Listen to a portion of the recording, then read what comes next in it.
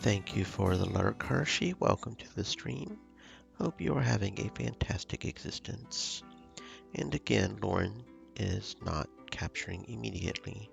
Maybe it will capture here in a moment. I don't know why it has trouble, keeps struggling to capture. It's weird.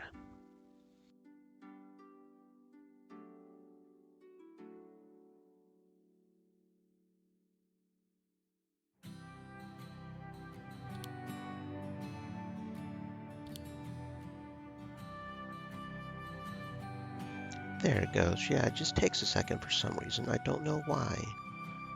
It captures after a second, but just for a moment there, it just does not want to capture it. I don't know why. It's just weird. It is weird. Um,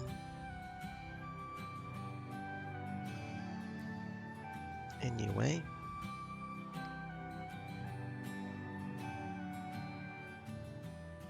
thank you for the Lark and V stream as well. Get this all set up over here and let's get going. Start game. I keep forgetting that's how you do it. You have to press load game. Here. A bird chirped and flew away. Loren loved eggs. Yeah. Eleanor tried jumping, but her fingers only reached the branch. She landed with a thud, so she immediately looked over to see if Amukiki saw her. He appeared to be too focused on fishing.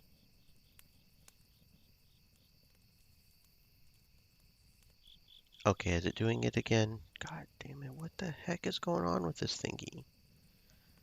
This is weird. Okay, for some reason, especially on Loren, it's just not been wanting to capture it, period. It gets frozen on like the main home screen somehow. This is weird. Why is Loren doing this? Loren, stop being so weird on the game capture, please, and thank you.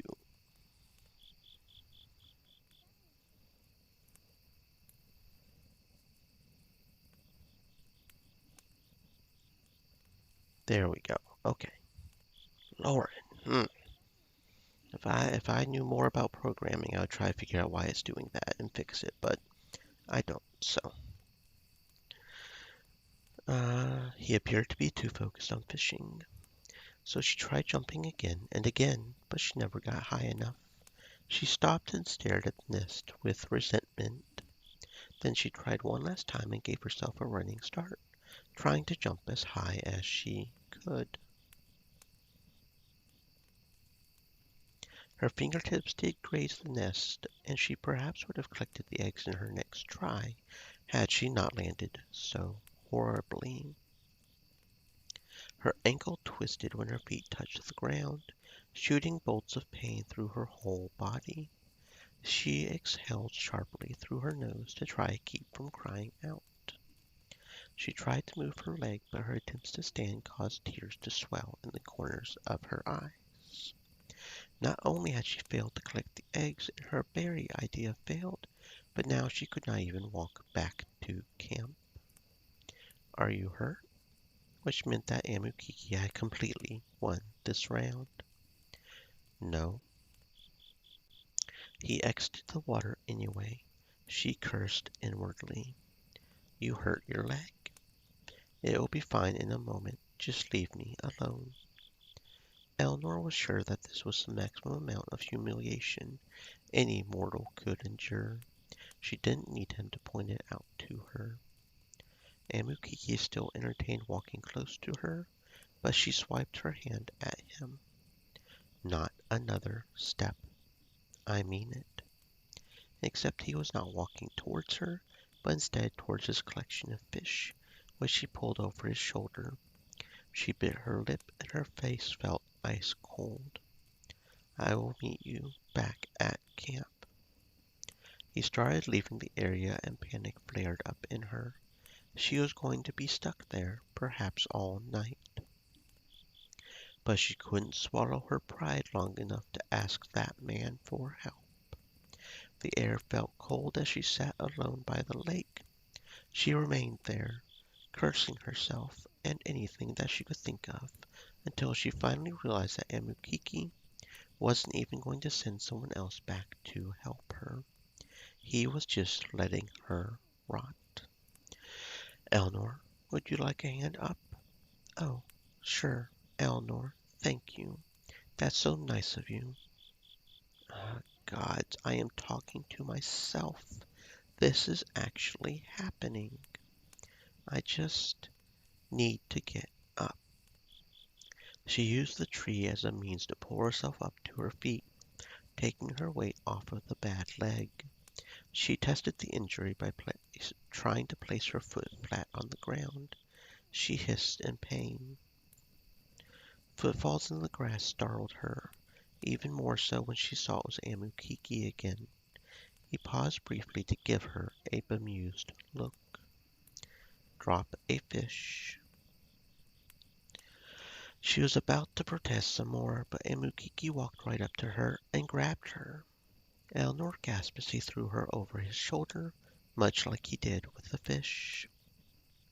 She hit and kicked at him for a while, but it eventually became clear that he would not put her down. She slouched against him, defeated. I hate you so very much.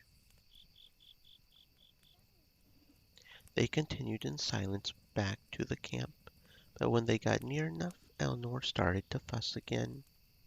Let me down now. Loren cannot know. Amukiki seemed to be sympathetic to her plea because he stopped and let her down gently. Her ankle bothered her immediately, and she leaned against him for support, as much as her mind was screaming for her not to. She eventually managed to stand on her own two legs, proving that her condition was improving already. Amukiki removed his steadying hand from her shoulder, and she just then realized it was even there. Amukiki finally parted from her and left for the campfire. The smell of food was strong and sent her stomach rumbling. Small, soft steps led her slowly towards everyone else. She quickly learned to get over her pride when Amukiki's cooked fish was passed to her, and she chose to devour it. She felt Amukiki's eyes on her whenever she moved, but in a new way, as if he was concerned. Or perhaps it was just Eleanor's new perceptions of him that felt different.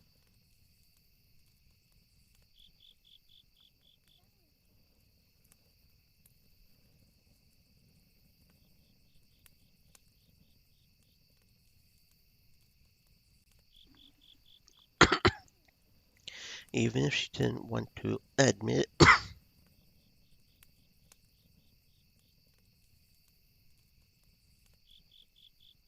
Even if she didn't want to admit it, her views on him had changed for the better.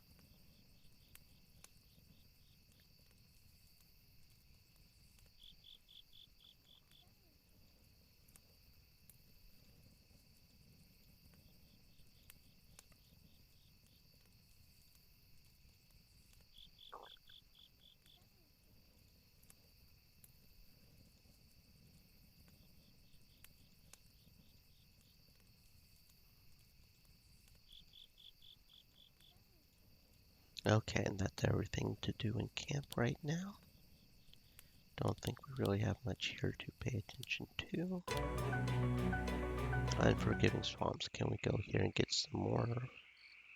We can. Hunt in a party of 3, and we actually spot something. Okay, so we'll take you,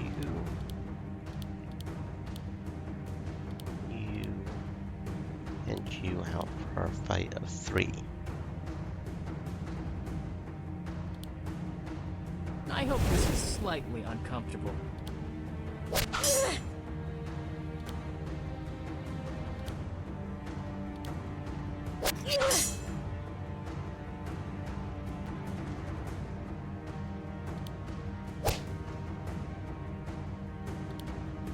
Got you easy. I feel like I'm gonna need a bath after that.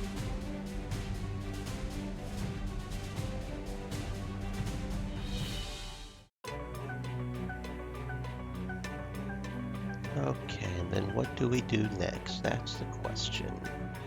Going to Chambar's house doesn't do anything. I don't think going to Zulu Ruins does anything. And this is a unique. I don't. So we must have just been bugging out last time when it was saying this was the Amazon Zonas area. We must have just been bugging out. So we'll sell the quartz and the sapphire, get a little bit of money. Not that we can afford any of these, I don't think. Well, we could maybe afford the magic vest of the damned. Don't know who would actually want that, but because that's cloth armor, so that would be for our mages. It's not as good as what we've got. Ring of offense could be good, but I prefer rings of defense if I'm going to do rings.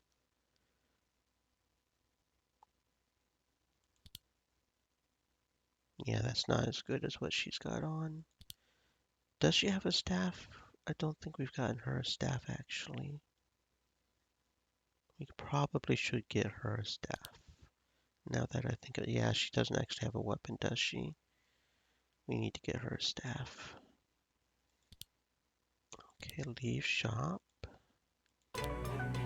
Um, Probably Grand Tree would be good for a staff. Probably. We've got a Staff of Oceans. I would prefer not to have element to it, so no, we'll go ahead and leave. Maybe Grimoire has one? No, no staffs. Okay. Apparently it's still... Wasn't one of these specialized in magic? Maybe Lothark has one. Oh, this is where the witch hunter is. Okay. In Lothark, they did not have to look far for their witch hunter. Numerous people were able to point the party in the direction of White Raven's whereabouts. He was currently staying at the local inn and tavern. He's a popular fellow. Chambara snorted. If he is in this tavern, should we strike him down? Sure. Whoa, whoa, whoa. No, no killing in the tavern. Whatever. Have it your way, so long as he eventually dies. Must we kill him? I believe we can talk him out of hunting for you instead. That's impossible. But if we could, we're wasting time. Look, I'll transform into something small so that I can follow you. But once we're in there, I can't help you. So don't screw this up. Chambara instantly reduced in size and transformed into a black cat. She's so cute now. Draco bent down to pet the cat, but it hissed at him. Yikes. Still moody, though. Leave her alone and let's go. I think I hear him already. Loren led the group into the tavern next to them. The cat weaved in between their legs, hopped up on a table, and inconspicuously started licking its fur. Bingo. Eleanor pointed across the room to a boisterous man dressed in the same peculiar clothes that they had found in the swamp. Hey, what do I got to do to get some service in this rotten place? He slammed his tankard on the table with a loud thud. The barmaid scurried over to get it. When she had turned to refill it, Raven smacked her on her rear. She squealed and tossed his drink back at him. He shot up. Watch it. He shook his hat before placing it on his head. Blasted wench. Almost ruined my hat. Loren's hands tightened on her swords, but Eleanor hoped that she wouldn't attack. Not in here. No one can take a compliment these days. Think fast. He flipped a golden coin at the insulted barmaid. It bounced off of her and to the floor. Raven headed for the door, causing the party members to suddenly act like patrons and hide their faces. The witch hunter thankfully passed them without noticing. Come on, we have to follow him. They followed Raven in secret as he traveled through the city. He threw lazy greetings at people as he passed and tipped his hat to especially beautiful women. So far they were successfully undetected. He then left the city entirely and walked into the nearby woods, piquing their interest. Perhaps he had a campsite he was returning to. After quietly sneaking behind him far into the area, he stopped and adjusted his hat. All right, now that we're out of the city, it's about time you explain to me why you're tailing me.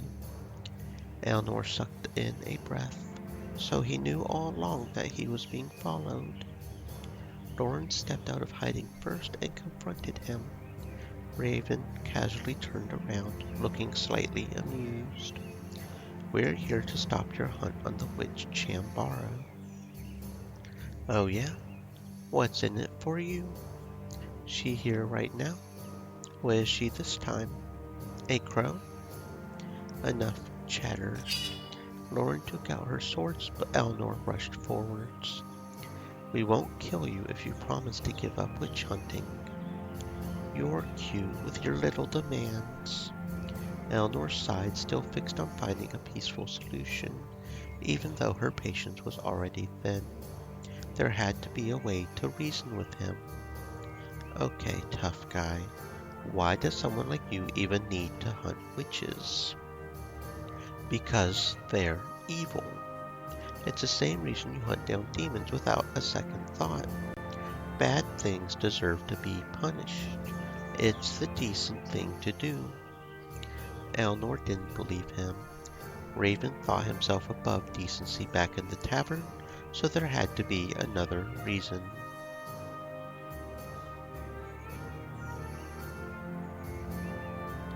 You're only hunting for glory. Maybe you didn't get enough attention as a child, but you absolutely need to be the center of attention. Everyone in town knew you, and that's the way you like it. Am I right? Well, well, looks like we got a storyteller on our hands. You don't know anything about who I am, so why even try? We know enough. We watched you at the tavern. You were very rude. You must not have been looking at me then. Do you bother women often, Raven? Watch your mouth now. I might not let you get away with speaking to me like that, honey. There had to be more to it. Blood. You crave battle. You can't sit still in one place for too long, and you need something to occupy your time. So you picked up witch hunting as a hobby, and Chambara has been a thrilling chase. Am I right?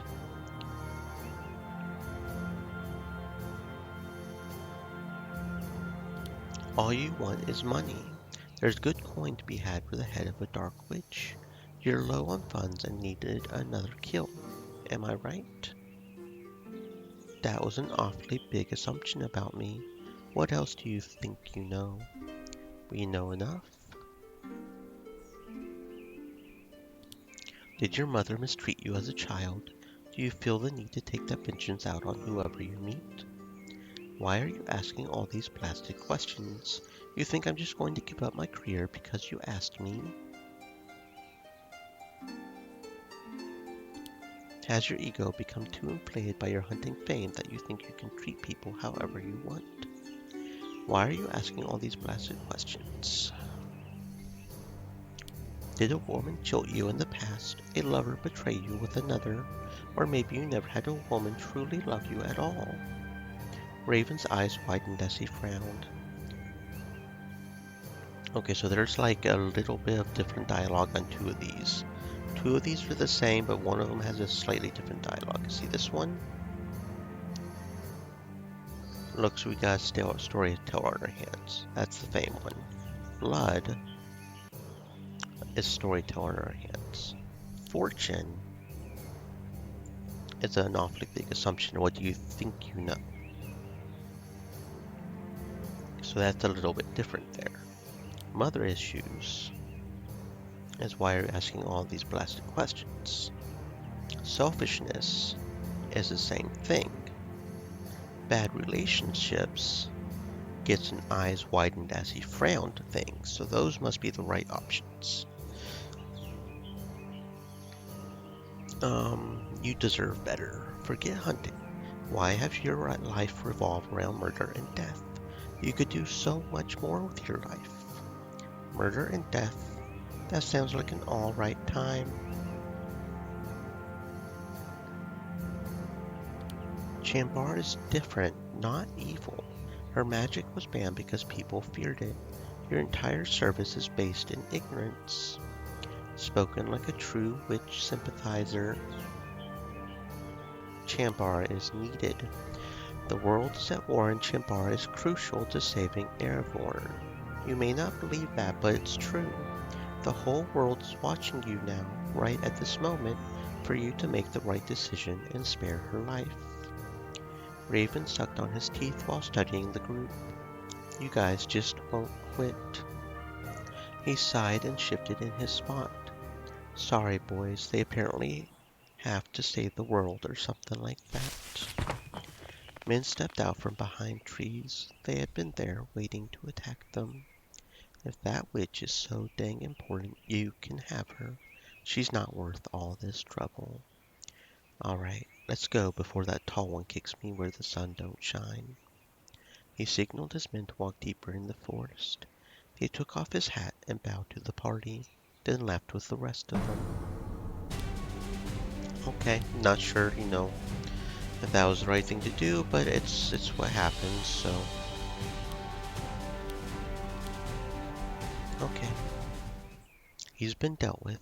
Now to tell Cham. A cat hissed next to Loren. When she looked down, the cat transformed into Chambara. Finally, that could not have taken any longer.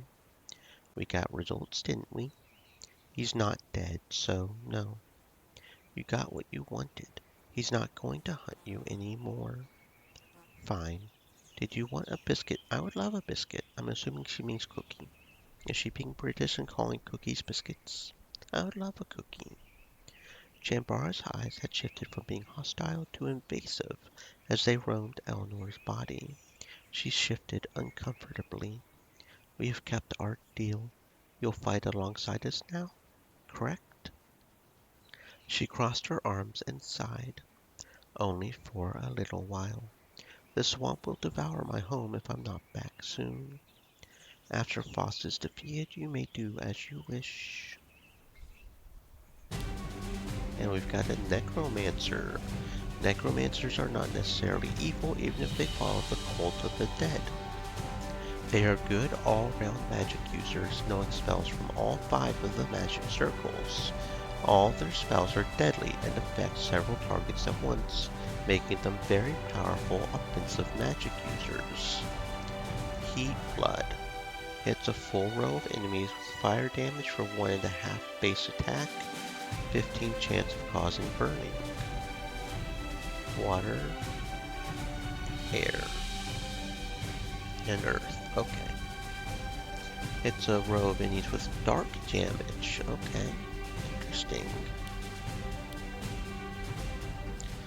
Chambara stepped into the ranks of Loren's army. Now a full member of the party, she would always remind them of her desire to be back home, but she never failed to do her part.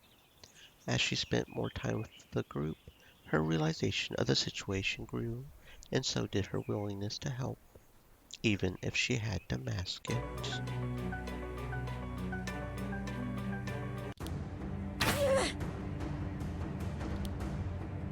Try this on for size.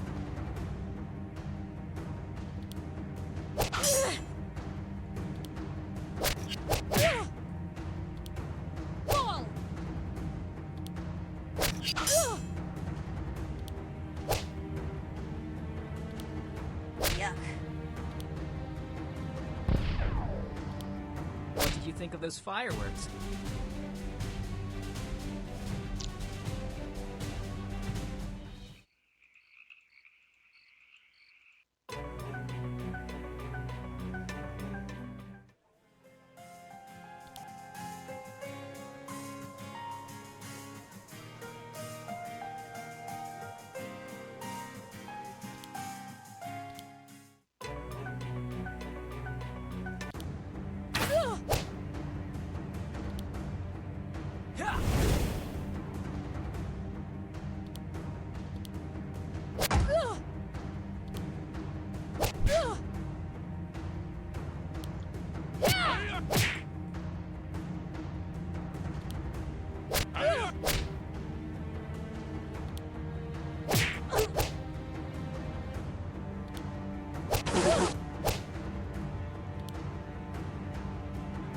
Try this on for size.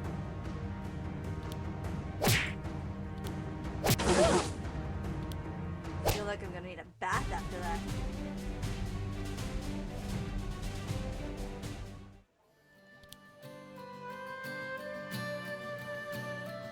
It's starting to look like I might not be able to get a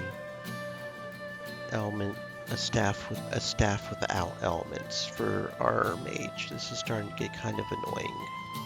Oh, actually, no, she has a dagger. Okay. Well, will relieve you of your dagger in order to sell it to maybe make some money, but I highly doubt any of her armor will be any good for anybody.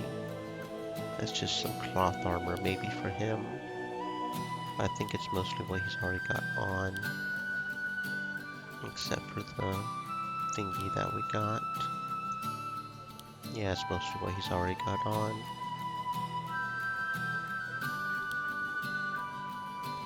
And it's not what she's got on because she didn't have the bracers. She's got better boots. She doesn't have the cloth shawl either, but okay. That's well enough. She probably can't equip anything other than staffs, so it's kind of annoying that we can't seem to find a staff for her.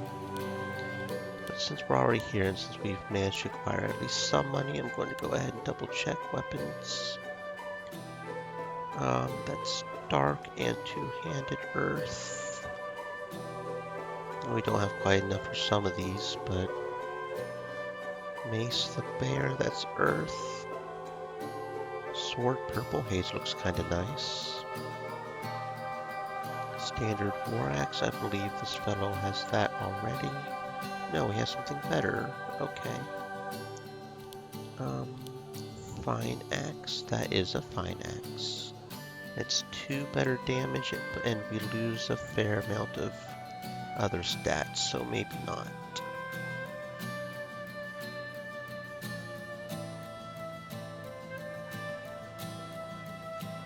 Yeah, it doesn't look like there's any better weapons here for that. One-handed normal. That does look better, but we don't have quite enough money. That would probably be better, but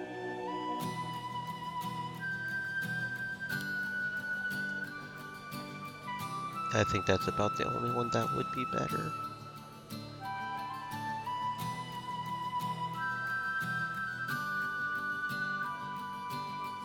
Okay, and we don't have any staffs for him.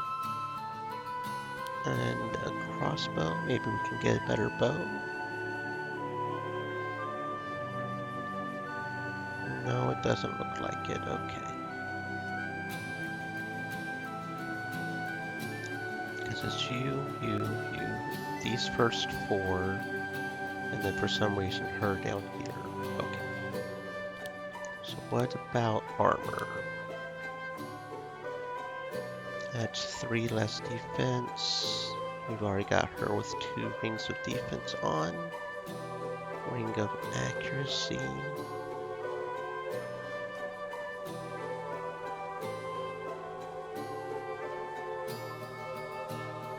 Necklace of speed. Okay, so nothing for her.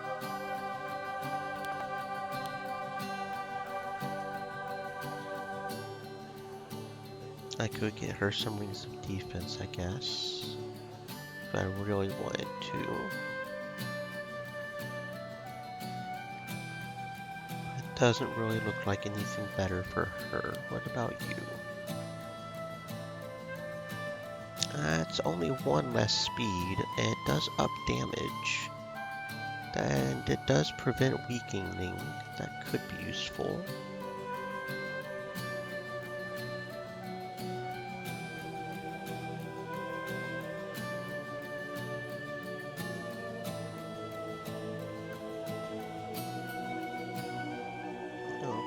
think I'll pass, though.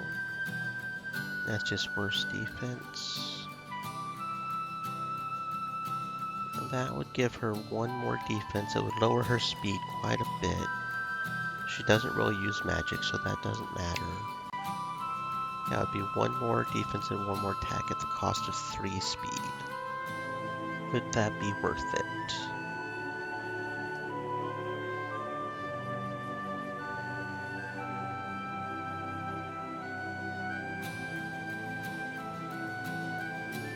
I think so. I think so. I'll go ahead and equip her with the Chain Girdle of Determination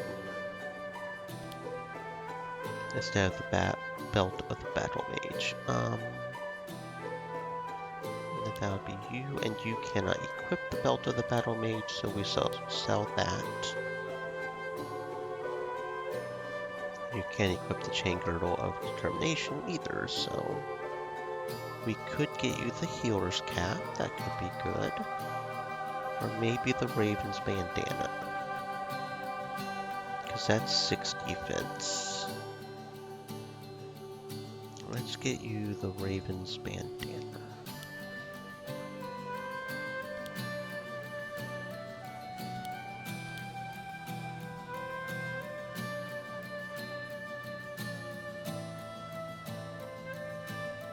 I think that's pretty much got this, other than maybe the accessories with the Rings of Defense. Those are kind of expensive, and we've used our money already, so other than unfortunately not having a staff for her, we're doing pretty good. I don't like the fact that we don't have a staff for her, but apparently nobody is selling a staff, so it is what it is.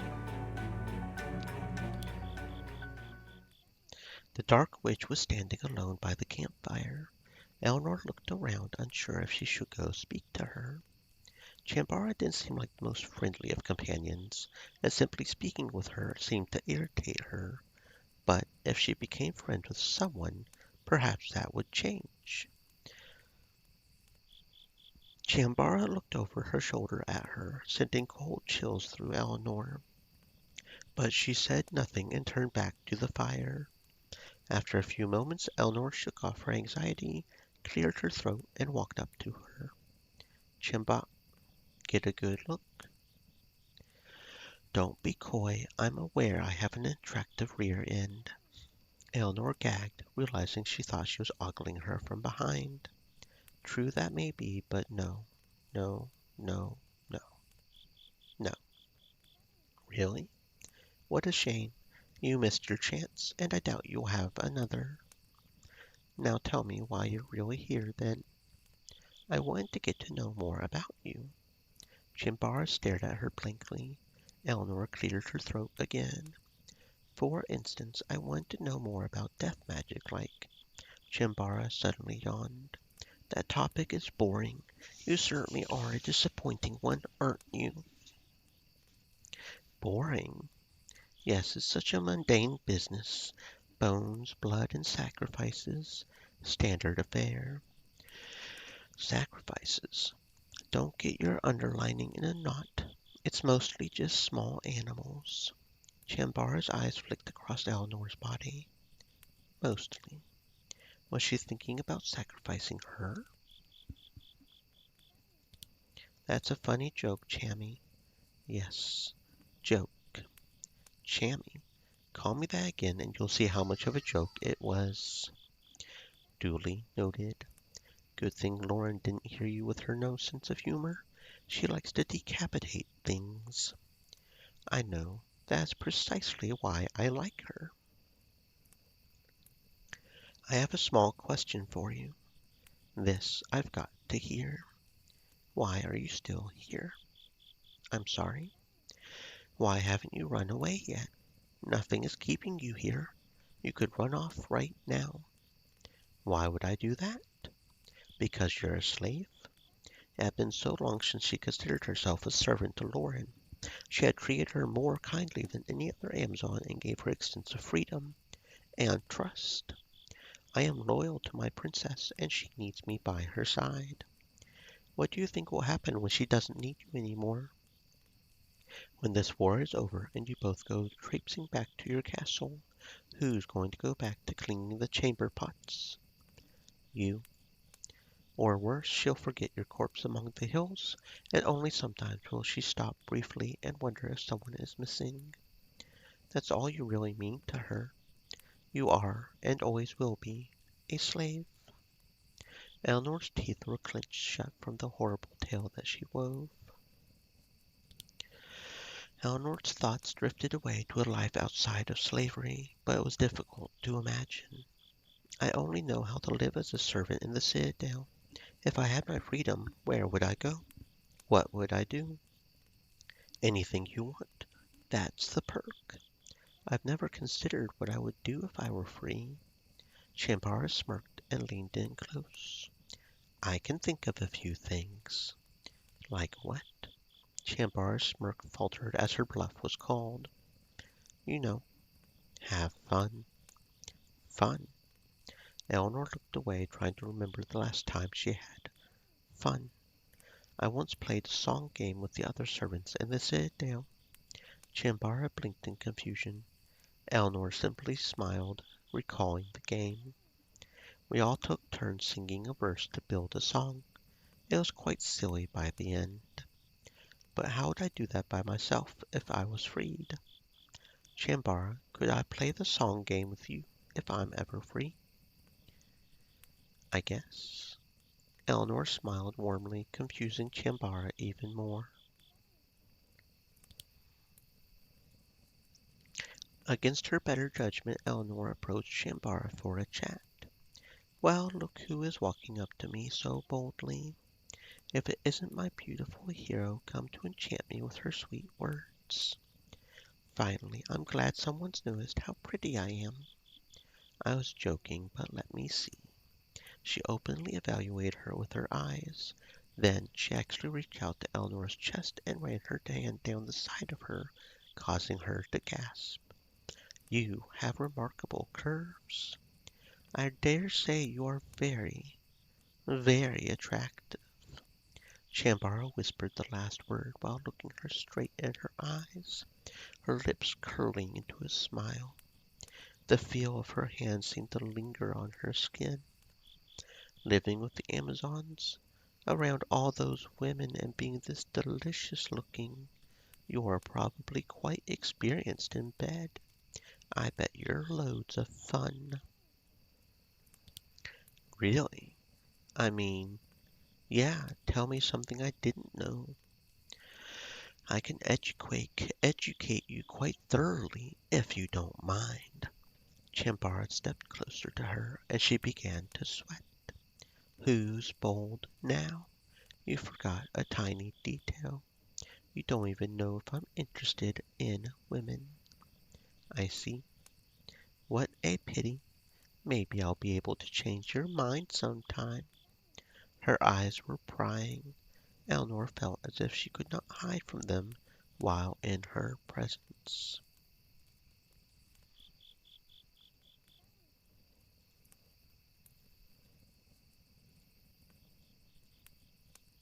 I'm not, oops, I'm not comfortable with the dark witch in our camp. Many of us aren't, but Loren deemed her safe, so we will welcome her for now. Don't you feel it? The void that she carries with her. It is cold, and I feel as though my energy is being sapped from me. Truly, I have felt nothing. Are you in pain? It is almost too small to detect, but keep your distance from her then. But how can I, if we are to share the same battlefield and our lives are in each other's hands? I have to trust her. She's a slippery little minx, that's for sure. I'll keep an eye on her, and you keep an eye on her, and then she'll have a pair of eyes on her at all times. Sound good? Yes. I'm sorry for bothering you with this. Mirth seemed very upset with Chambara's presence.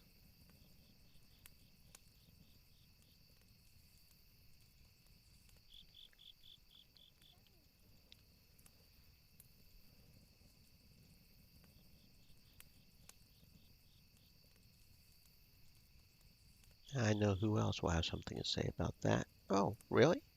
Nothing with the Polymisho? Polymisho has nothing to say about the Dark Witch being in our party now. Okay, interesting.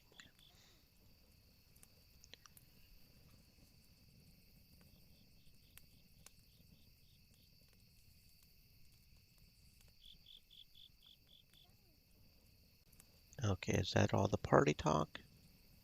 Yeah, it looks like it. Okay. Forgiving Swamps, can we hunt again? Yes, we can. Hunt in a party of 3. And we didn't spot anything. Fantastic. Okay, so you know what? Let's go to the Tomb of Twilight. Get maybe our monk guy to come with us. That would be nice. Sowser.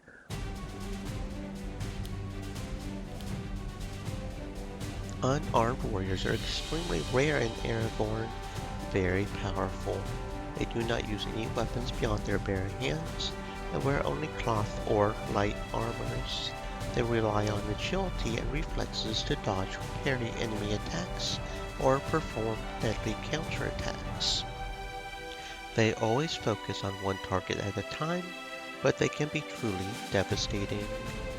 Riposte. Whenever a character parries a blow, it automatically counterattacks the enemy.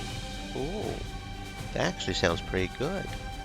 I don't like the fact that he only uses light armor. That makes it more, he gets hurt more, but that does seem pretty good.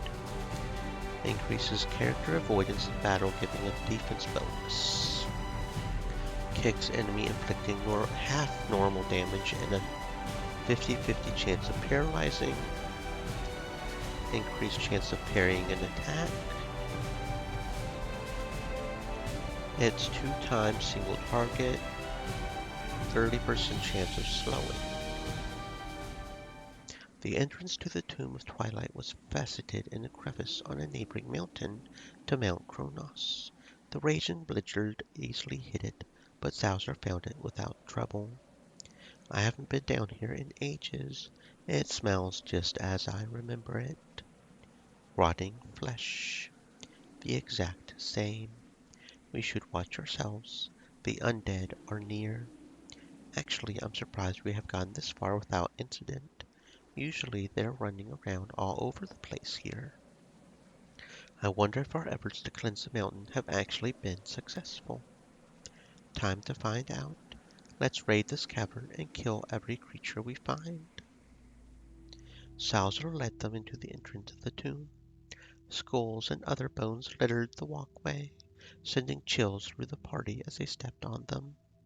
The further they walked, the darker it got, but the smell of blood and death only grew stronger. Soon they had walked far enough into the tomb to feel uneasy from not having fought a single thing. Where are all the baddies? Let's not jinx anything. No baddies are good baddies. It seems your monks have already cleansed this place. Impossible, They heard a crack from down the corridor. Sowser whipped the torch in that direction, but saw nothing. What was that? It looks like we're getting the fight we want. They then heard footsteps run away from them. After it, they rushed down the hall. They rounded the corner and ran into hooded monks. Capella Vomar. Bones on the floor began to rise and reconnect. The reformed skeletons were under the thrall of the foreign-tongued monk. He ordered them to attack.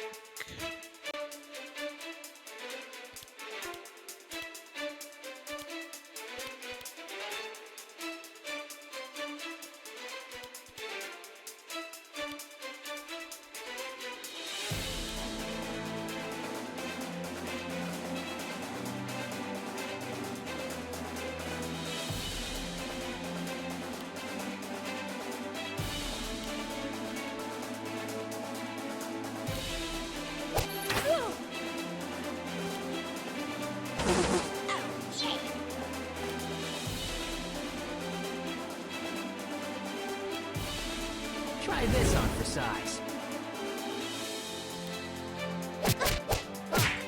That's your best?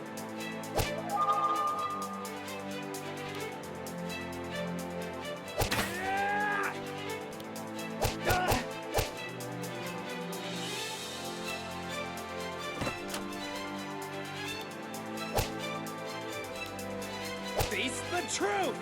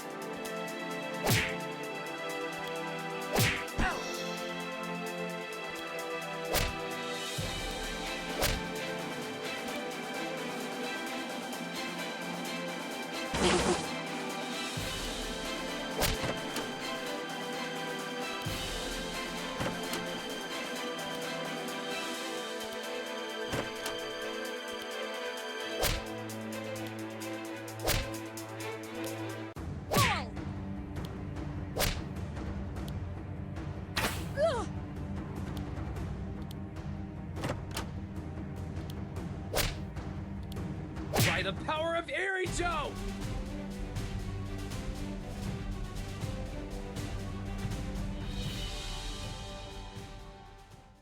Who the blast were they? Are these monks of yours? These are not monks. They are cultists. They belong to a cult. Which one? If the disciples knew about this, I would have come here much sooner. But every few centuries, some deranged lunatics find their way inside the tombs and perform rituals. They're just as much pests as the undead. This explains why there are no enemies to be found here. They have already killed them. We're not on a mission to get rid of the skeletons anymore. We have to stop whatever nefarious plot these idiots have planned. Then let's go. They pressed deeper into the tomb and found a group of monks huddled together in research.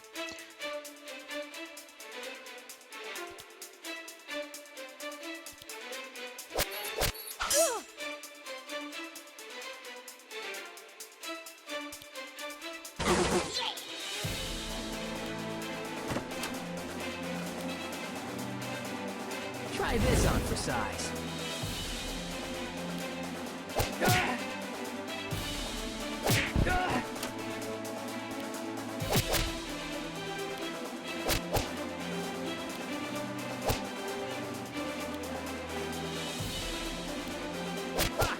That's your best?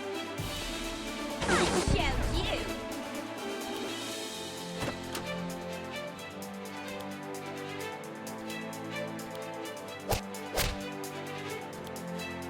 Learn from this.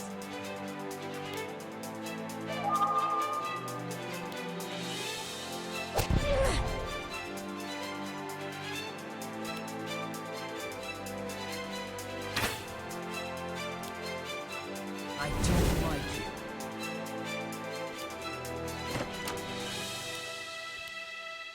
Ha! That's your best? The truth conquers all.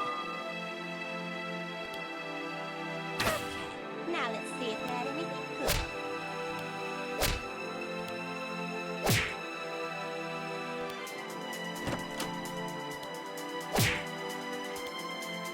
I didn't think I had it in me.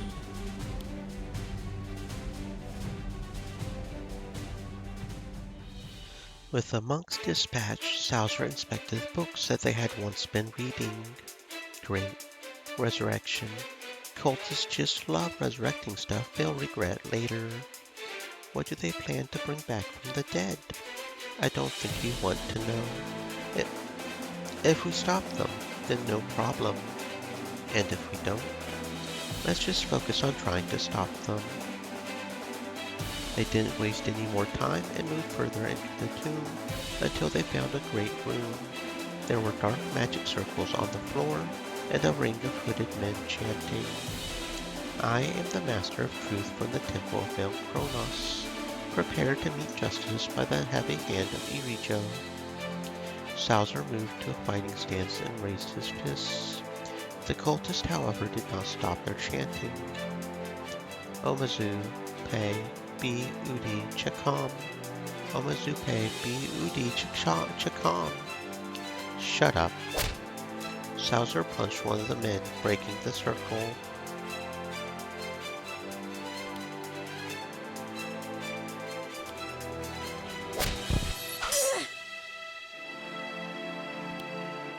Shows you.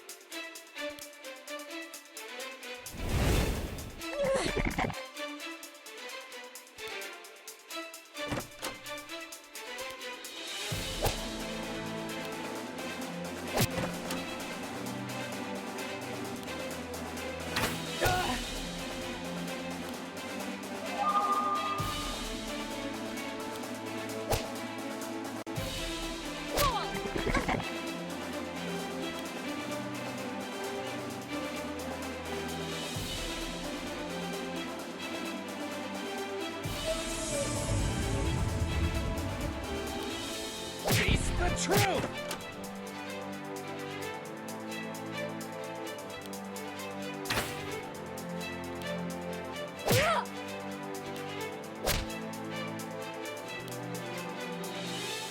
I hope this is slightly uncomfortable.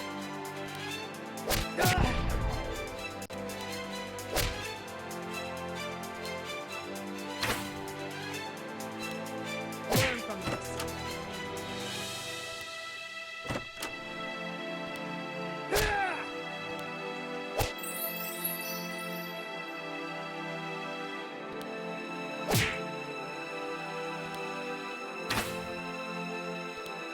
The truth conquers all.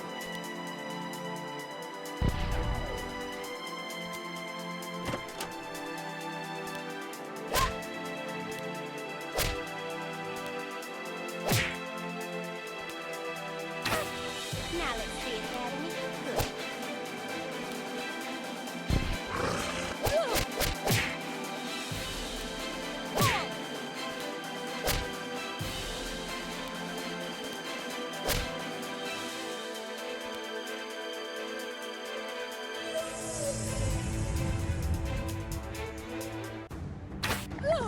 Ha!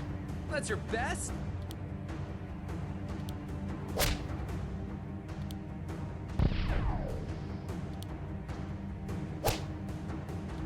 You're too easy. You should meditate on this later.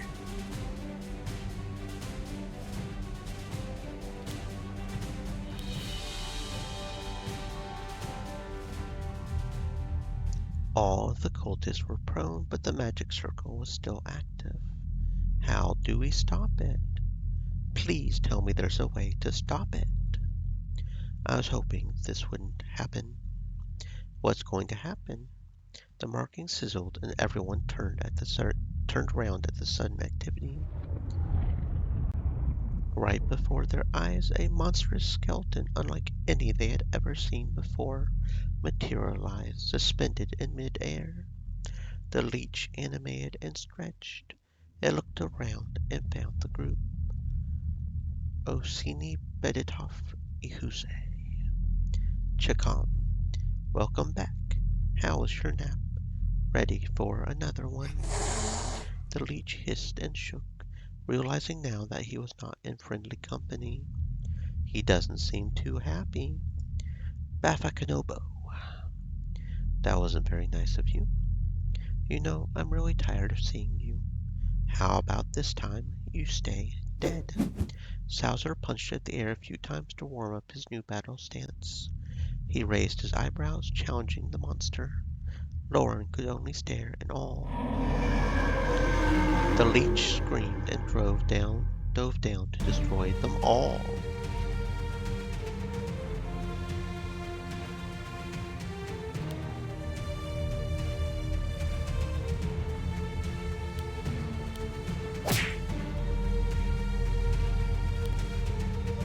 Shows you.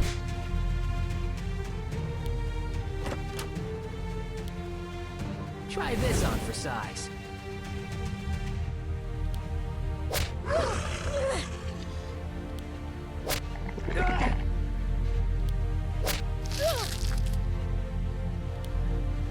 Ha!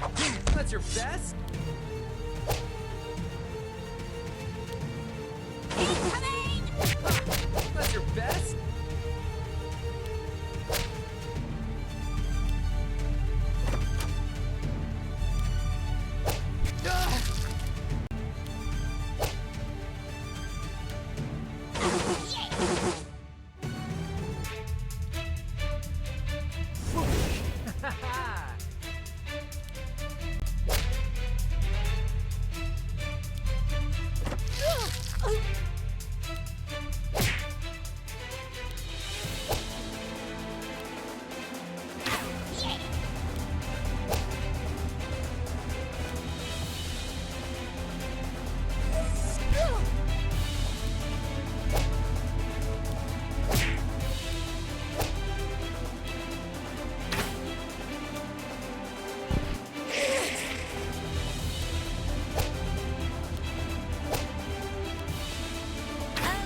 They were like this when we found them.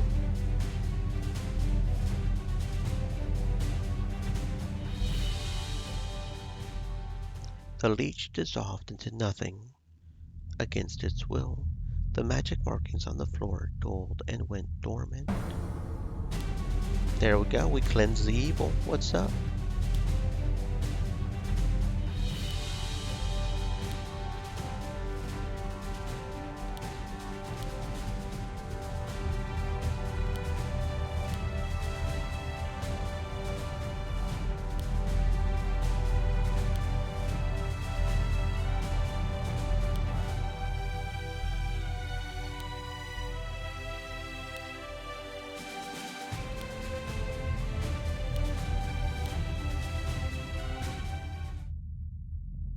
I hate that guy. And just who was he exactly? A real smug bastard from the old age. His soul was corrupted because of all the evil things he did in his life, but it unfortunately made him into something cultists just can't keep their hands off of. I'm glad we got here when we did. If he was summoned and freed, we would have a problem just as big as the one in Everburn. Fortunately, we have put an end to him. We have completed your task. Are you capable of leaving the temple now to fight another great evil? Yes, this was a more advantageous cleanse than I expected. I can certainly spare myself, and maybe even a few other disciples, to help battle the demons. They're not much different from the undead, right? Just a bit more skin left on their bones. Sometimes. Can't wait. Salzer returned to his temple to announce his departure and to select his best men to call upon when needed. With such a large deed under his belt, he felt justified in leaving the mountain, if only for a little while. The movement against Faust would need someone as devoted and as expert in fighting evil as him. There was no doubt of that.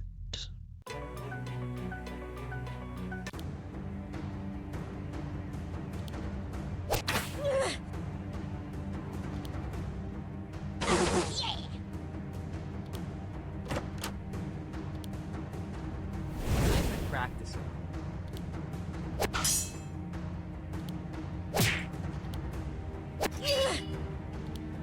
I'm relieved that everyone is okay.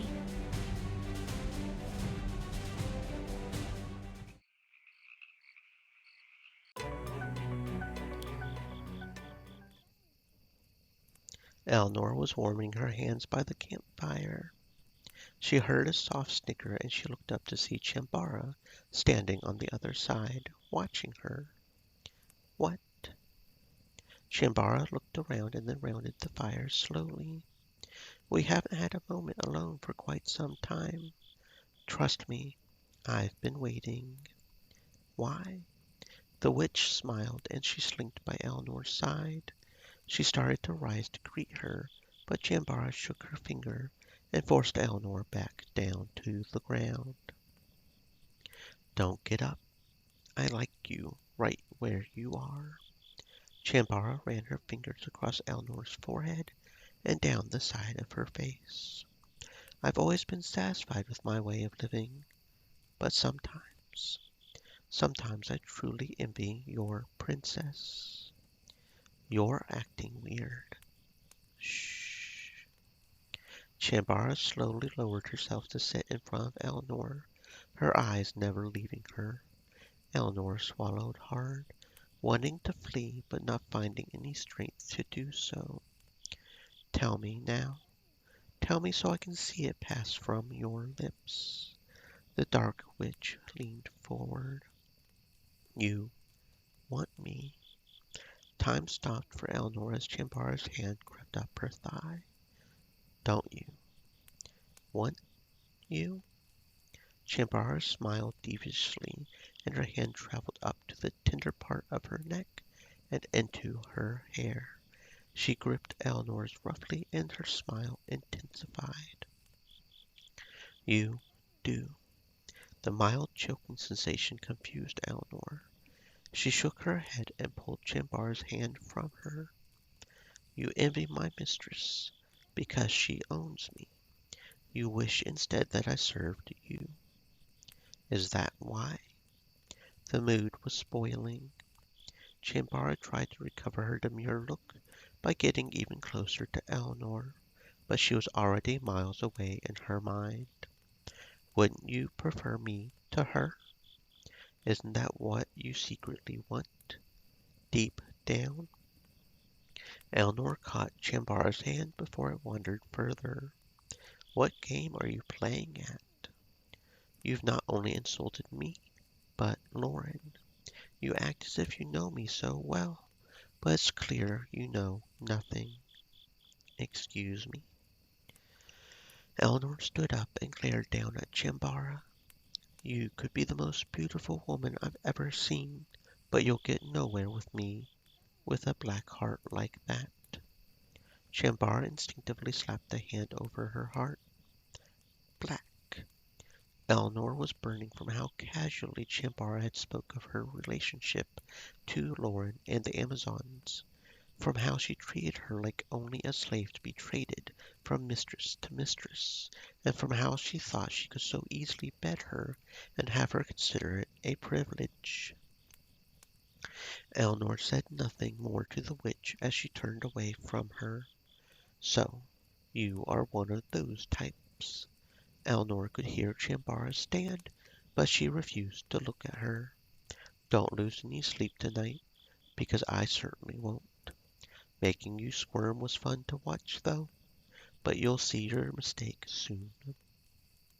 Eleanor then felt Chambara walk up close behind her. Her hot breath soon fell near her ear as she spoke. You will beg, and you will plead, but it won't matter, dear girl. You'll never cross the bridge you just burnt. The witch's nails slightly trailed down Eleanor's back, and she shuddered. The warmth of the fire had seemed to disappear completely. Eleanor was then standing completely alone in the cold of the night. The next morning Eleanor could tell exactly what she had unleashed upon herself.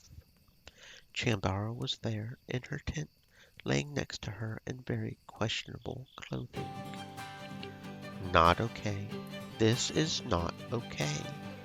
That's why I'm enjoying it so much. Why are you? Chambara ran a hand down the side of her body. Eleanor's eyes followed her hand obediently. I was wondering which outfit to show you, and I chose the black one. Black, like my heart. Chambara rolled over on her stomach and arched her back slightly. Eleanor sprang up and away from her. Please show yourself out if you could. Thanks. Dressed like this, what will the others think? Chambara smirked and lifted a leg playfully. The others. Fear coursed through Eleanor as she realized how it would look, seeing Chambara leaving her tent in the morning, looking like she did, no less. You're evil. Chambara laughed with pleasure, and Eleanor's stomach flipped. Unfortunately, Chambara got up to do exactly what Eleanor had asked. Eleanor tried to stop her, but Chambara had flipped open the tent flap and paraded out. Unashamed. Eleanor saw everyone eating breakfast by the fire freeze and watch her. Ray's fallen cup was the only sound heard as Chambara strutted to her own tent. Eleanor turned a fierce shade of red. Chambara looked back at Eleanor briefly and gave her a look that let her know that this wasn't over. Not by a long shot. Oh my. Okay then, friend. You are a monk. What gave it away? Was it the no shoes? Punching things? Specifically, you had said you were from a group called the Disciples. Yes, the Disciples of Truth. Have you never heard of us? No. Sorry. Can you tell me about them? Where to start? The disciples are men who have given up their lives to dedicate themselves to the service of Irijo, the goddess of truth. The reasons for becoming a disciple are many, such as repenting for past sins. But every monk takes an oath to dedicate our lives to the sole purpose of cleansing evil in this world. Why truth, however? What does truth have to do with evil? Is an easy answer. Good lies within reality, not in the fantasy of lies. Only when we are unclouded and can see what is before us as it truly is, can we then find good or evil. Without truth, everything is evil, as indicated by how the elf and human war even started in the first place with the lies of illusion magic. This is basic stuff. Does it make sense to you? Do you think we could discuss it some more later? In my tent. Also, we're celibate. Nice try, though. I'm sure you're darling, but no, thank you. Okay, then. You mentioned someone named Irijo. Goddess Irijo, mortal, goddess of truth and the disciple savior. Why do the monks worship her? Because she's a deity who blesses the world with truth. Quite simple, really. Stream elements. If you're wondering which Said, came first, stay moist, my friends. Hydrate. it was truth, and then the goddess. Our temple's founder, the original master of truth, was a great unarmed specialist who helped others see true reality. True reality. What's that? The naked world. Eleanor yelped and covered herself up. Naughty. Fortunately for us, it leaves your clothes intact. It's just a state of mind, don't worry. How long have you been atop Mount Kronos? For as long as I've been a disciple, which is a long time. You made it seem like you had only been there for a short time. No, the temple is built in those mountains, so that's where I've been, if not where you found me. Why was your temple built there? Mount Kronos is home to many tombs, which you've probably noticed from all the lovely undead residents, but it's also the closest we can come to Goddess Irijo. But she is a god. Are you telling me she is buried there? No, but her husband is. Husband? Yes, the first master of truth. How is that possible? It's not really. Not for anybody but him. Lucky guy. Maybe she'll remarry someday. Who knows? Maybe she'll pick you. You're making me blush. Not to be picky. Okay, so that's his ending thing is he would like to meditate.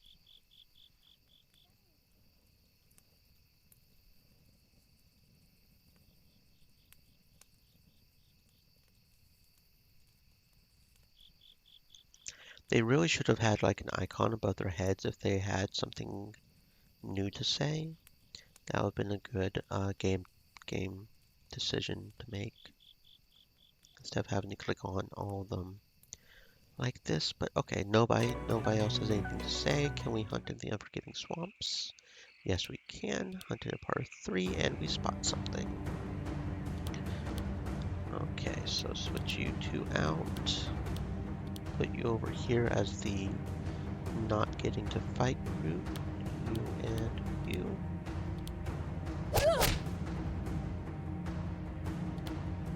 I don't like you.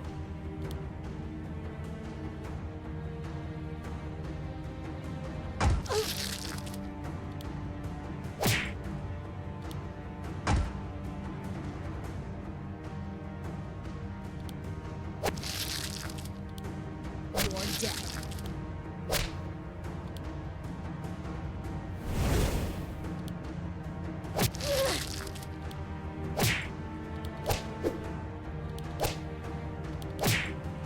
Try this on for size.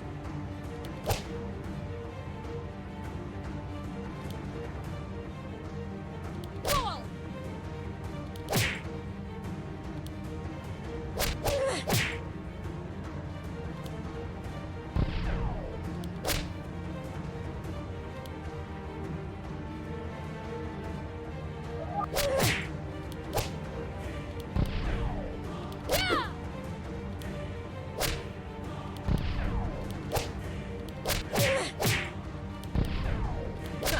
Do you like me, or do you like me?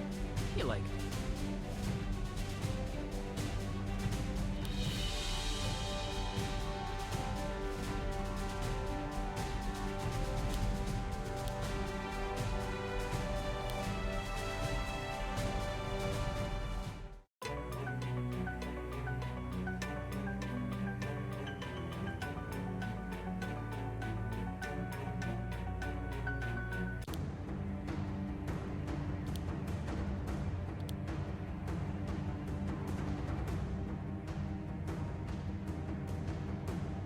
I hope this is slightly uncomfortable.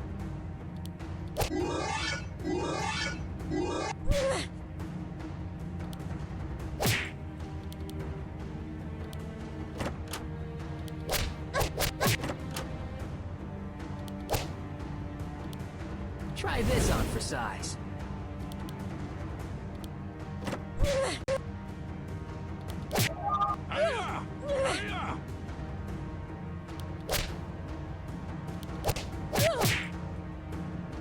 I don't like you. Do you like me, or do you like me? You like me.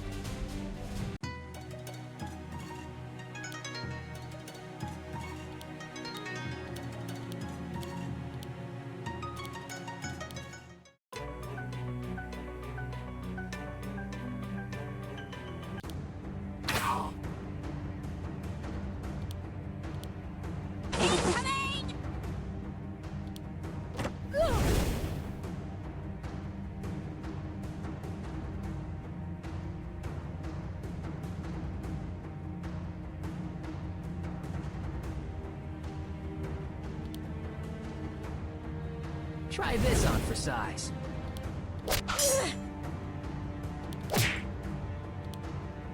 Wasn't expecting that, were you?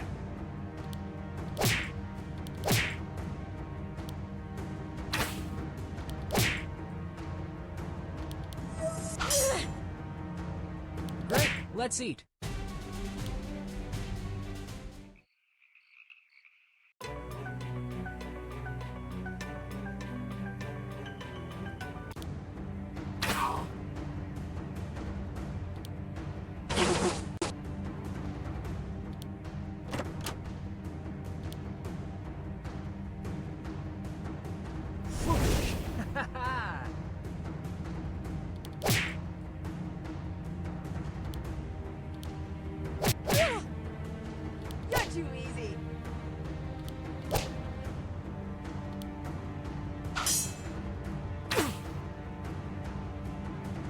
too easy.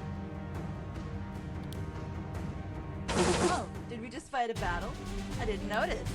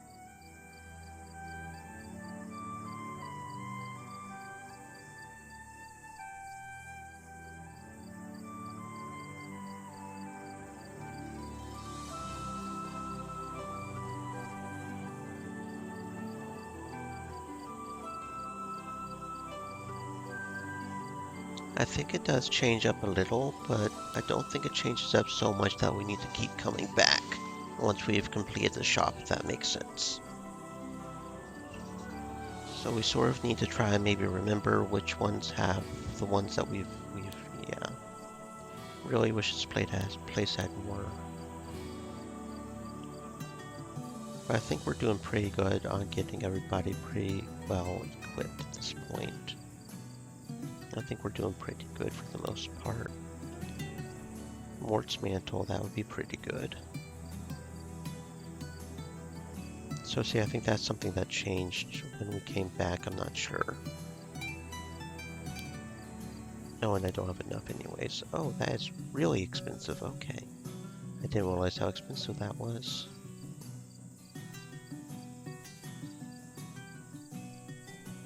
Okay, and the fine vest would be a little bit better than the vest, because that's like one more defense. It's only 23 gold, so that's not a problem.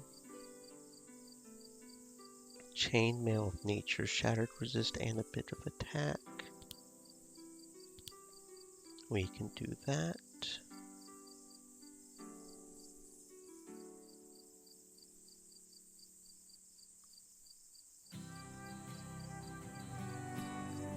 And we've got her equipped with the shield, right? So the shield would be a little better. We would lose some speed, but we would gain some defense.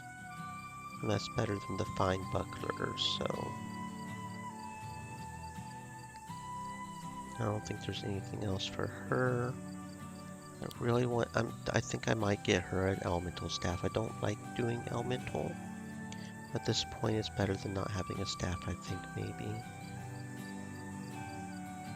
Go ahead and get her a fine vest as opposed to just a vest. Yeah, that looks good. I think other than maybe the Rings of Defense, that's about it for Amazon Citadel, unless Mort's Mantle comes back, but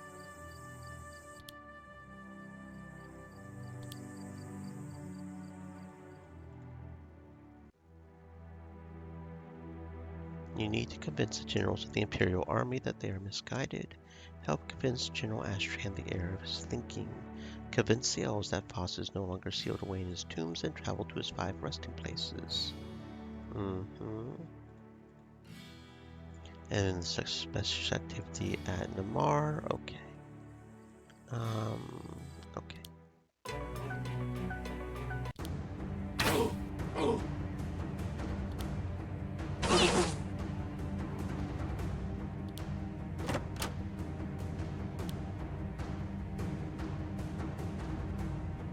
I don't like you.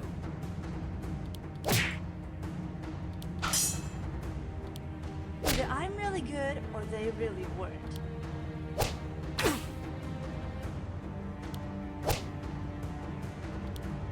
I showed you!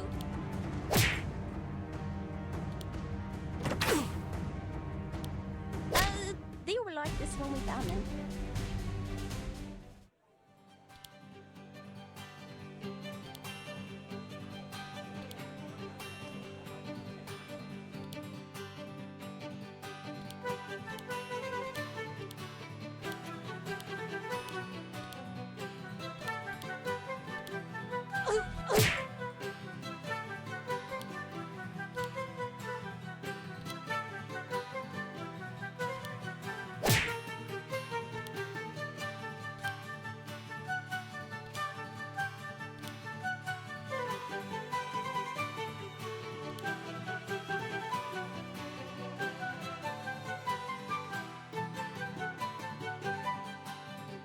Whoosh!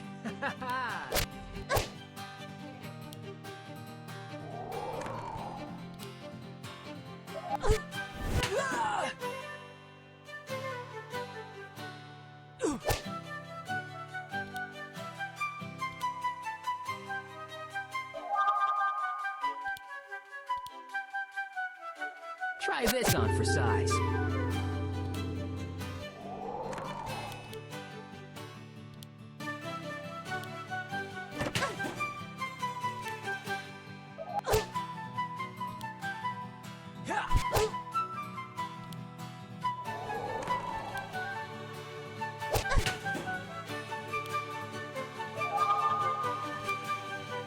Try this on for size.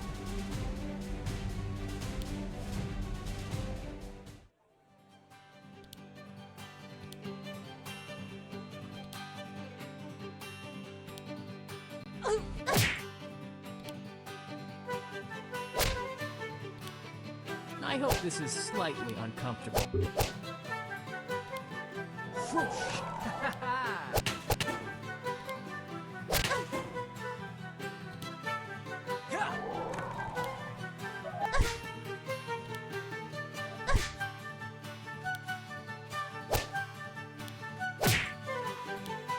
Either I'm really good or they really weren't.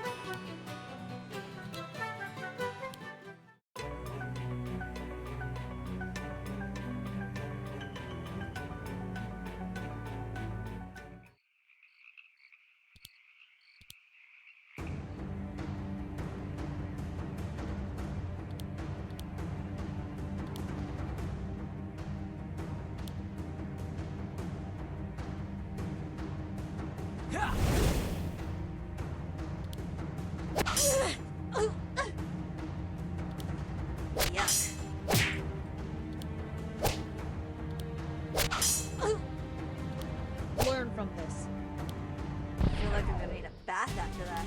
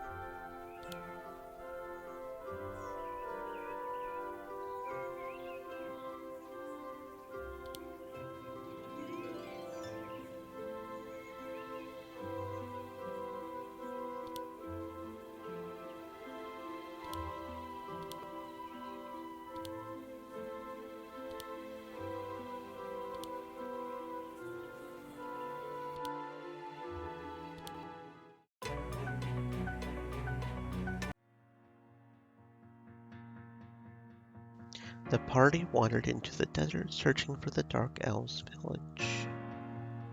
Upon arriving in the desert town and seeing that it was completely inhabited by Dark Elves, Eleanor realized that Mirth was tense because she was walking into enemy territory. Look at all the blue people. Don't call them that. They're Dark Elves. Why are they living out here? It doesn't seem fun. Because they are not allowed in the forest. Why not? They are elves like the ones in the forest. Mirth was quiet for a moment, looking straight ahead. No, they are different. Dark elves were carrying around armor and weapons. There were forest elves standing around and directing them. What are the forest elves doing here? Mirth ran up to one of the elves in charge. They recognized her and bowed. Why are the dark elves armed? What is this? Haven't you heard? The elders have decided to grant amnesty to the Dark Elves, and in return for their service. Amnesty. Eleanor was astounded that the Forest Elves would forgive the sins of the Dark Elves, who had made a pact with demons 1,000 years ago. The forest had rejected them, sending them into exile. But that was coming to an end, if what she just heard was true. An old blue elf approached the party, decked out in heavy robes and a battle staff. Welcome to my village, travelers. I am Tobar. Is there something I can help you with? You're to fight as well. Tobar looked her hard in the eye. The druid Mirth. I would have never thought to see your face here. If this will end my people's exile, I would fight war upon war. That's just reckless if you ask me. We've made up our minds. All of us have. You'll die. I would rather die than remain a pariah. It is his choice, and we should respect it. Tobar's eyes lit up when he heard Apollamisho's voice. The arch-wizard here. Greetings, Tobar. It has been a long time. Very long indeed. I did not expect to see a friendly human at this time. Whoa, wait. You two know each other? We fought in the old war together. Yes, it was me, you, and Ashtran against that vile demon, Faust. I am not as spry as I was in my youth, but I hope I can still remember my old druid magic. Ashtran. You were friends with General Ashtran? Very much so. His eyes dimmed as if he were recalling memories.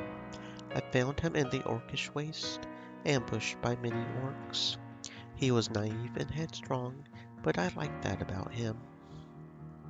But the times have changed. Tobar gripped his battle staff with dread. Maybe if we bring Tobar to Astran, he can remember that elves are not all bad. If he remembers me, then he will remember that. Then it's settled. To General Ashtran. Also, Tobar kept them from leaving, but he couldn't speak his mind right away. What is it, Desert Elf? You may tell us. My son, Misfit, he is missing. Several party members gasped at the news. Sir, how could that be? You were strictly ordered to keep him under surveillance. He was, I promise you. The elves keeping him in isolation have been severely injured in his escape. I did not think my son was capable of this. Excellent. Looks like I will be hunting him once more. How dare you? Mirth arranged for him to be pardoned of his crimes. Ray, he is not your charge anymore. Discussions on how to deal with him are not yours alone. Please, do not kill him. I beg you. He is a good boy. If he is genuinely a threat to anyone, we cannot let him live. You must understand. Demons cannot be allowed to roam free. Who is Misfit? Why is this a problem? He is a rogue dark elf that terrorized the forest elves. We were to assassinate him. She looked over at Ray, who sighed in exasperation. But we have decided that is not the best way to seek peace with the dark elves. That is a mistake. You have no compassion. If I'm compassionless, then what you call your son, is there no word yet for how low he has sunk? Settle your bloodlust. I will not tolerate it further. Forgive me if I don't show respect for demon sympathizers. What are you claiming? Ray. The dark elf Mesfit has made a deal with the demons and compromised his blood. He's working with the demons to destroy the forest. No. No. I cannot excuse Mesfit's crime of dealing with demons, but he is not in league with them. He was driven to this. He told me how he felt trapped and powerless over our situation in the desert. He only wanted to help. I have been waiting for news of his death, but none has come. If he is alive, I need to know it. I know only that he was speaking of the Cyclops before he managed to escape from my guardsmen. Before He is not an evil person. The demon inside of him, that is not Mesfit. That is not my son. We understand, but know that if he is dangerous, then he will be treated with the same hospitality that I give to any demon. Tobar's eyes darkened with the possibility. I suppose now there is some hope that he may still live, rather than none. I will cherish it in the time that you are gone.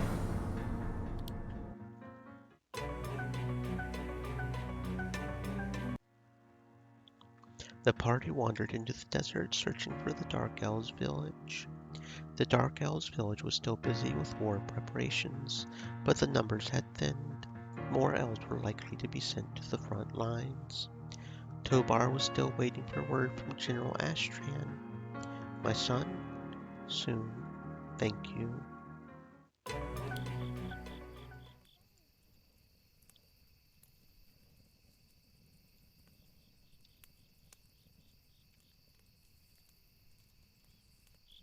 Why exactly were the Dark Elves exiled from the forest? Their blood causes the forest great pain, and because I speak for the forest, I feel her pain, to ensure that I see it stopped. That means that the Dark Elves cannot live amongst the elves of the forest. What is it about their blood that hurts the trees? They are part demon. In their veins flows the death of the demons, like the ones in Everburn. That's pretty darn rotten. It is very wrong, yes. But are they evil people? The question took Mirth off guard. Well, they are kin to demons. But are they all bad, cruel, criminal? Every time a dark elf shows himself to us, it is to inflict harm. It is to steal our things, kidnap our children, or murder our leaders. Good or evil is up to you to decide. All I know is that they cannot live among us. That is all I can say about it.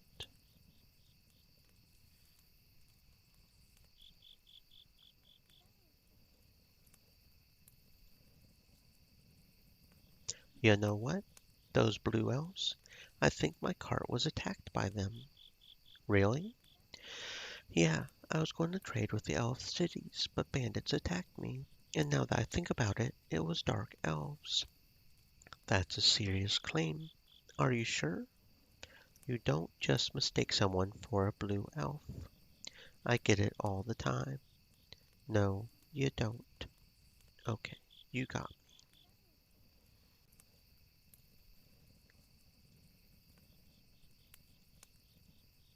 I feel bad for those dark elves, don't you?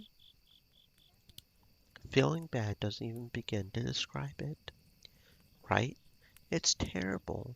Everyone in the world is so set on picking reasons to hate each other. I don't even understand why. If it's not who you are, it's where you're from, or what you look like. Is that why you hide your ears behind your hair? What? Oh, right, you know about that. It's just easier to hide them than to explain that I'm not from the forest and yak, yak, yak. You know what I'm talking about. I suppose I do. Still, the world should be a place where no one feels bad for how they look, or where they were born, or anything else they can't control. I find it hard to argue with that. I hope one day that Airborne becomes that place. Me too. I love elvish clothing, but I would kill for Empire cuisine. Why can't we love both? I see your heart is in the right place.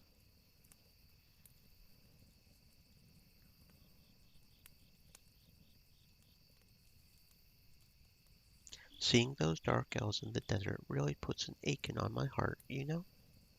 It don't feel no different than in Grimoire. The elves and dwarves got shoved to one part of town that's rotten, and ain't no one cares because they never see 'em. How's it go? Out of sight, out of mind? Yeah, that. I understand. Perhaps that's what the Dark Elves were attempting to do when committing crimes. Getting attention. Maybe the kidnapping, but the murdering is just stupid on their part. Ain't no one going to feel bad for you if you're killing them. The stealing, though, I think they were just trying to eat. No harm in that. Of course you would think stealing is okay. What do you mean? You should get your head on straight. Mm-hmm. What's that in your pockets? Look over there. Silly Dora.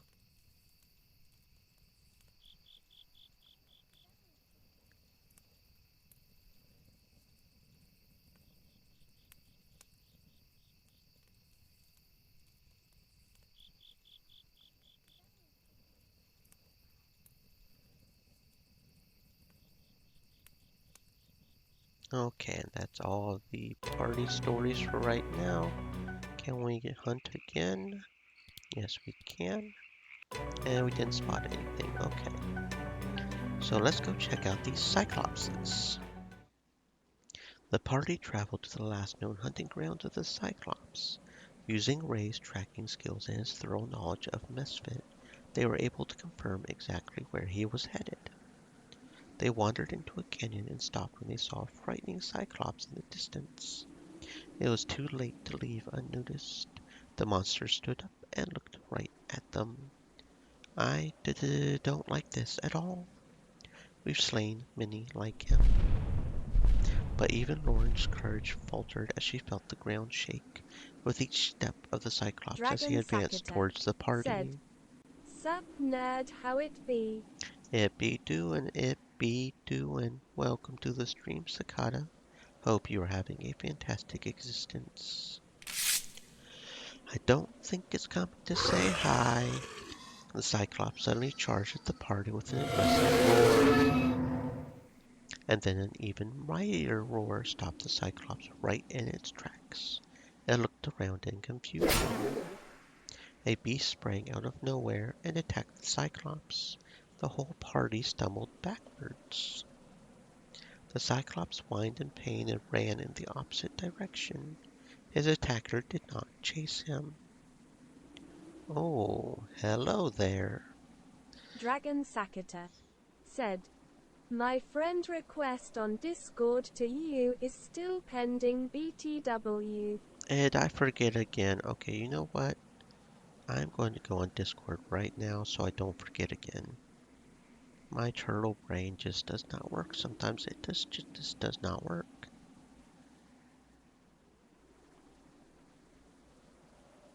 Let's see, where do I even go for that? Right here? Who the heck is this? Wait a second, which one are you? For some reason I apparently have two friend requests here. Handsome Squiddy or Olive Lane. Which one is you? How, I don't know either of these names.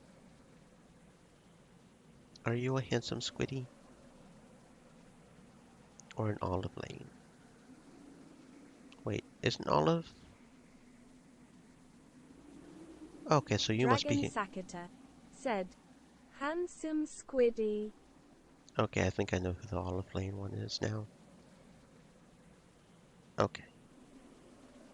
There we go, so I don't forget again. My bad, friend. Silly turtle being slow, right?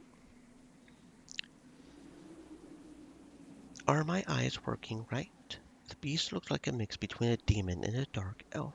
Could this be Misfit? He suddenly faced the party, demonic eyes pulsing, fanged teeth bared, and dripping blood from his recent attack. Misfit? Gotcha. Ray cocked his crossbow and aimed it right for the dark elf's head. Eleanor sheathed her sword and rushed towards Misfit. Eleanor. But she did not stop and confront the demonic elf directly. He growled at her in a mixture of primal instinct and recognition. Eleanor slapped Misfit clean across his face. The entire group gasped as Misfit reeled back with a snap of his teeth. That's for being so ugly. I would give you another one, but my hand hurts. You deserve a good beating for all the trouble you've caused. Mirth goes through all the hassle to see that you're not killed, and you just keep being a pain in the rear end. Get a grip of yourself. Misfit's breathing unfurled in low growls as he just scowled at Eleanor and her Dragon words. Sakata said, Damn homie goth bitch slapped. Right? Well, he needs to get himself together. He's gone all feral and shit. Like, get yourself together already, bro. Loren was on edge, afraid for her companion's life. There you go. Get yourself together, man. Oh, did it not work? Oh, did it not work? Gosh darn it. I thought I had it set up, but it does not appear to have worked. Ah, bother. Okay. But this should still work. There we go. Still working on figuring out. It did work at one point. Trigger fire should have automatically, thank you for the head pads, by the way.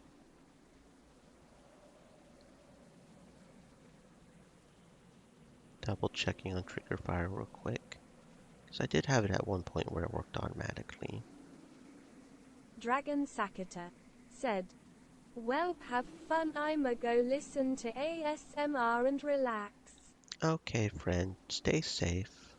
Thank you for coming and thank you for the head pats.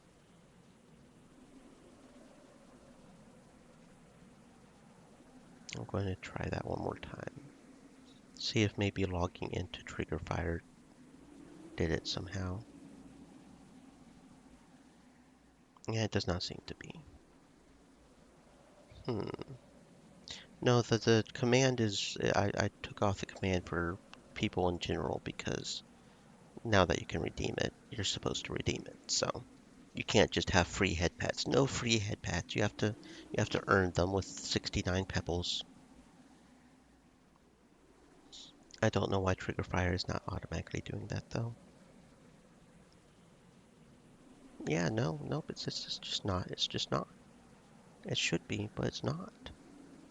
So that means I will just simply have to do this. At least for right now. Dragon Sakata said, There's a lot of head pats for ya. Oh, right, because it's head pat, not head pats.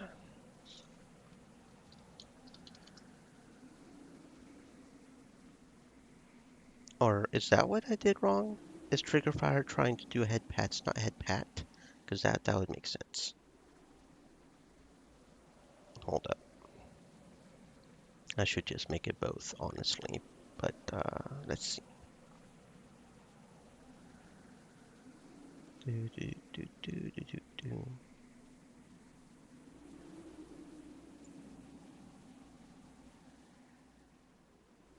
Okay, that might be what's wrong. That might be what's wrong right there, my friend. I think I just figured it out.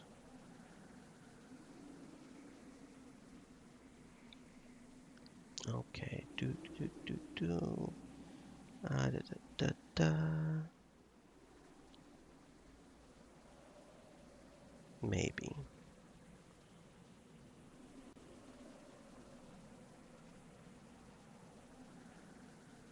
Okay, let's try that one more time.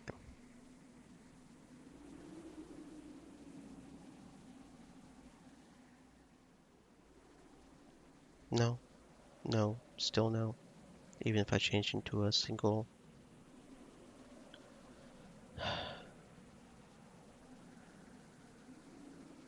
Okay, is it because of this? That could be it as well, maybe. Maybe I just need to do this. No, that's not what I wanted.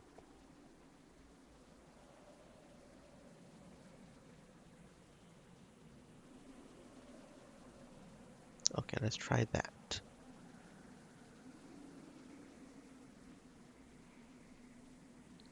No, no, still no. Okay. Apparently I just can't. Apparently I just don't know how to do things properly. But there should be no reason why, unless that's just simply causing it to be that way. I don't know why it would be that way.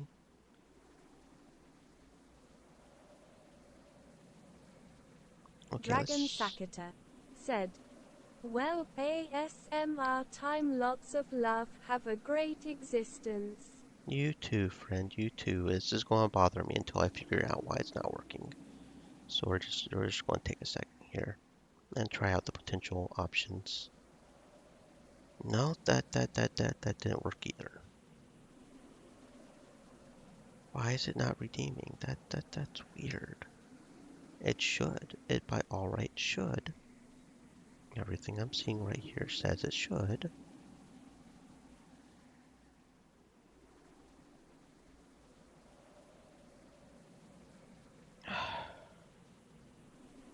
I don't know. That feels good. That feels good. That feels really good. I love it when things break. Okay, I'm not going to waste too much time on that though, since I currently have no idea why it's not working. Slowly the dark elf's breathing and form returned to normal. The color of his skin returned and his beastly features subsided.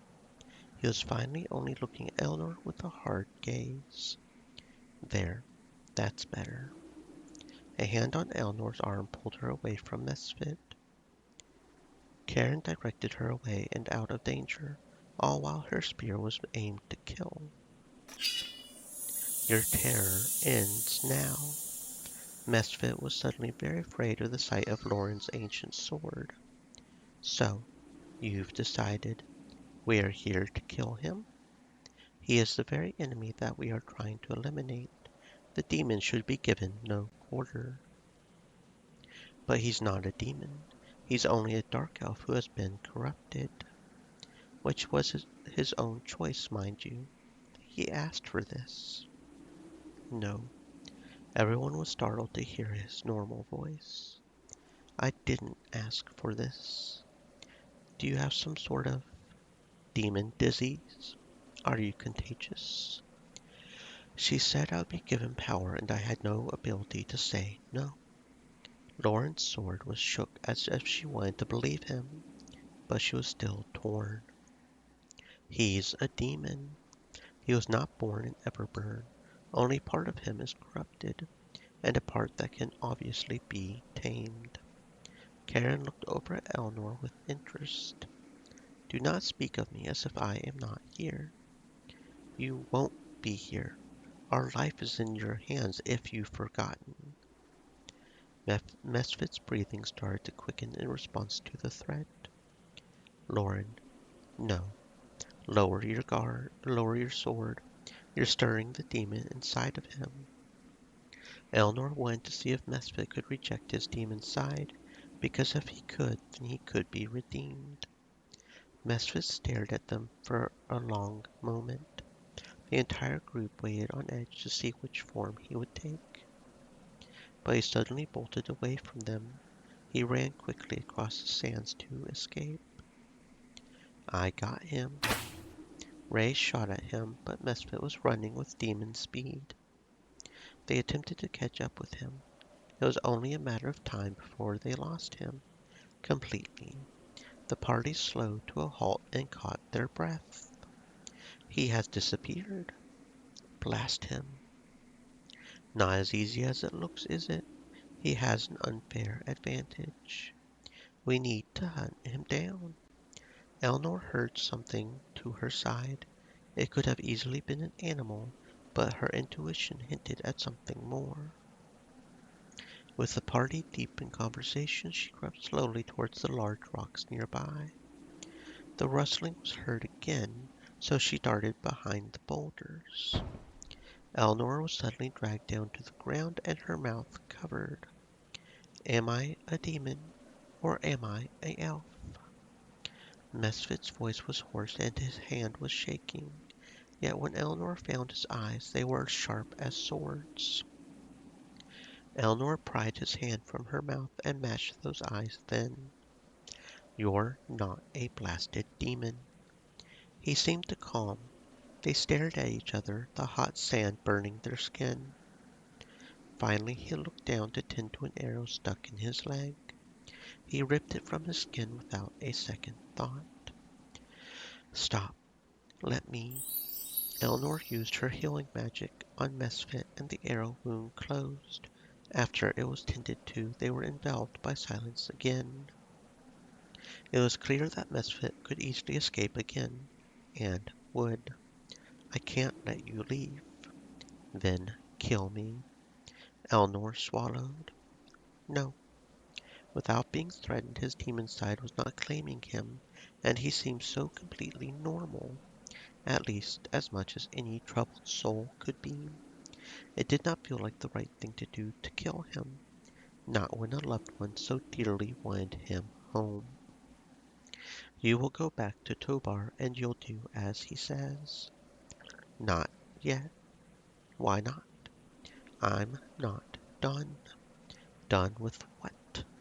Eleanor could hear her name being called now that they noticed she was gone. I must kill him. I must have his head. What? He has Eleanor hostage. Loren and the rest of the members crowded around the rocks. Amu Kiki subdued and held Misfit while Ray kept him in check with his crossbow. No, wait! Misfit growled, tempting his demon instincts. Put away your weapons. His demon blood is triggered from self-preservation. Don't threaten him. Are you still negotiating with this filth? We've decided to kill him. He said he'll go back to Tobar if he does one thing first. Right? Tell them, Misfit. Amukiki's grip loosened so that he could talk.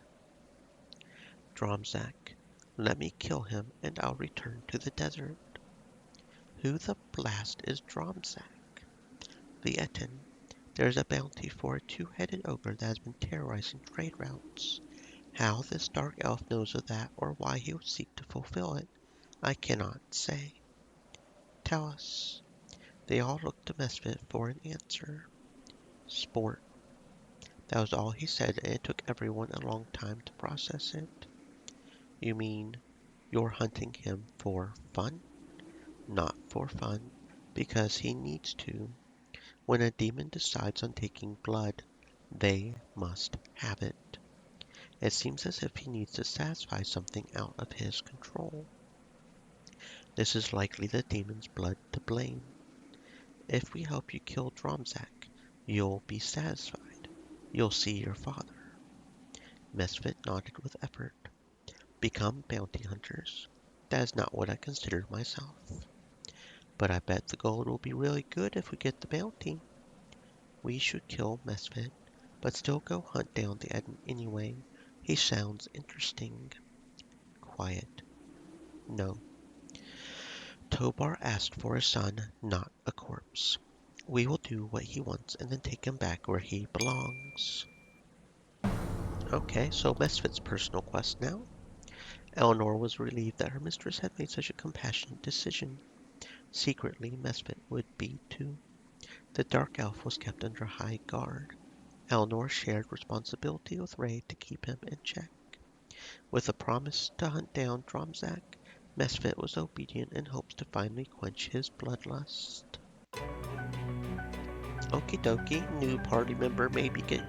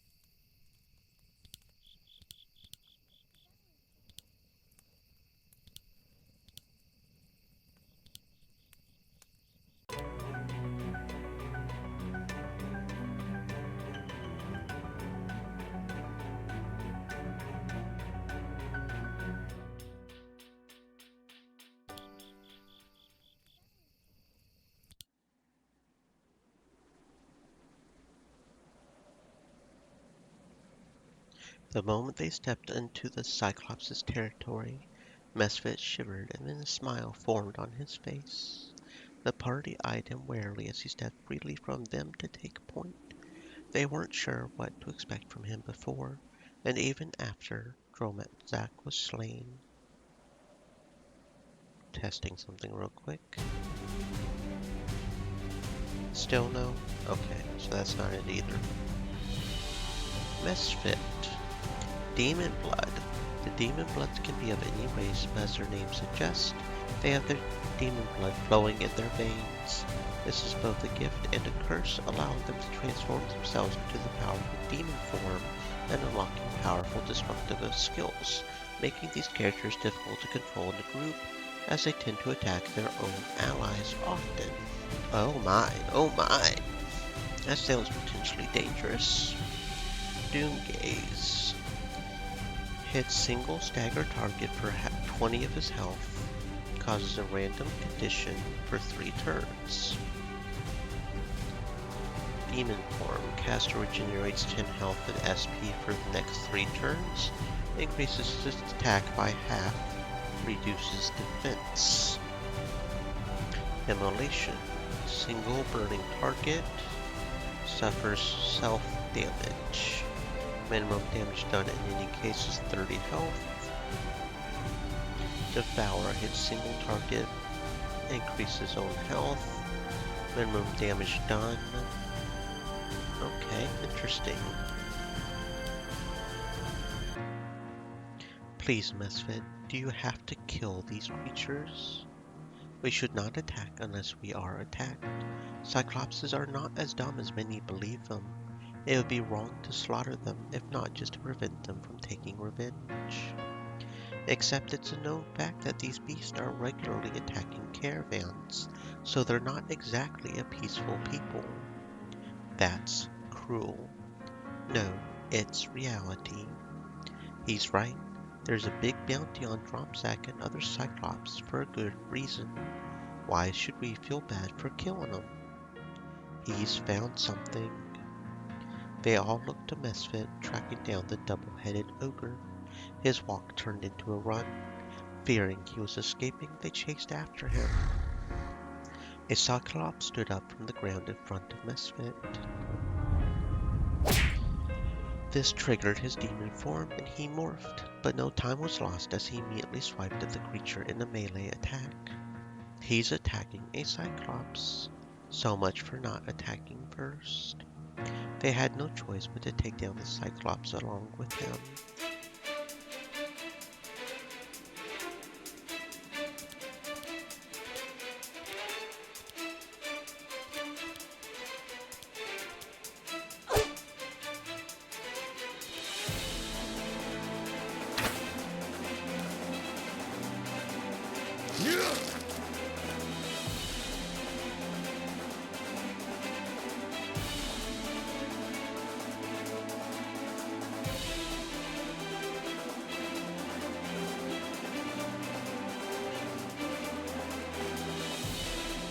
Try this on for size.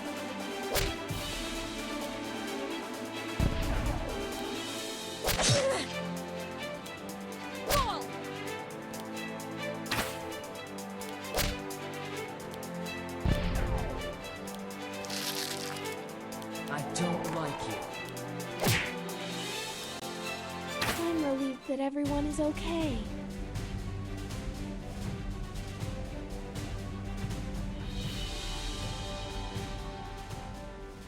The Cyclops was dead thanks to Misfit's blood rage. Elnor attempted to grab Misfit, but the Dark Elf evaded her expertly. Does that look like a two-headed ogre to you? Misfit did not reply, only low growls escaped him. This fool is going to slaughter an entire colony, and only for some forsaken demon urge. That cannot happen. You hear that, Dark Elf? Are you even still in there? You're not in charge here. Misfit flailed around, and the next moment they heard heavy footfalls and crushing noises in front of them. 2 giant Cyclops burst into view, enraged from seeing their dead brethren. They both swiped at the party. Before anyone could react, Misfit exploded a dark aura from him, warding off the beast and keeping them from landing their attacks. He then leapt into action, attacking them both.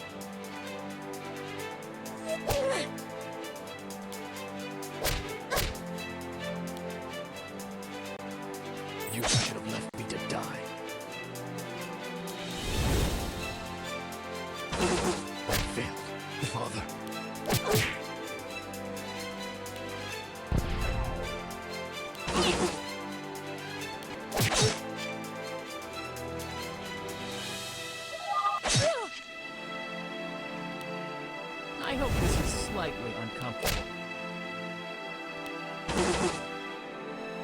Learn from this.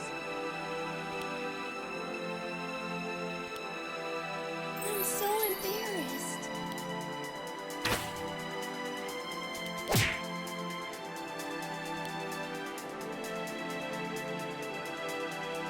I don't like you.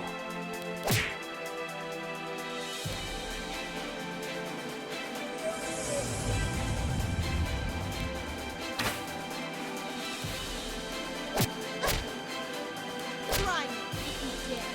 What did you think of those fireworks?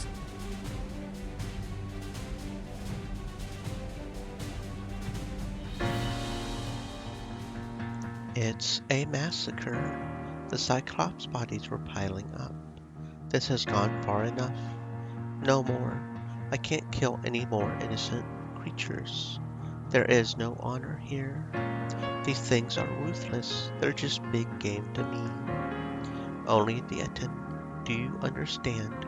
Only him. Mesfit wrinkled his nose and started to wander off. Whether or not he heard or understood was left to be seen. They walked cautiously across the plains, hoping they would not have any more unwanted battles. The group was struck with apprehension when they saw a hive of Cyclopses standing in the distance. Mesfit saw them too. His stare was locked on them, and he was completely still. His breathing sped up. He then broke his stare and clenched his jaw. He then continued forward, ignoring the group. Everyone was impressed with the hint of self-control. Fortunately, they did not have to test it again, as the Etten was found grazing in the open field.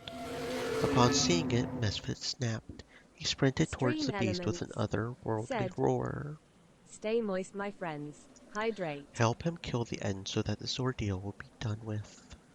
They nodded at each other and rushed after Mesfit to battle the infamous creature.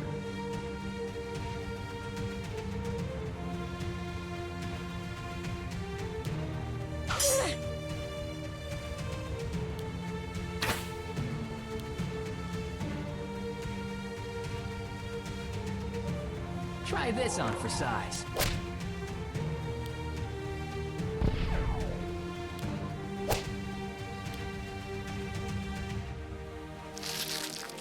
Ball!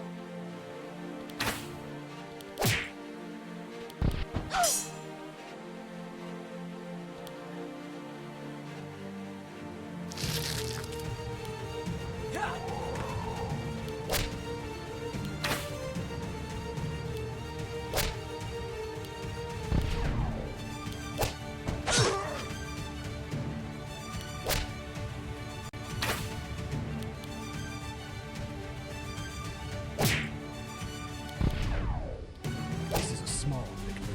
Nothing has changed.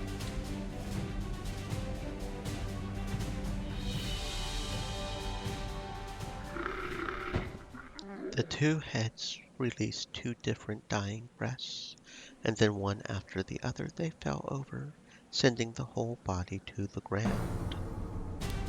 And there we go, we beated him up.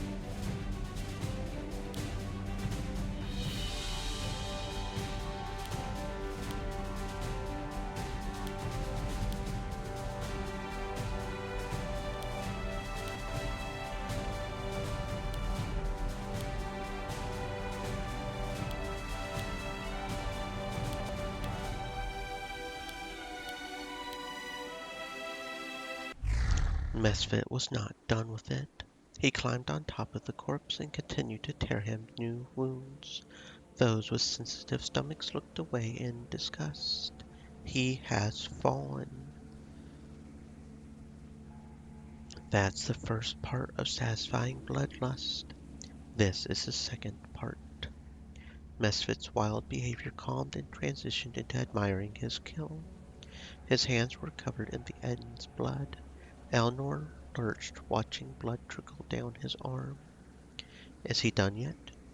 Please let him be done soon. I'll let you know when to look again.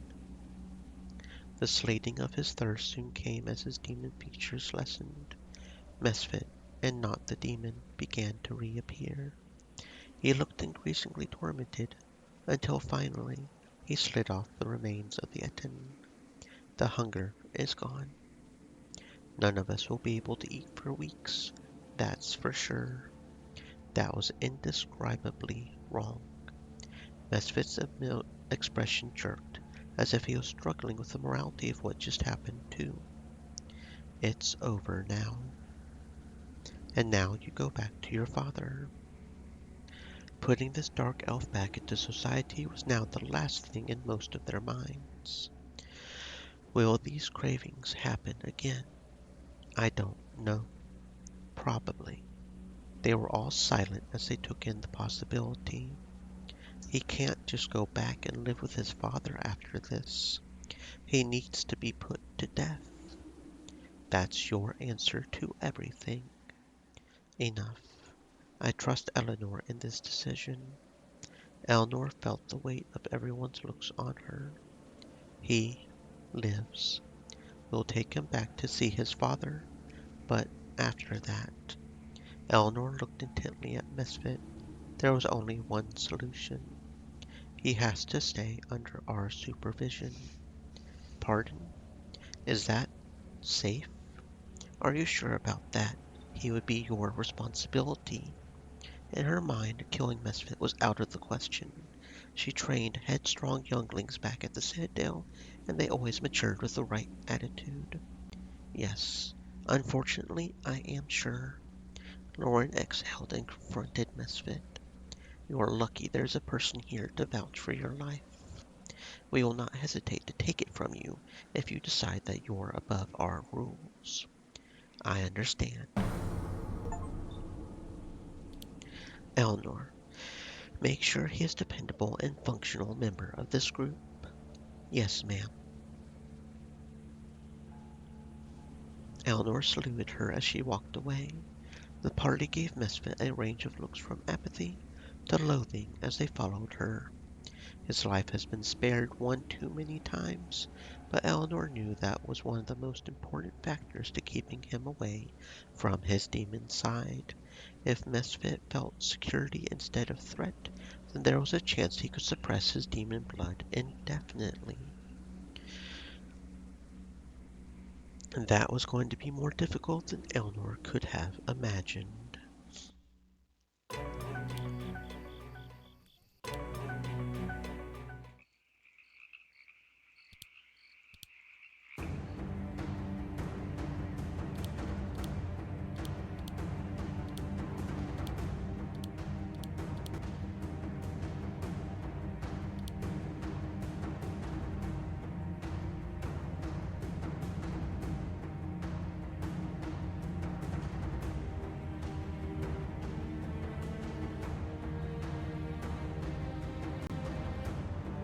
Try this on for size. You're too easy. Let's move on.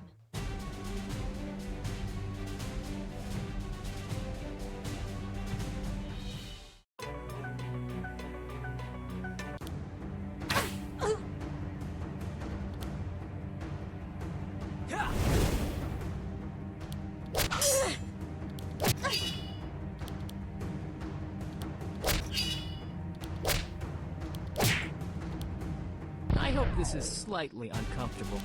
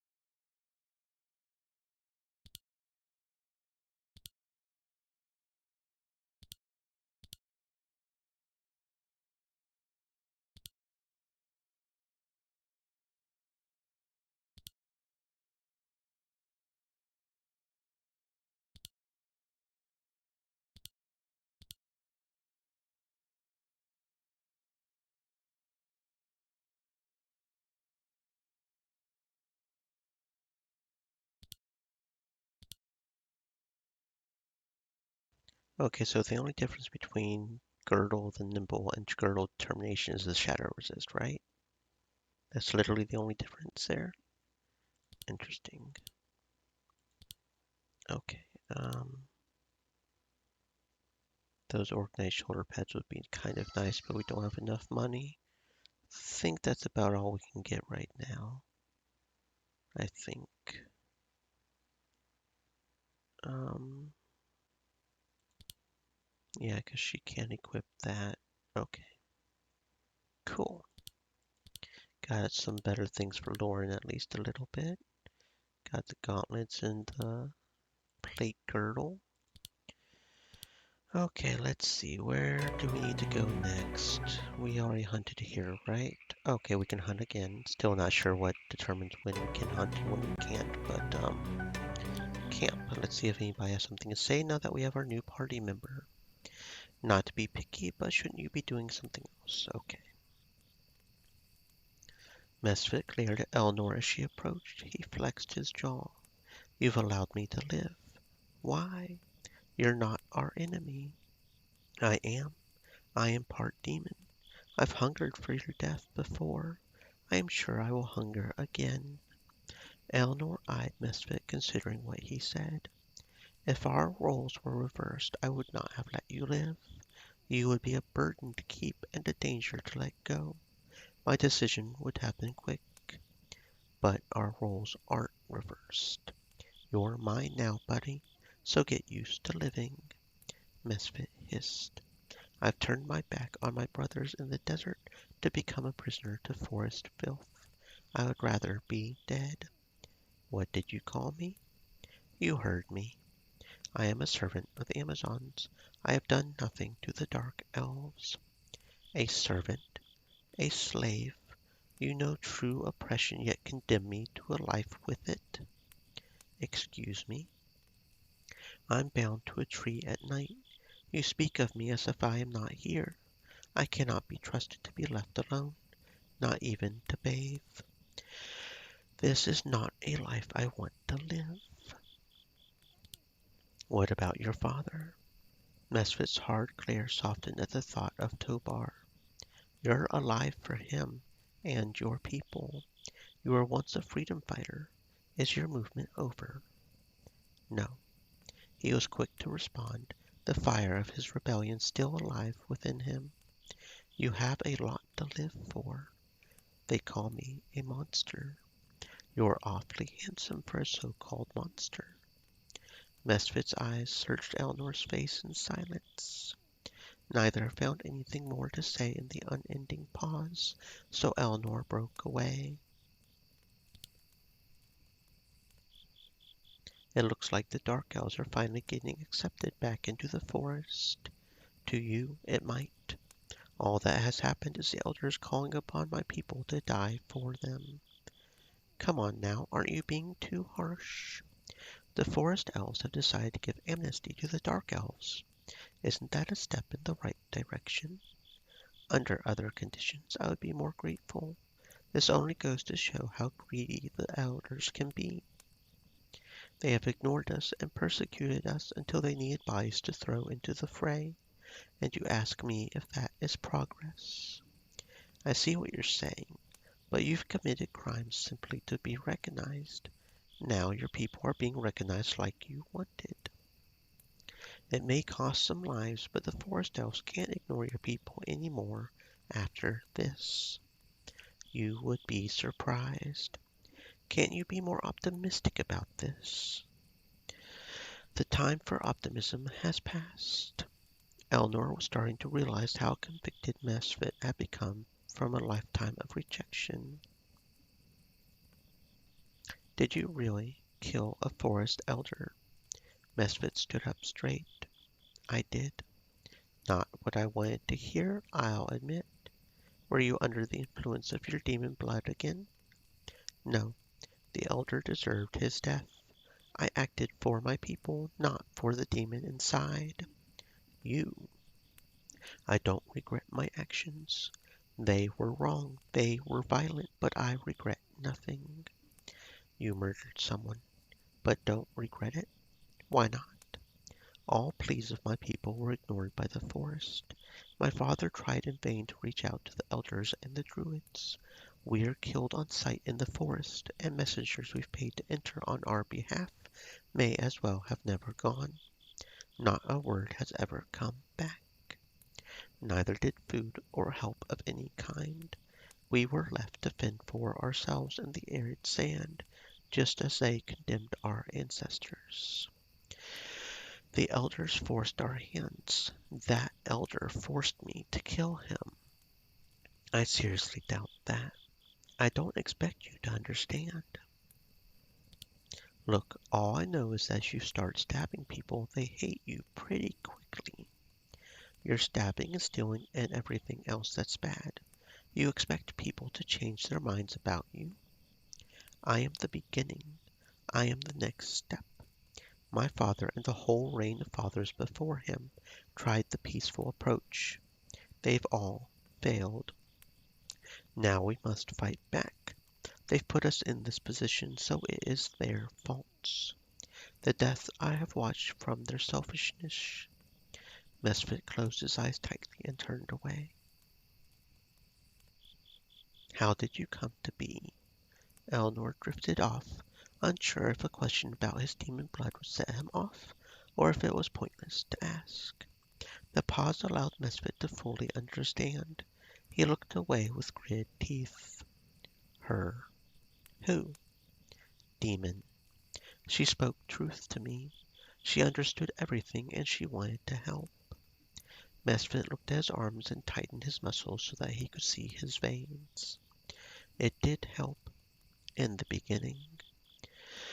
But you were no longer yourself. I was weak, like our ancestors. My father spoke about how we had become a stronger race than before. I proved that he was wrong. So the Dark Elves deserve to be ostracized? I know you don't believe that. I don't. It shouldn't matter. We are still living and breathing. We still need a home. That's like saying demons don't deserve a place in our world, too. Demon, a word for an evil being. Dark, a word for the absence of good. Our words are our shackles. Your very language imprisons me. But demons are evil, are they? Eleanor had no way to answer that. That was just an accepted fact. They had done so much evil across the world, and for no reason. I think your blood may be going to your head. Maybe you need to lie down. I am thinking clearly, more clearly than I have ever in my entire life. I, you, but you know that we must fight the demons. Are you truly on their side? No, I am no friend to the demons in the East, but only because of the crimes they have committed, not for what they are. You say that they are evil. Your idea of evil may not even exist. Eleanor shook her head. It was too much to even begin to consider. If the demons weren't evil, then why were they fighting them? She decided to break the conversation before it got any worse.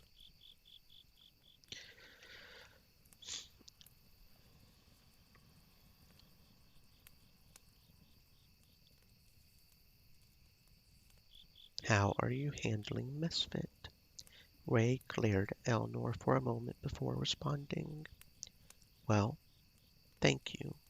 You're welcome. You were being sarcastic. Only I'm allowed to do that. You've invited my worst enemy to bed with us. Instead of ridding the world of him, I must now watch over him like a child. Excuse me if I am a little perturbed. I know my decision doesn't sit well with you, but I'm asking you to accept it. Just tell me why. Because I think he can redeem himself. He's a murderer. So are you. Ray clamped his mouth shut. Forgot that little fact, didn't you? Just because he's a dark elf doesn't mean he deserves more hate than you. Mesfit didn't kill your parents. Your order to assassinate him is over. You are now teammates. Loren and I expect that you will respect that. I am a professional. I will start acting like one. I'm sorry." Though he apologized, Eleanor knew that Ray would continue to not tolerate Misfit's presence.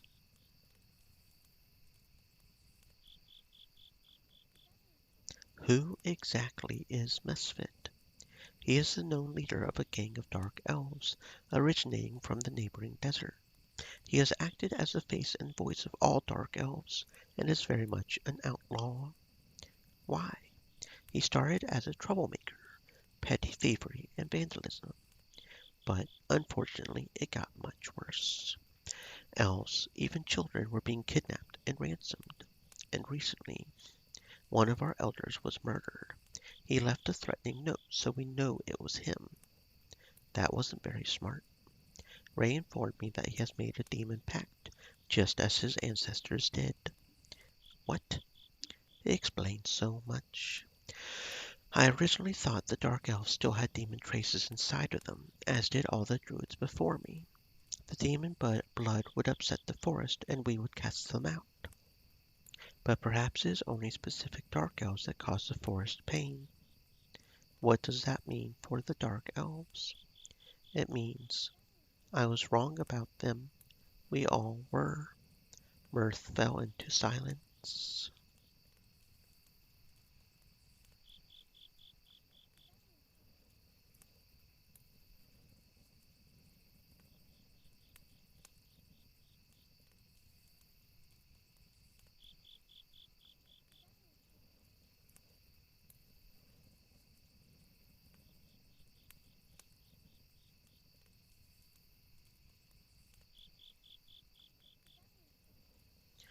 Okay, and that's all of the party talk. Let's see if we can go to the swamps again and do another hunt. We can.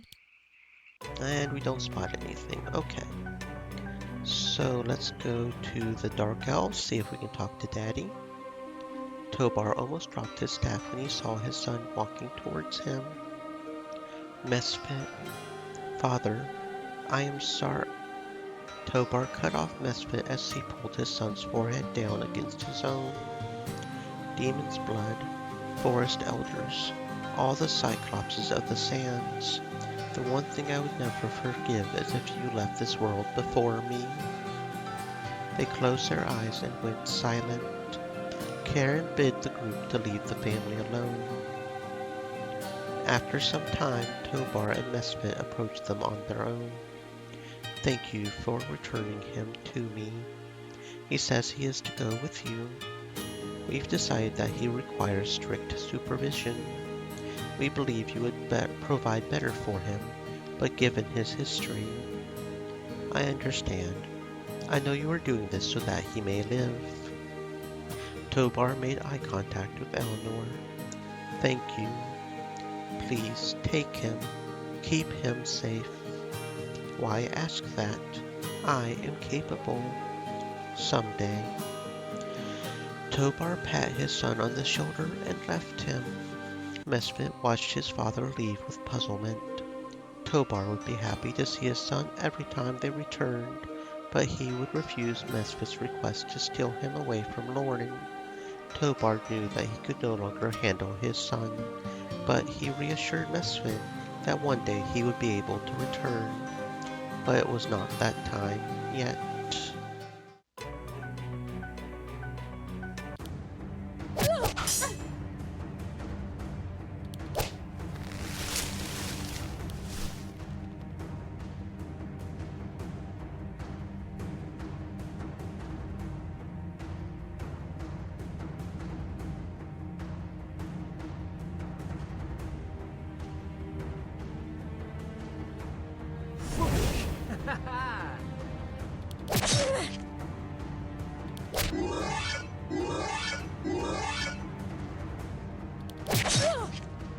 You're dead.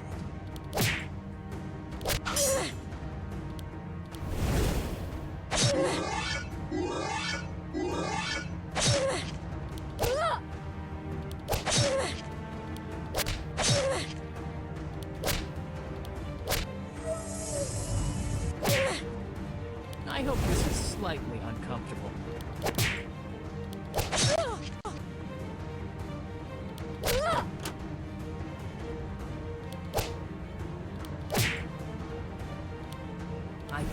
like you.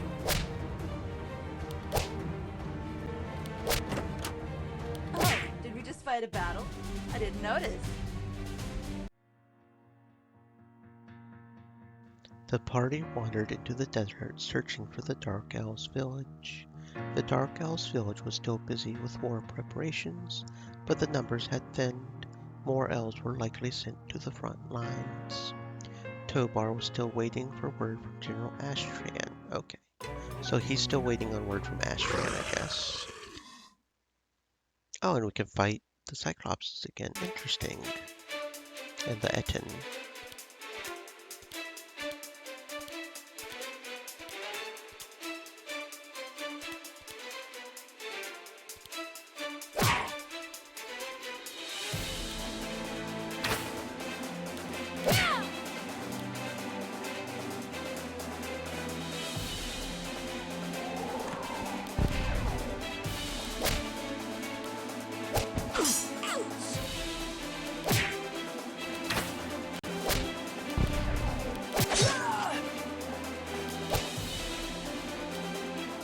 Just kidding. I'm fine.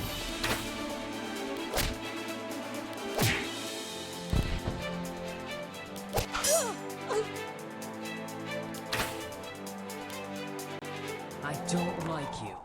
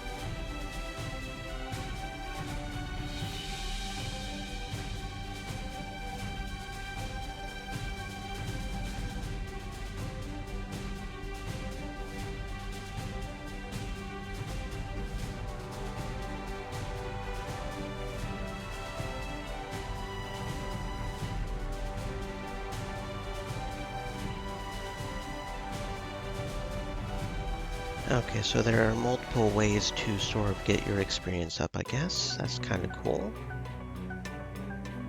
Alright, so what shall we do now? Let's see. What is the Vork layer? I don't remember the Vork layer. I could go check that out, I guess.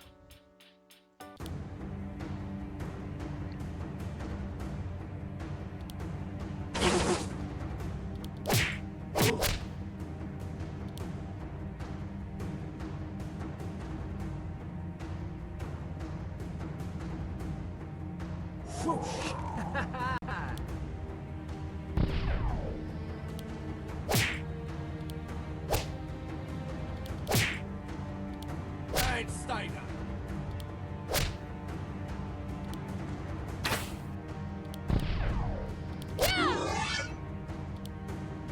That's it? No more?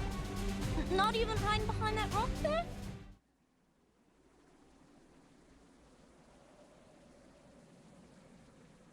The party was standing outside of the big cave, once inhabited by Fork. On the ground, several footprints of orcs hinted that someone else might be inside. Wait here, I'm going to take a look. Be careful, dark caves are pretty dark. Don't go inside alone. Take someone with you. Party limit is 3. Okie dokie. Eleanor's group scoured forward, but the cave appeared empty. Perhaps it has been abandoned after growling cut her off and orcs fell out of the darkness with their teeth bared. Eleanor's voice must have alerted them. Blast my big mouth.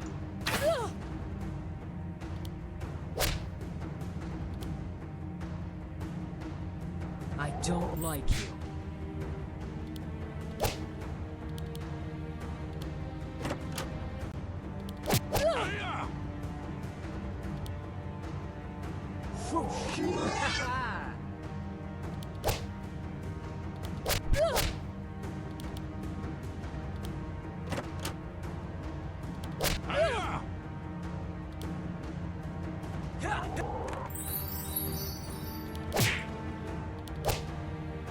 Learn from this, so you can keep up next time.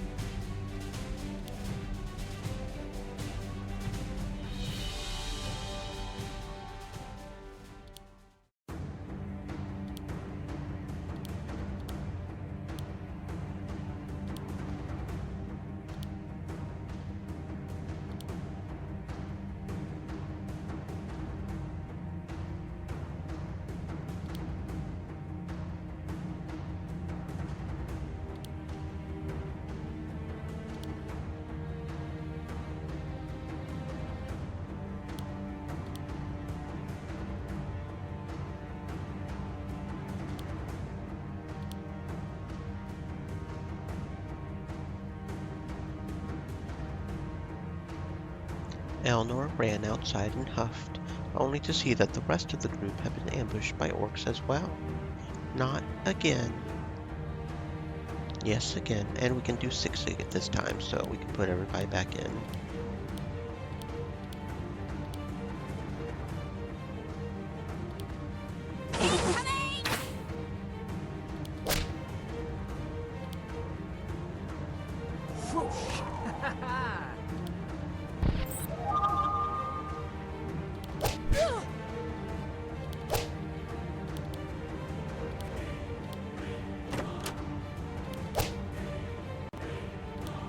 Either I'm really good or they really weren't.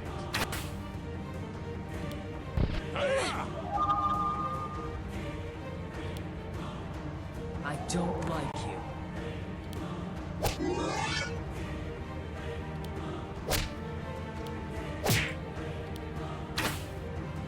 I didn't think I had it in me.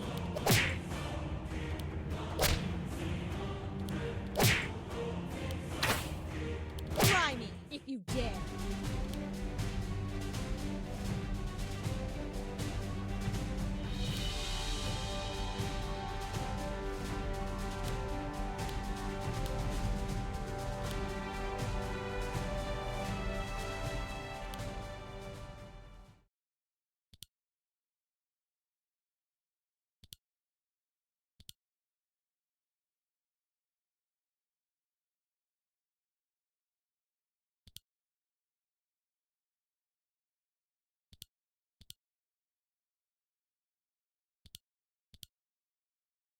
Is everyone all right? They love this cavern. They'll just keep coming back. Then so will we. Okay, so what, that's just a way to keep fighting orcs or something? Okay, so that's like the Unforgiving Swamps. It's just a way to keep fighting orcs or something, I guess. Okie dokie. Eleanor walked out of the camp and towards the neighboring wooded area. Mesfit was on the ground nearby, slumped against a tree with his hair covering his face. His hands were pulled back around the tree's trunk and tightly bound. Eleanor paused to take in the image of Mesfit tied up like a prisoner, the same way she paused every night when feeding him. She shook her head and continued. Dinner time. Mesfit didn't acknowledge her as usual, so Eleanor crouched next to the dark elf and revealed a portion of bread. Bread.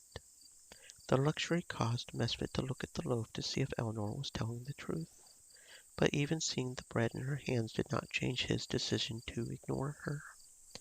Eleanor sighed harshly. I've tried berries and meat. I've tried just offering you water. And now you're refusing even real bread. Suicide by starvation. Really? Mesfit was silent. Eleanor cringed, realizing that death might actually be the dark elf's goal. She pushed the thought out of her head and tore off a piece of bread and held it up to Mesfit's mouth. The dark elf sneered and twisted his head away. Eat some. Eleanor tried again to feed Mesfit, but he made it clear that he didn't want to be fed. I know you're hungry. Don't feed me like an animal. The outburst startled Eleanor, but it was progress. Mesfit pulled on his arms, testing his binds. His arms were stuck in place from a powerful knot, personally tied by Ray, but the movement drew Eleanor's eyes to Mesfit's wrists. They were red and raw. Eleanor stared at Misfit for a while as he leaned back in defeat, facing away. If I untied you, would you eat?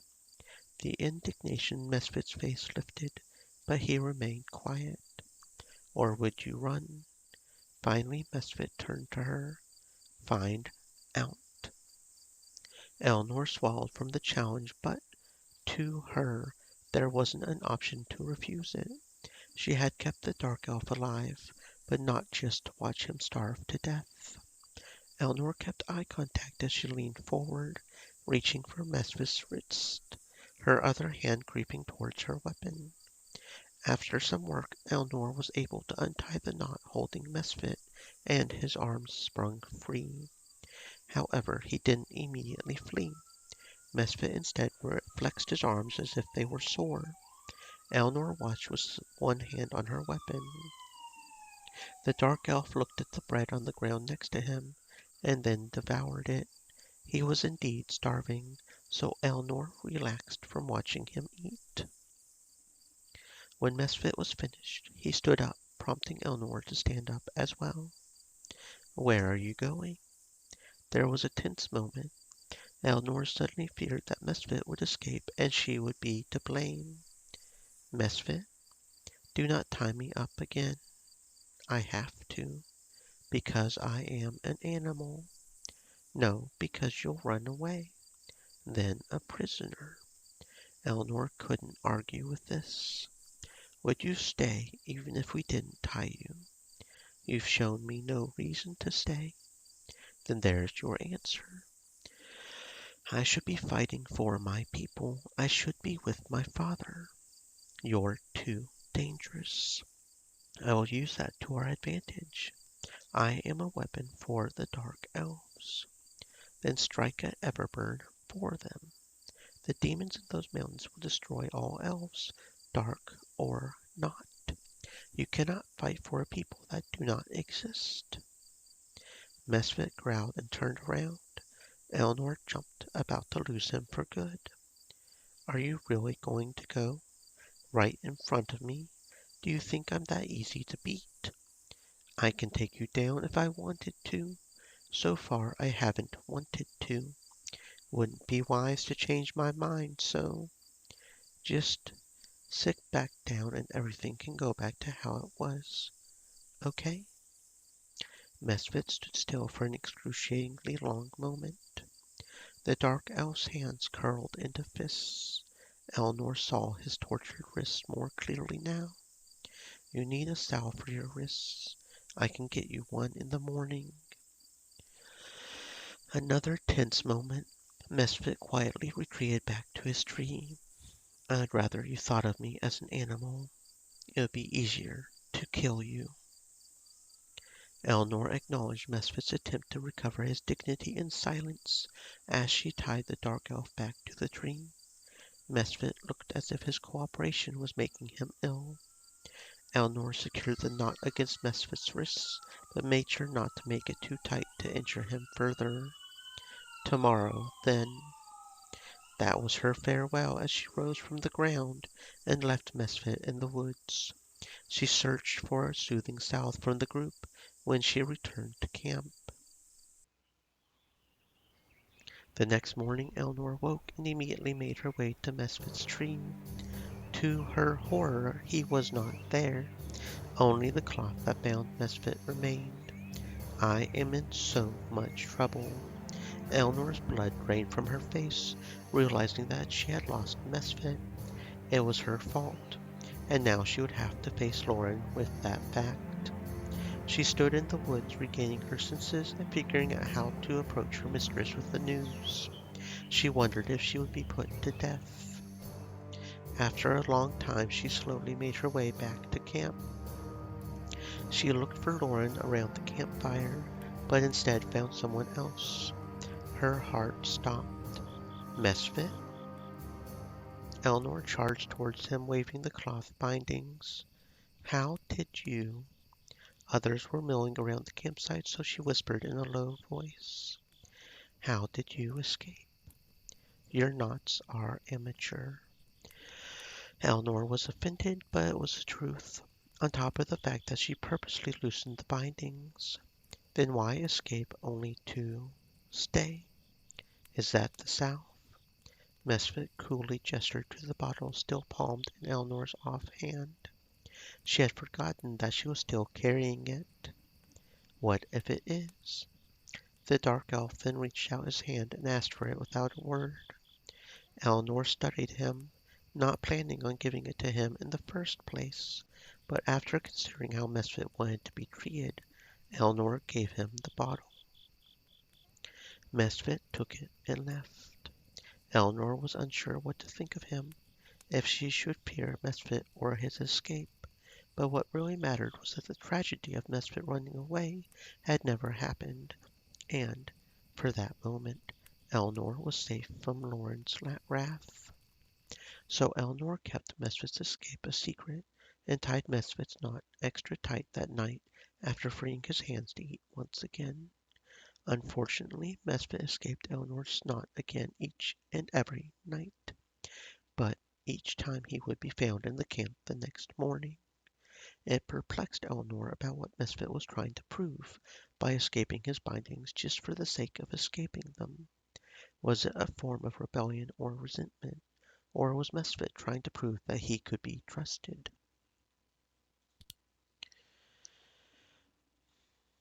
You escaped my knot again. I am not sorry. Stop doing this. I should not be tied up in the first place. What should we do with you? Misfit thought about it for a moment. I want a tent like everyone else. I'm not sure that could be arranged without it being under guard. It would likely be Ray. No, no guard, especially not him. But you would run away, would I? Yes. The dark elf gave Eleanor a sidelong look. Perhaps I found a reason to stay. The way he did not break his gaze from Eleanor gave her pause. We'll see.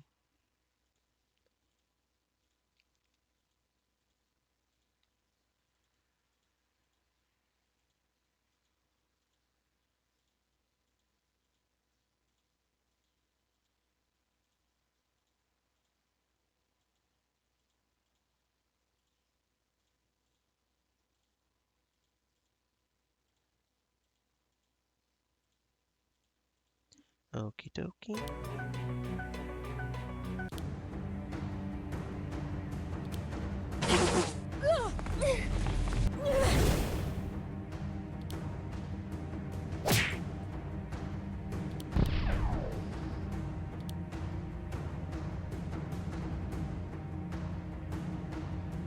Try this on for size. Now on that!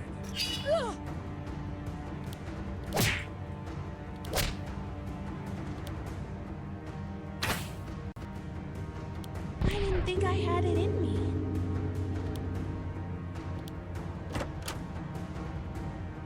Learn from this.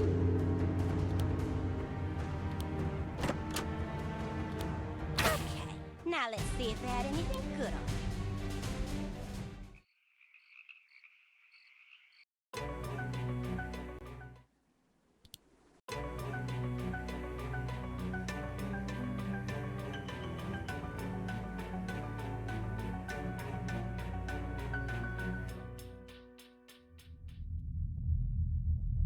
This is it. This is one of the tombs where we sealed away Foss' remains.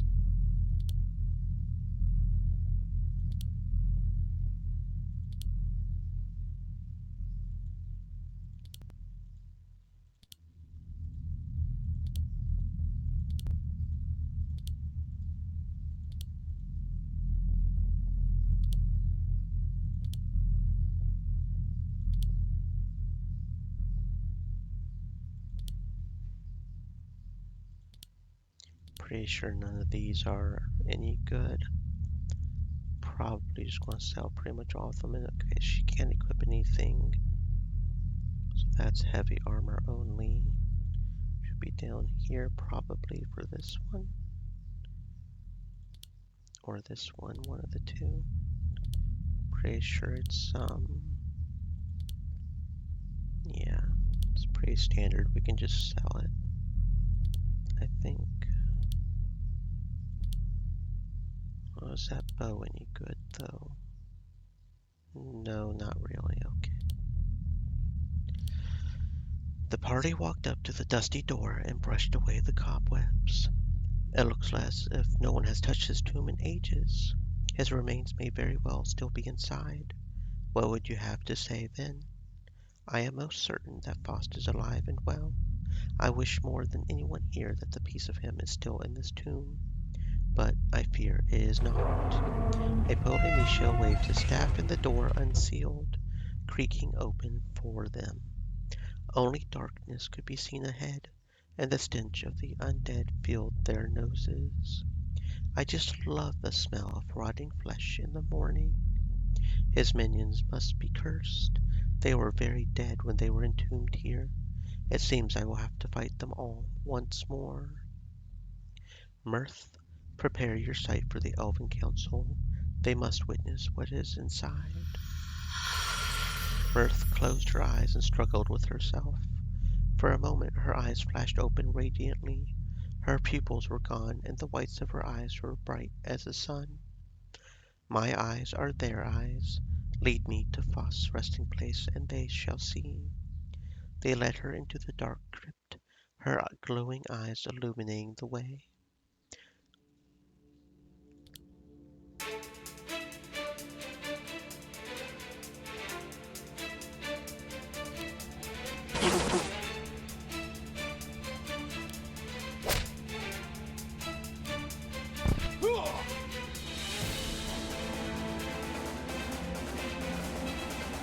Try this on for size.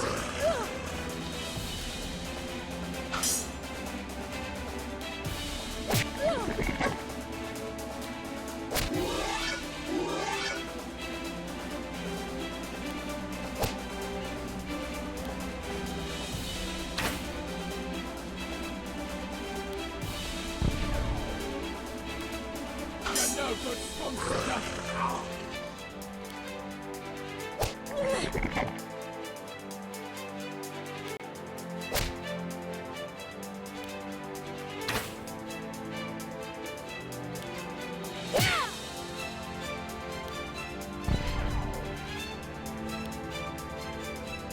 I hope this is slightly uncomfortable. Good riddance, I say. Let's give them a proper burial. It's the right thing to do. More undead incoming. Okay, more undead incoming. Simple enough.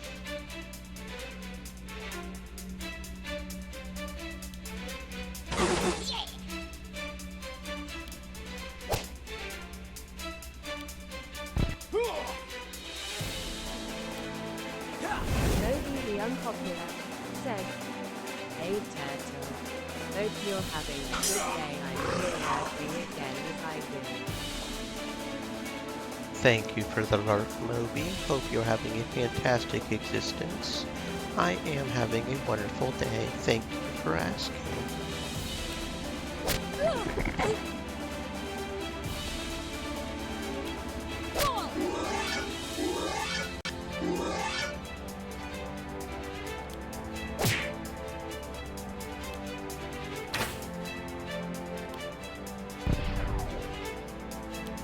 You're no good sponsor.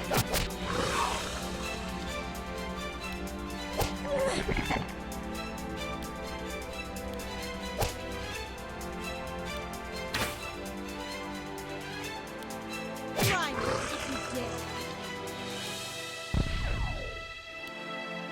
Huh, that actually worked.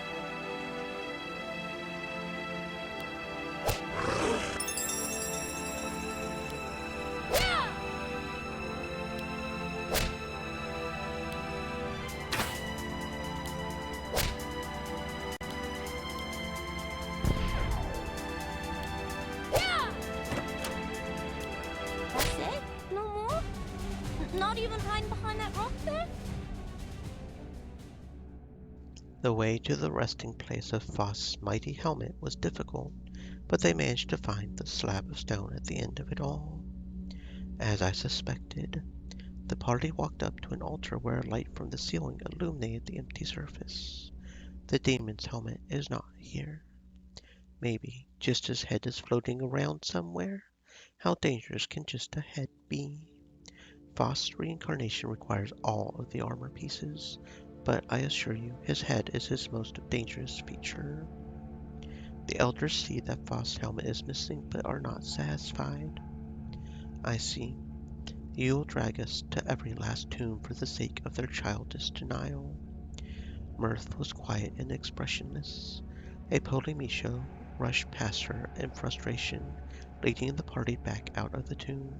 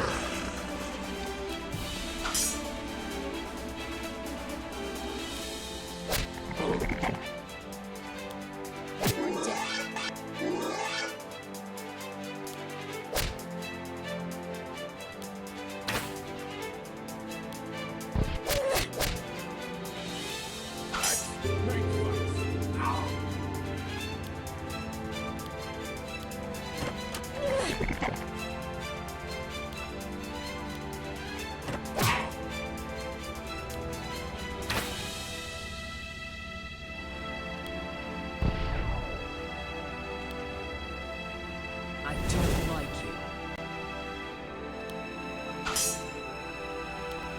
Learn from this.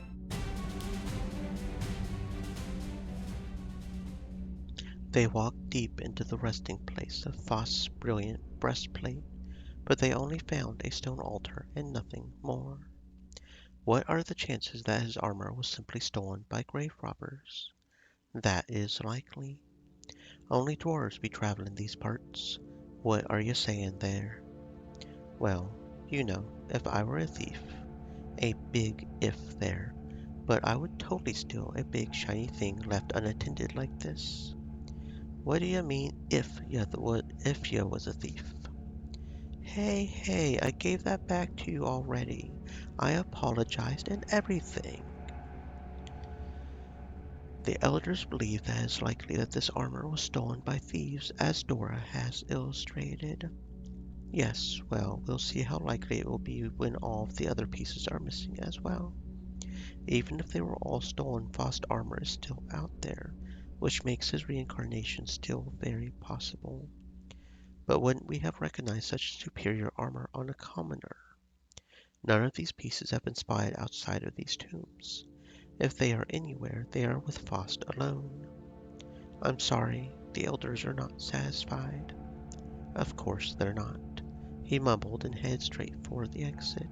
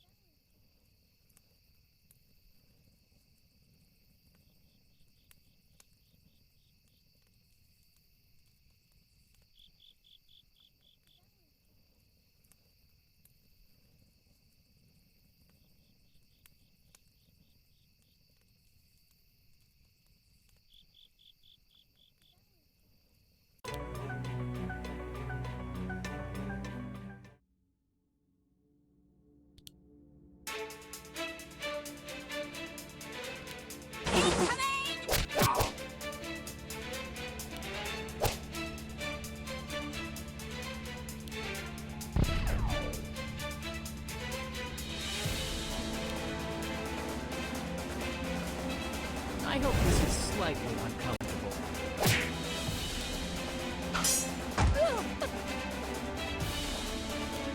You're dead.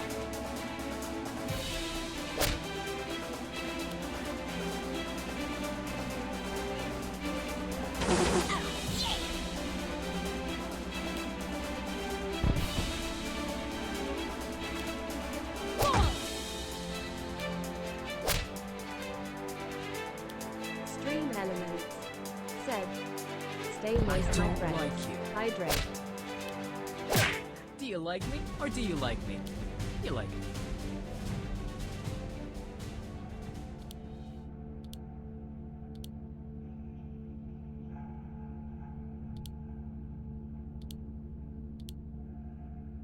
The dust in the tomb choked each party member, but they pressed on into the darkness, hoping to find the mighty gauntlets of Faust within.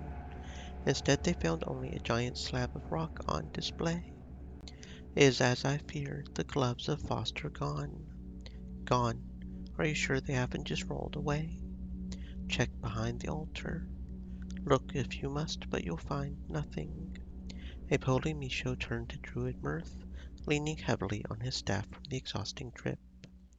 I am sorry, but the elders are not yet convinced. How many more of the tombs must we struggle through until they come to their senses? Mirth was silent for a moment, as if the elders were speaking. As you notice, tomb raiding is not uncommon outside of the forest. Faust would need all of the armor to be whole again. Just one missing piece should have told them everything we've already known. You'll get nowhere negotiating with elves. It's best just to do what they ask and be done with it. That's the wisest thing that old man has said since I've met him. A Polymisho ignored the jab and hobbled out of the tomb.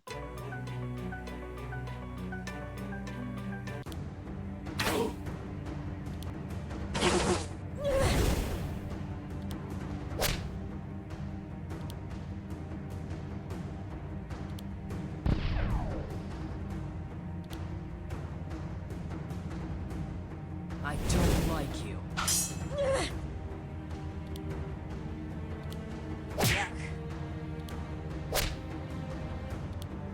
Great, let's eat.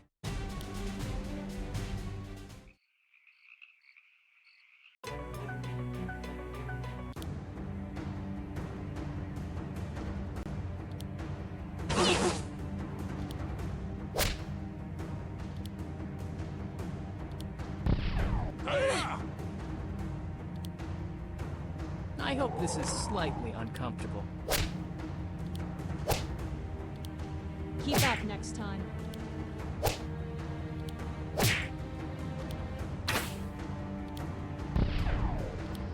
Try me, if you dare.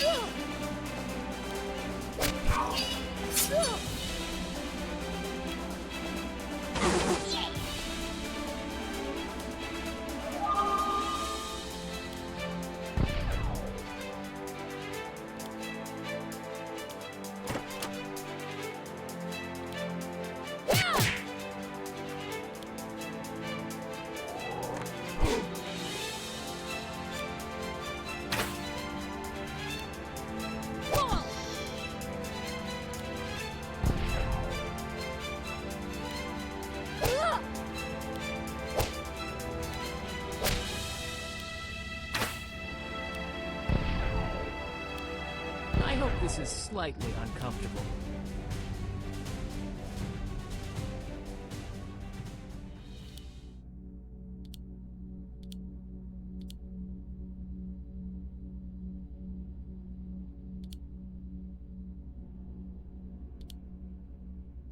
It was the tomb of Faust's enchanted boots, but no one held any delusions of finding them on their altar. When they saw that the slab of rock was completely void of anything but dust, the entire group was silent. Well, it is hard to ignore the proof right in front of us. That should be all anyone needs to show that the Arch-Wizard has been correct all along. Forgive us elves if we don't take everything a human says as truth. We learn from our mistakes. Please, by all means, bicker like an old married couple. The elders do need more proof. There are still armor pieces out there, so the fact that Faust has not been reincarnated is still a possibility. And while those elves clutch desperately to their fantasy, their reality is crumbling around them. There is no time to waste. Oh, I accidentally went from 3 to 4. I was trying to do them in order, but I didn't. It's hidden by the mist a little bit there. Oh well. Seems like that cave is permanently empty though. Okay, it looks like we get something here though, so that's good.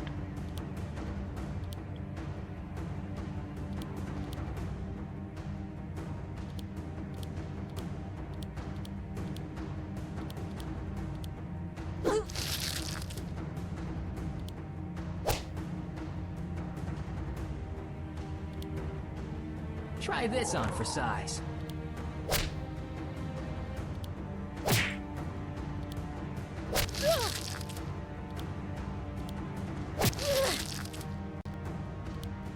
I don't like you.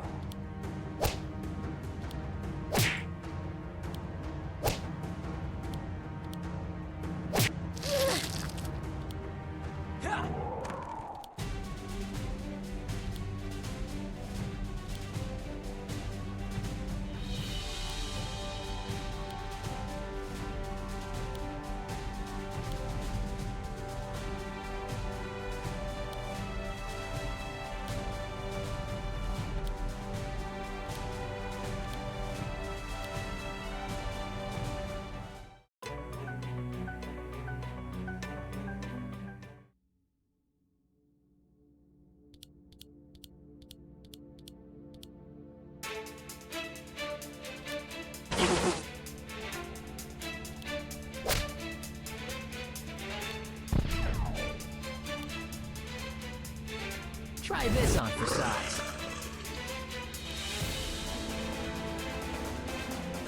Now on back!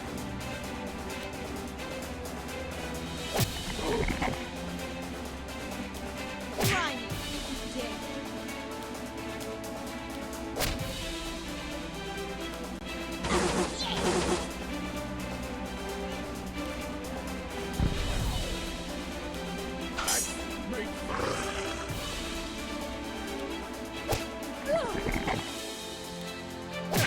Do you like me, or do you like me?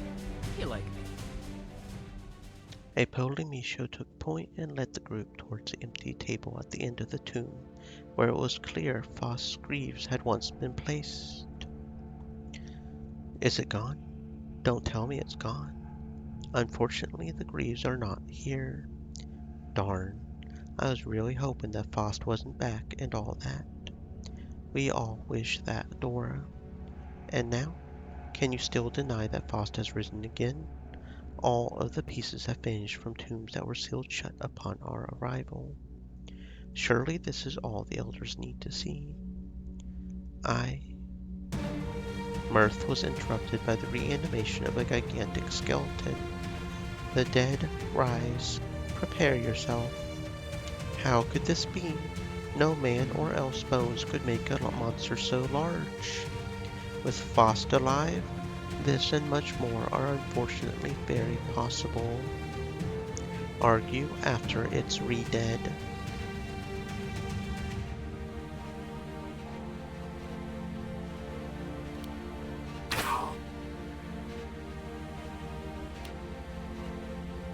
Showed you.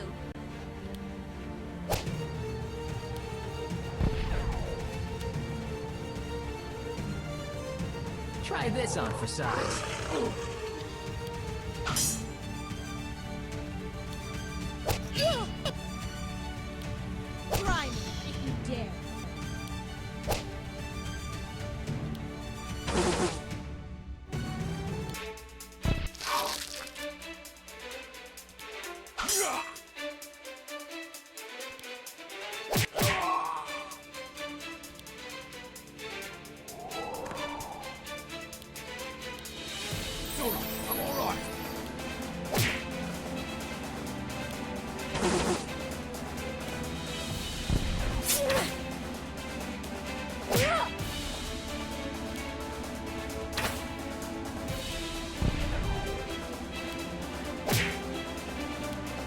don't like you.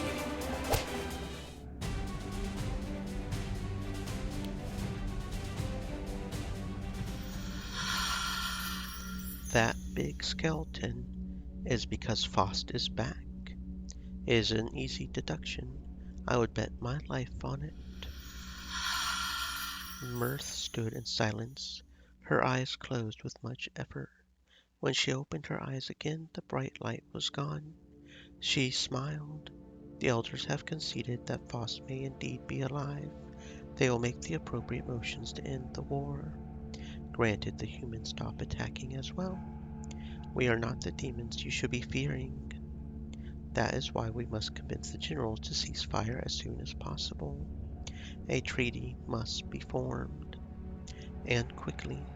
Faust is only going to get stronger the longer we wait. I agree. We must be quick before more soldiers fall needlessly.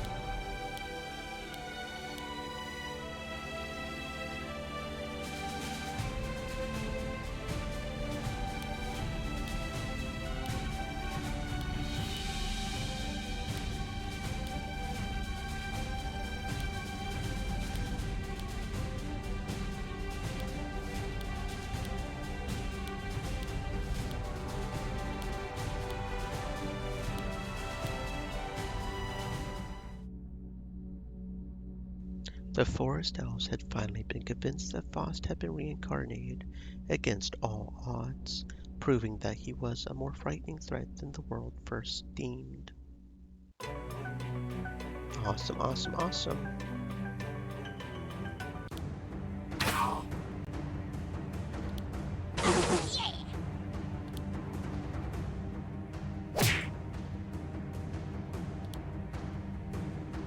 I hope this is slightly uncomfortable. I'm sorry.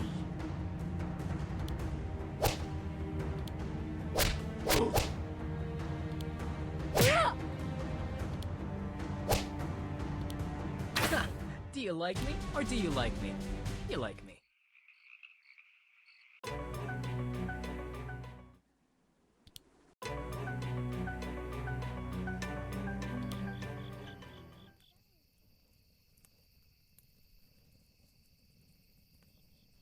Eleanor caught Misfit glaring intensely at Mirth and her brother from across the camp. They haven't burst into flames yet. Maybe you're not staring hard enough. The dark elf snarled and looked away. They are my enemies. No, they're not. That assassin has spent years trying to kill me. He probably will spend a few more. He doesn't run the show around here. He can't do anything without Loren's approval. Your words mean nothing to me. You are the same as them. I'm not one of them. You are their kin. Some would say the same about the dark elves. You are kin to your ancestors. Should you still be judged by them? Only if my ancestors allowed me such a place in this world that yours have allowed you. Your anger is too much. No, it is too little. He growled again. The conversation was boiling his demon blood. Your anger will be your unmaking. Then I welcome it. The dark elf's eyes began to glow brightly and his hands were tight fists. Then you care nothing for your people. I crave their liberation from the demons, from, not the elves, from the demons that are possessing you, controlling all of us. They're the ones bringing our world to an end. The elves have denied us because of your people's history with demons. Am I right? The glow from Misfit's eyes dimmed. I am one of them. No, you're a survivor. Fight the call inside you and you fight them. and if you fight with us, and we'll destroy them all. It's easy for you to speak those words since you do not share their blood. You're right. It is easy for me. How can I make it easier for you? Kill me. Besides that, let me go. Besides that, then you cannot help me. That's where you're wrong. Eleanor's eyes bore into Misfit so intensely that the dark elf had to take a step back. Any trace of anger in him had vanished. He continued to stare back in bewilderment until Eleanor left on her own. Misfit's mouth pressed into a thin line. It would take more time for Misfit's anger at the world to ebb away.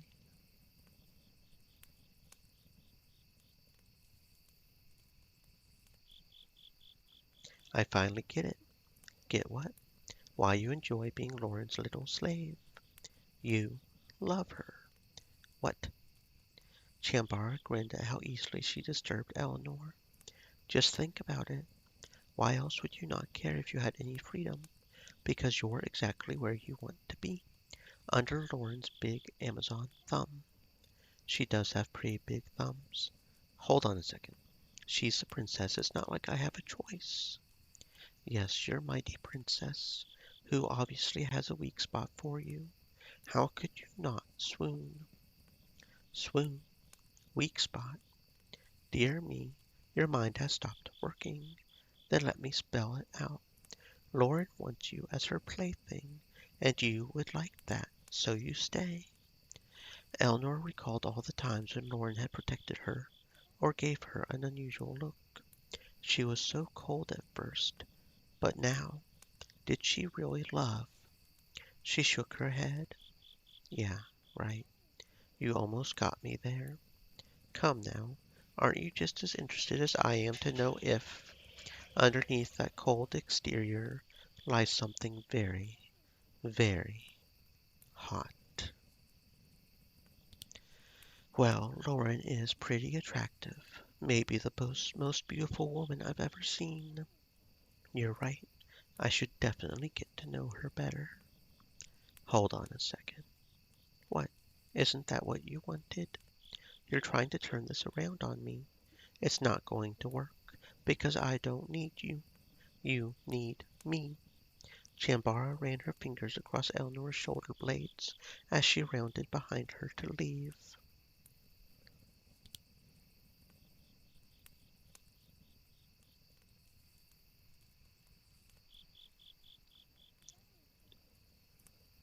Ray sat by the campfire with one of his arms completely bare. He took several red flowers and began crushing them into a bowl next to him. This intrigued Eleanor, and she crept closer to spy what he was doing. The crushed flowers had made a dye, in which Ray dipped his fingers and began drawing a line starting from his wrist and straight up to his shoulder. It looked cosmetic, but she had never seen him do it before. After a few final touches, Ray disposed of the dye and recovered his arm. Eleanor could not help herself any more. She had to ask, "You forgot the other one?" "Oh, no. As always, we'll need my aim perfectly straight tomorrow." He gestured the act of firing a crossbow, but his explanation had not explained nothing. What? My arm was twisted today. Eleanor blinked. It needs a speedy recovery. The more Ray acted like Eleanor should have understood him, the more she wished she did. Please don't tell me that you've never seen an elf mark himself before. Eleanor went blank at hearing the term, as if she held a memory of such drawings on elves, but it was too deep in the past to recall. I... Ray's incredulous look melted as he started to take pity on her. I was joking, but it's true, isn't it? I've lived too much of my life as an Amazon slave. Ray was silent for a moment as Eleanor looked away.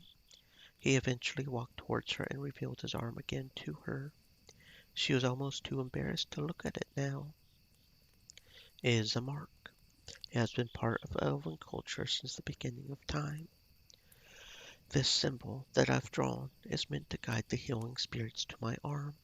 At least, hopefully. They usually appease me. I think I understand. You take that red flower, make a dye, and draw on your body where it hurts. Like a big red arrow pointing to a gaping wound, going, please heal this. Yes and no. Marks can be anything. It is a whole other language. You really don't know any of this, do you? Will you stop looking at me like that? I'm not a freak. There was a long silence as he studied her with new eyes. What is an elf without their culture? Or their tribe? Or their very freedom, for that matter? They were silent again. Eleanor seemed to be blinking away tears after suddenly feeling a giant hole ripped into her very existence. She had not been expecting this. Not now. If I may ask, do you ever feel the land speak to you? What, don't flowers ask you what you had for breakfast too? Ray did not take the bait. No, of course they don't. I see. Eleanor took in shuddering breath. She was determined not to let this conversation undo her. Would you like to learn? Learn. I think you should learn. The prospect of learning her roots and, essentially, herself was the most tempting offer she ever heard. It was Ray who was offering it. After the ordeal that they had just been through, could she trust herself to him? What would that entail? All I ask is for one night in the forest, alone. What? No, not with me. Completely alone. By yourself. You'll learn more than you would expect. I'm so sure of it. I promise you that you will. A night in the forest is not a great challenge. So, you will do this? Yes. Very well. Meet me by the edge of the clearing at dusk. Nightfall came and Eleanor made her way to the edge of the forest, just as Ray had instructed. She was dubious about what was about to happen, but her hunger for her personal identity outweighed that. She was relieved to find Ray without a smirk or devious look on him. Instead, he appeared even more serious than in battle. I was fearful you would not trust me enough to show up. Do most of your friends not trust you? Either you have the wrong friends or you're doing it wrong. Friends, yes. I'm sorry. I wasn't sure if you meant that. I'm relieved that you did. After all, here you are.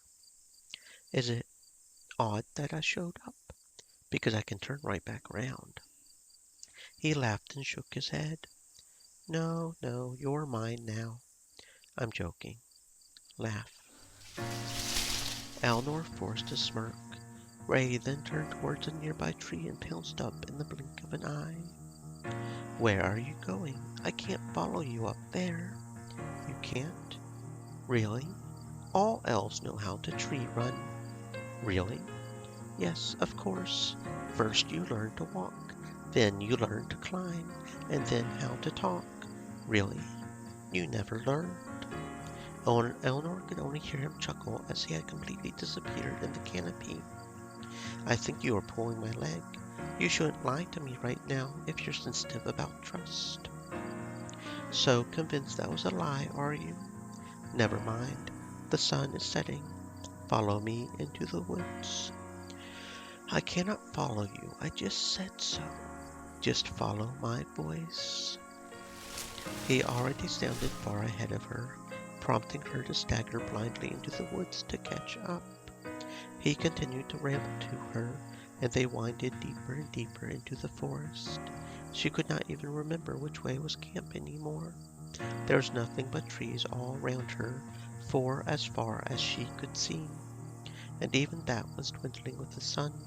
The thickness of the forest blotted out most of the moonlight as well. Ray had stopped speaking, and she stopped moving. Ray, where are we? You must spend the night here. I've heard horror stories that started out like this, and no weapons. Now I know you're daft. You're doing this for yourself, remember? You've lived in a stone building for most of your life, from what you've told me. That is no way for an elf to live. Spend just one night like our ancestors. Just one, and you may find what separates us from humans. Eleanor was torn, wishing nothing more than to be back at the warm campfire again, where she knew she belonged. The forest was not her home. And what if I do stay the night here? What then? She heard a crack behind her, and she instinctively reached for her sword. But she resisted, even though it took most of her willpower not to draw it.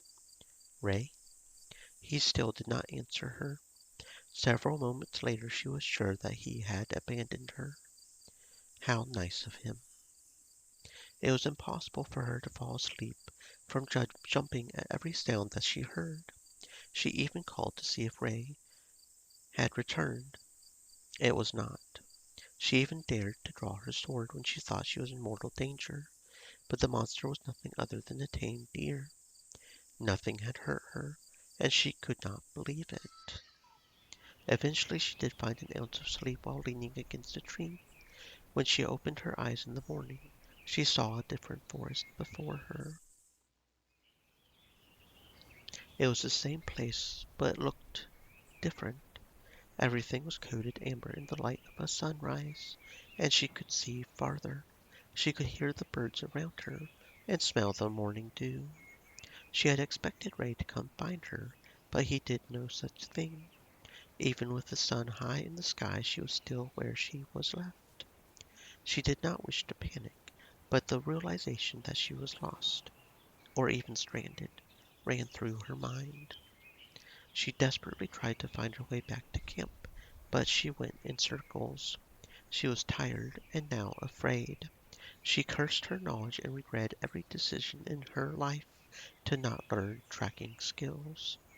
But in a moment of true defeat, she was silent and heard something she thought she only imagined. It sounded like the wind had spoken to her. What? What was that?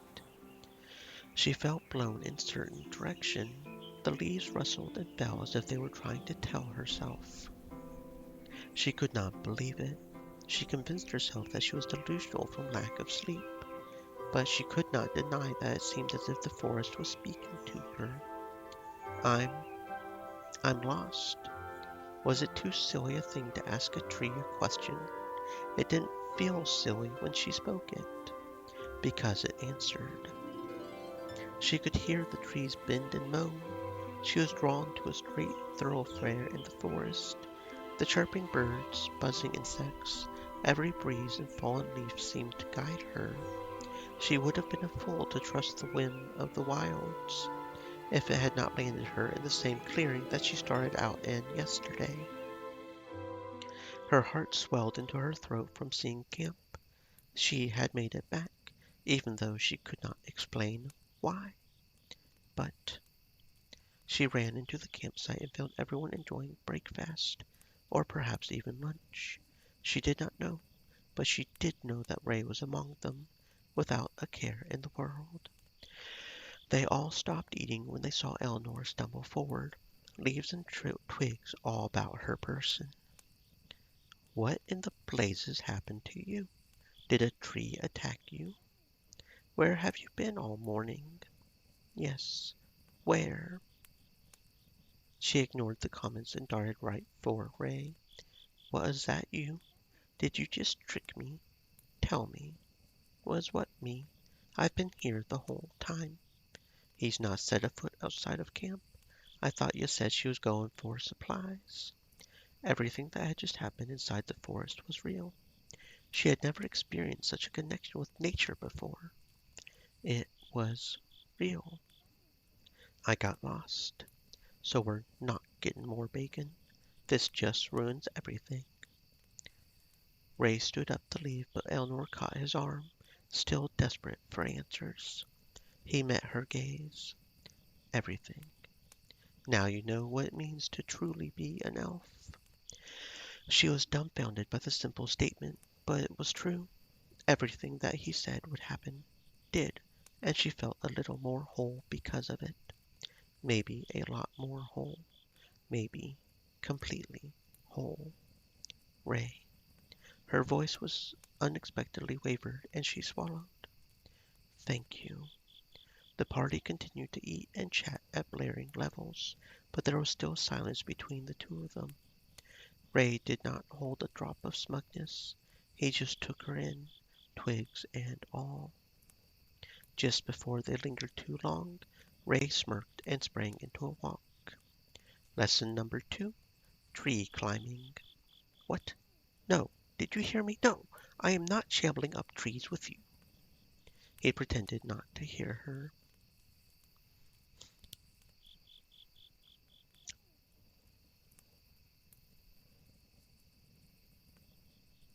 Ray says that all elves climb trees like he does. Is that true? He said that, did he? No, they do not. It's a childhood sport, to be sure, but is rarely used professionally like he has. It takes quite an extensive knowledge of the trees to be able to navigate them so quickly. I cannot believe this guy. He tried to make me feel bad for even questioning him. He is a bit odd, I'll admit. He's always discouraged people from tree running. He says he likes to have the trees to himself. So he is conflicting with himself again. I don't understand why, however. So selfish. He needs to learn to share. Mirth covered her mouth as she giggled. What? It sounds like he is growing up. Eleanor blinked and looked over at Ray from across the camp.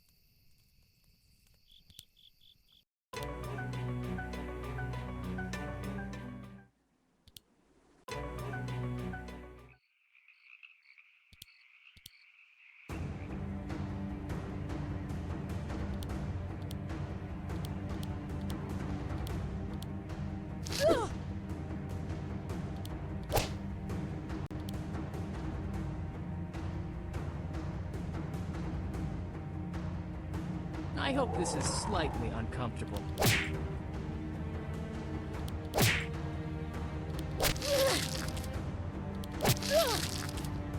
I hope this is slightly uncomfortable.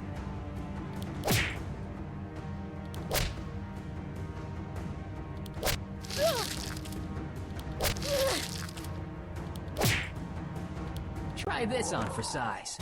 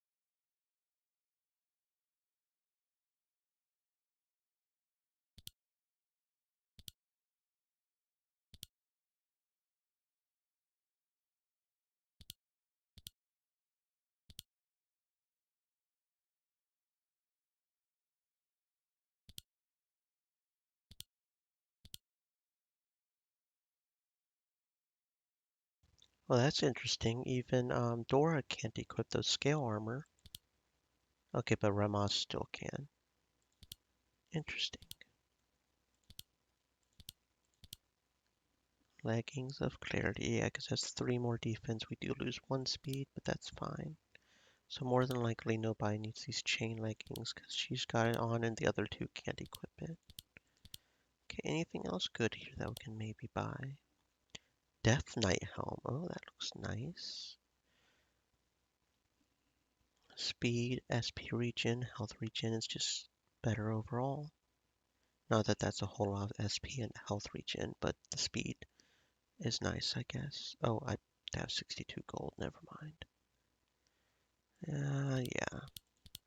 The leggings of the Warlord were expensive anyway. Let's see. Now we need to go to Horus, I think. And there's a fight before we get there, okay.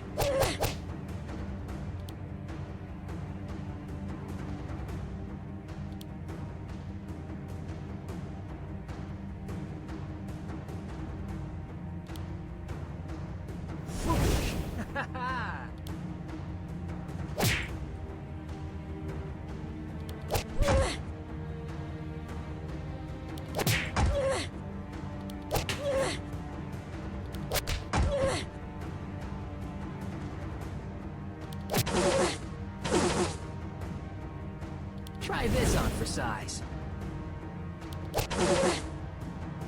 Why are there imbeciles everywhere I go?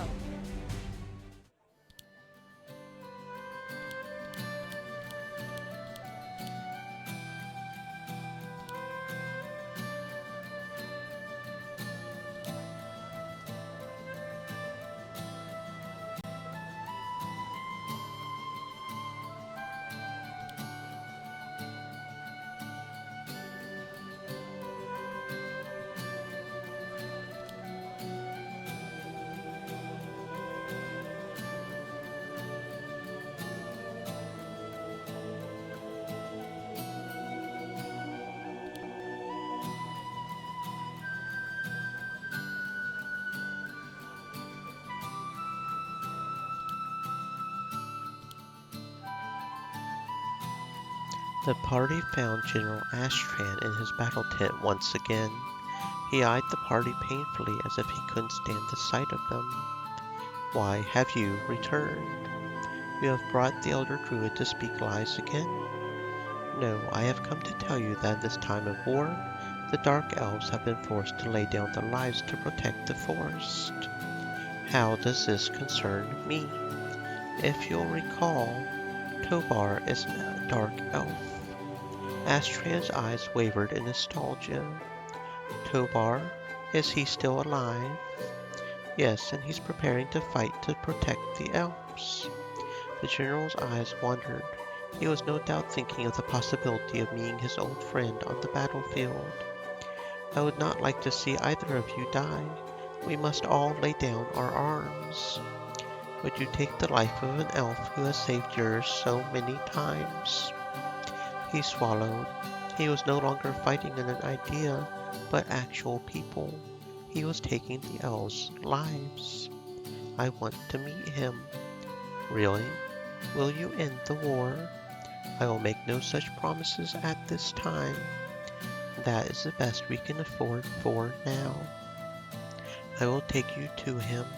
Bringing him to you is out of the question, but I can cloak you from the forest with my magic. Are you ready to leave? Yes. Yes, I will go immediately. Apollomishomaish convinced Astran to travel with only a few guards, though he wasn't pleased about it. Using her magic, Mirth distracted the forest and successfully camouflaged everyone from the elves without detection. At the edge of the forest where the grass turned to sand, they could see the Dark Elves waiting for them. Astran tensed in their presence, but then found Tobar in the crowd.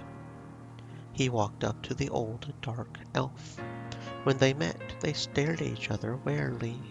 Finally, they each broke into a smile and gave each other a slap on the shoulder. You've grown into a strong man.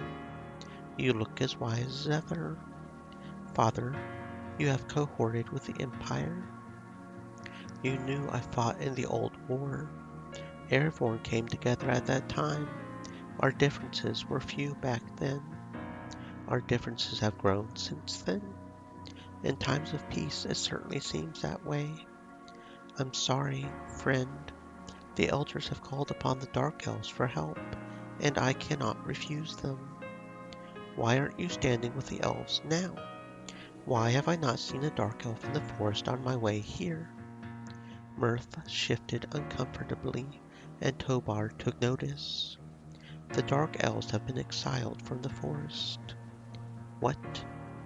For good reason, mind you. Good reasons. What reason? Prejudice is all we have suffered. Don't play the victim. More elves have died by your hands than in the Empire. Ray, no, don't.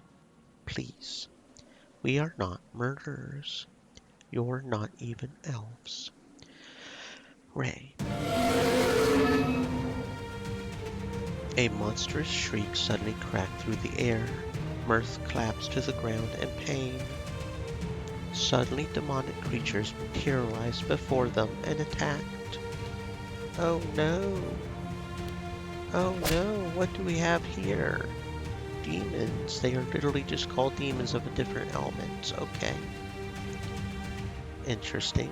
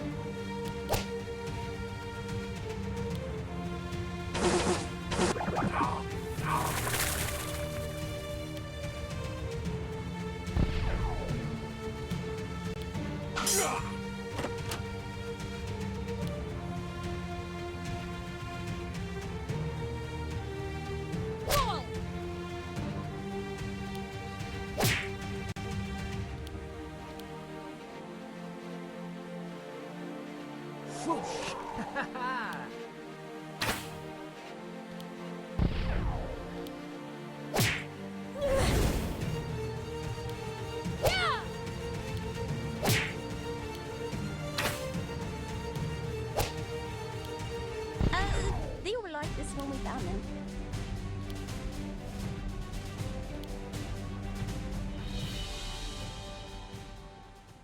They each slowly recovered from the battle. Mirth was shuddering in pain from feeling the demons so close to the forest. Those demons. How could they have possibly sneaked up on us? Misfit, of course. Impossible. Quiet. Probably because the demons could hear these two's temper tantrums from leagues away. Demons, why were they all the way out here? As we tried to tell you before, demons are very much involved in this war. Astran swallowed and then looked desperately over at Tobar. Please tell me the truth. You are not a forest elf. You are different. Tell me, do you believe these people when they say that the forest elves did not attack the Empire? Tobar closed his eyes and nodded. This war is the work of demons. You should trust Princess Loren, crass as she may be, and all her followers in this matter.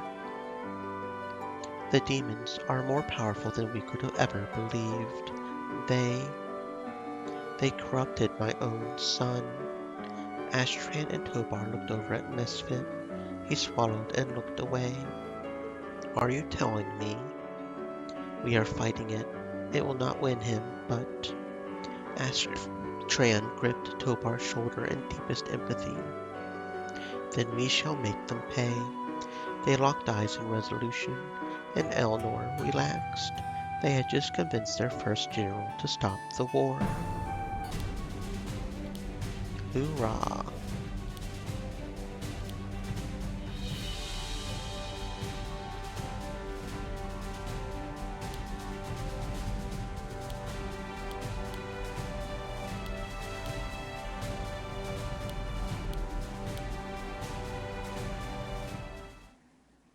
True enough, General Ashtran swore to withdraw his troops and support the peace treaty formed between the humans and elves. This left General Samael. Ashtran gave the party credentials to approach him at his camp, but the rest was up to them.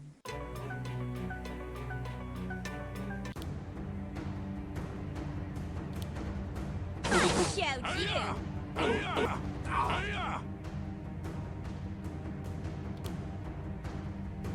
I hope this is slightly uncomfortable.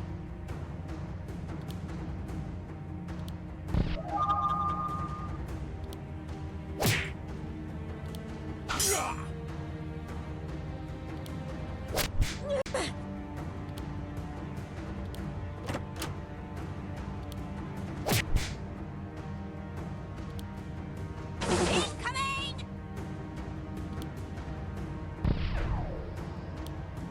Einsteiger!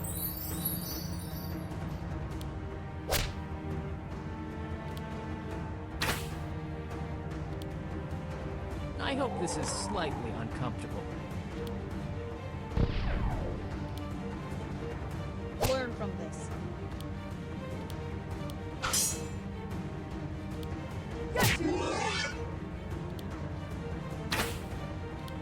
Oh, did we just fight a battle?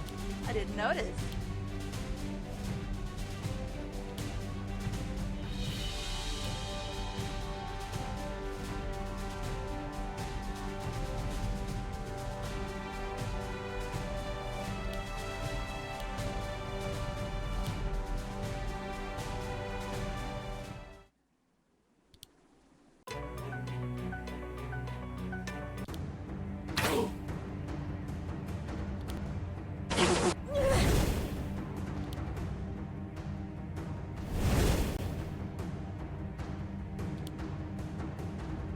Why are you doing this? Great, let's eat.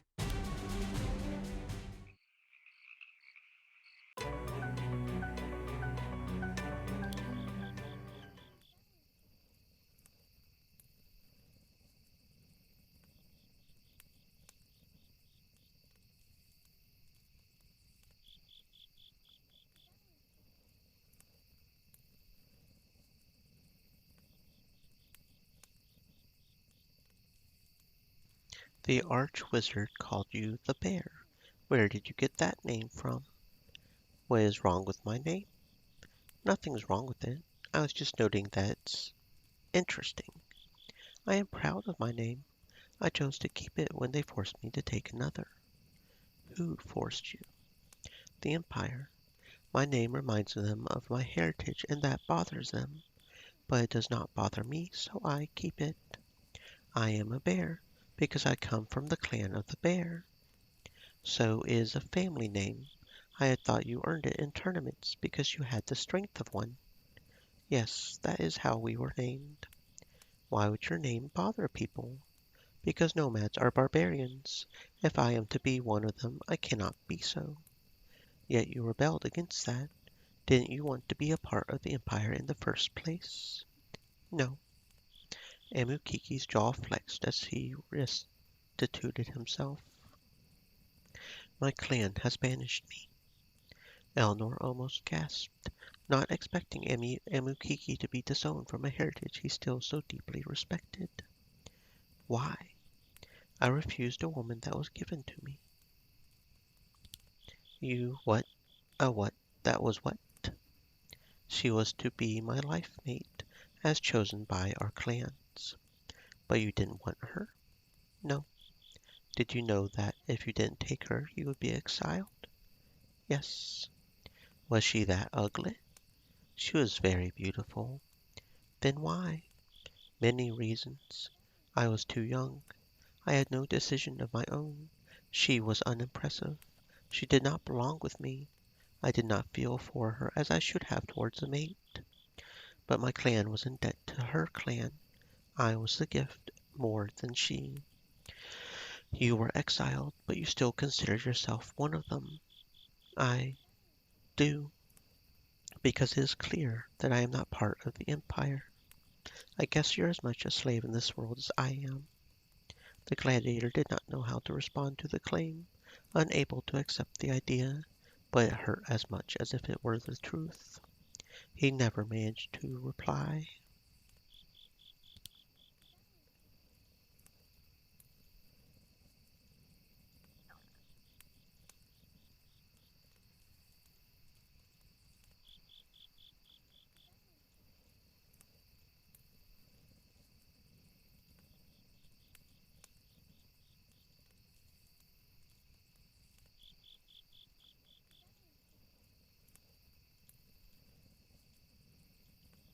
Okay, there we go. Double check the swamps, and we can hunt now. Let's see if we can get something good, although at this point I'm thinking it's more for the experience, honestly. Make sure we're leveled up as much as possible, and maybe getting some of the good stuff. I don't like you.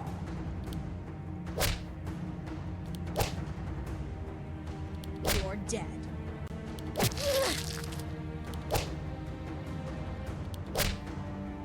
I don't like you.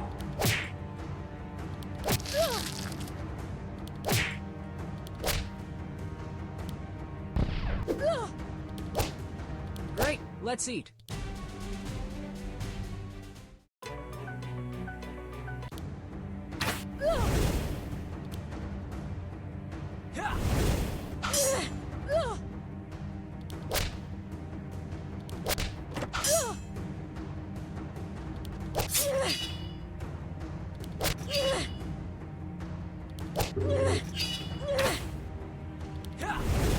Great, let's eat.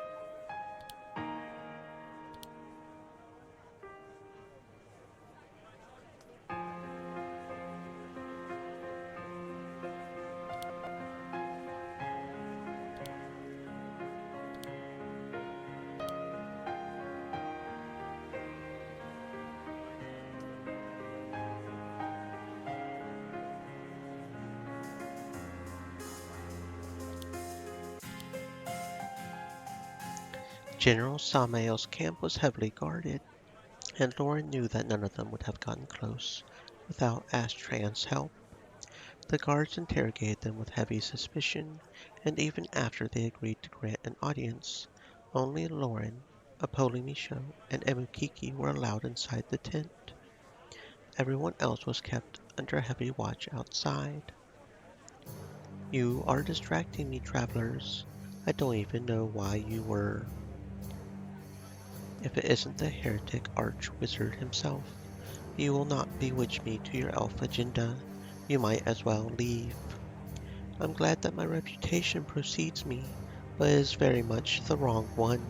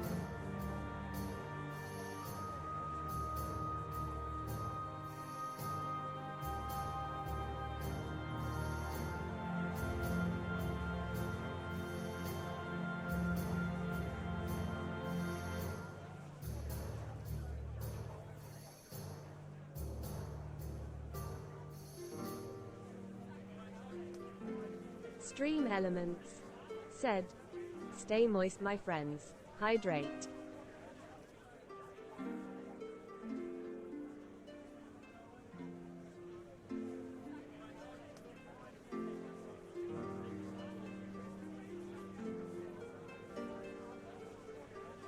Oh, then the rumors of being stripped of your title are false.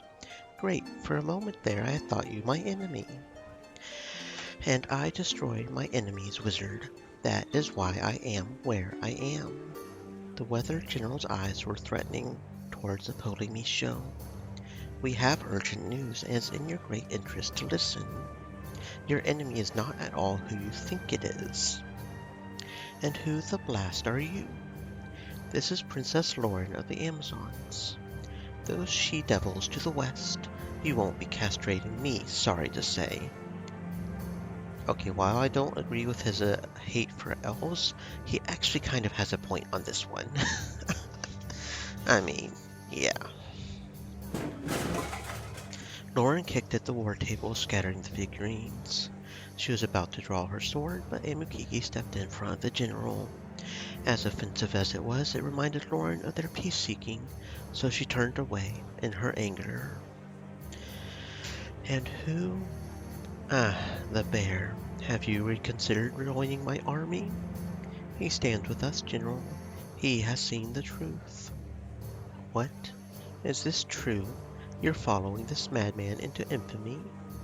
The elves did not start this war. It was demons. The general was quiet for a while. He repeated demons softly to himself. So they found a new joker to lead them.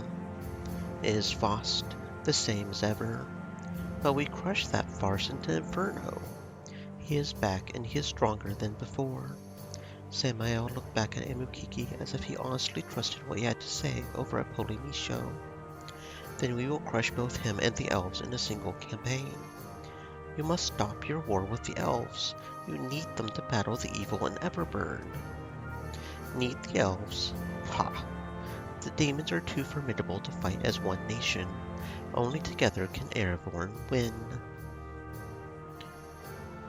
I respect you a lot, Gladiator, but I don't believe that for 1 second. I fought demons in my day, more than any man should know. I know what my army can handle. You're all done insulting my leadership. Get out of my tent, now. They were kicked back out with the other party members. Well, how did it go? A great fool he'll turn out to be. He was going to hear none of my reasoning, but at the very least he recognized Emukiki. It's by his grace we spoke this long at all. The gladiator held his head high. The general believes that the Empire is the strongest nation, and will listen to none other.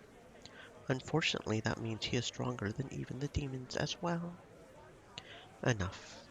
How do we change his mind? We must head to the Everburn Mountains and give him proof of their strength. He needs to doubt that he can take them on alone. Luckily, I think this will be easy to prove. We only need to survive the proving of the gathering of that proof. I don't like the way you said that. We're going to survive, right? Perhaps. No one may even realize you're missing. See, right there is what I'm talking about. She hates me.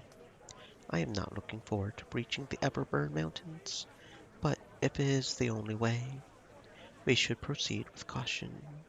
The party sent off towards the dark mountains to dare to find vicious demons and beasts that might tilt the mighty general's perceptions to their favor. Okie dokie, so I guess we've got to go to the mountains. Let's check the Unforgiving Swamps, see if we can hunt again. It looks like we can. And we didn't find anybody. What about Vorkalair? Anybody here? No. Okay. So we need to go to the Everburn. Let's double check in camp, make sure there's no story to check out. Now that we've talked to him, maybe something about how stubborn humans can be.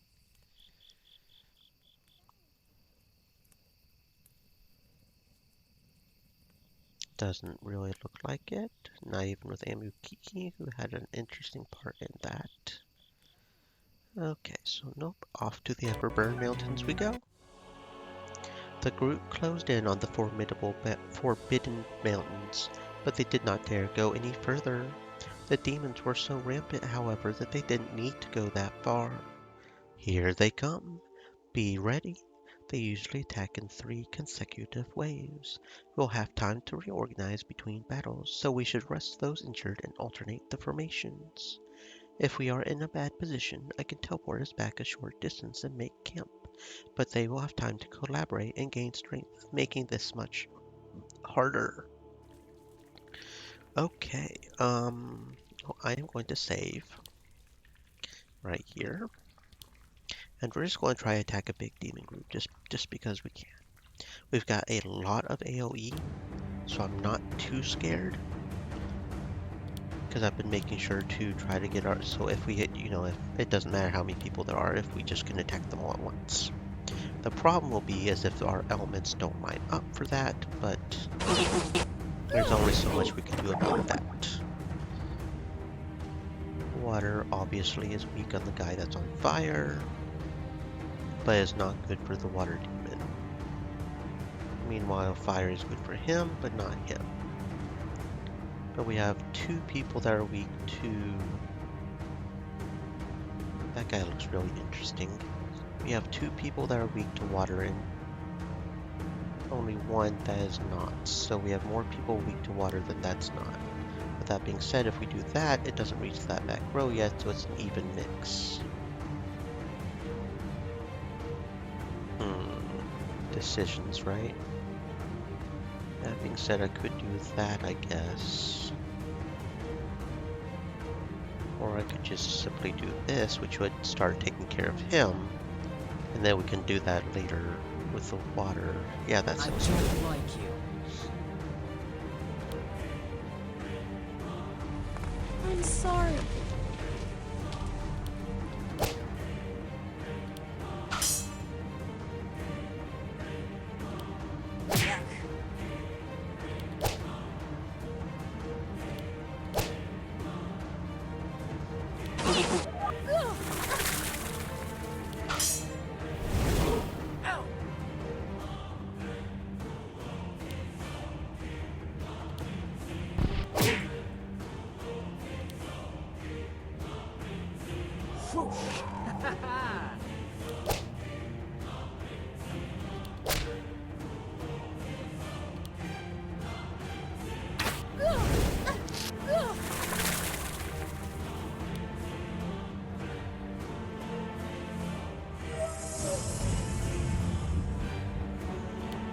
Try me if you dare.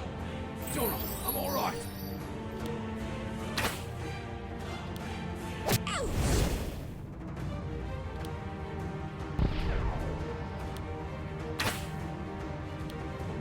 Now I'm mad.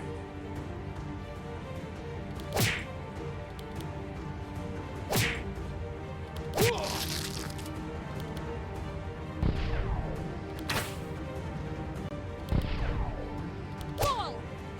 Learn from this so you can keep up next time.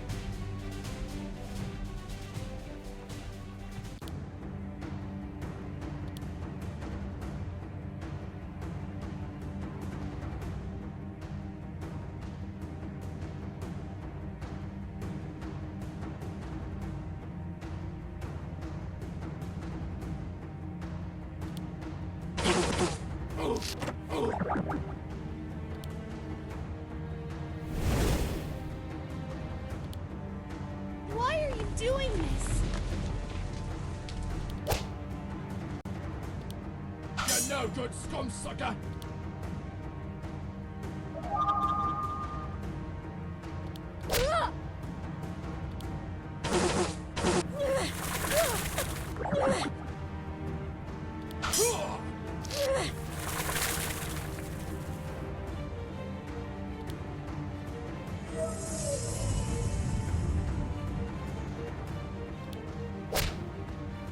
You're dead.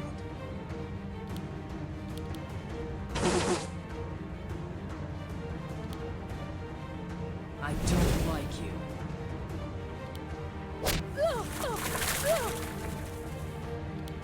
Either I'm really good or they really weren't.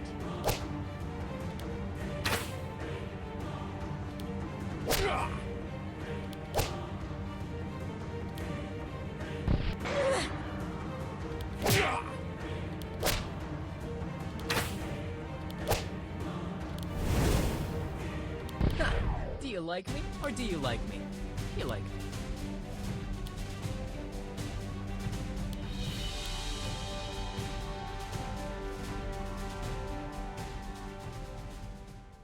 That's it. We have enough samples now. Samael cannot deny these beasts' strength or numbers with ease. Great. Can we please run away from here? Yeah, we can run away now, dude. We got what we came for. Oh, look at that. It is a meteor shower. Hello, Alice. Hello. Welcome, demons and angels. Hope you're having a fantastic existence. Welcome to the Turtle Unicorn Show. Hope you had fun playing whatever it was you were playing. Demon Raid, Demon Raid. Hello, hello.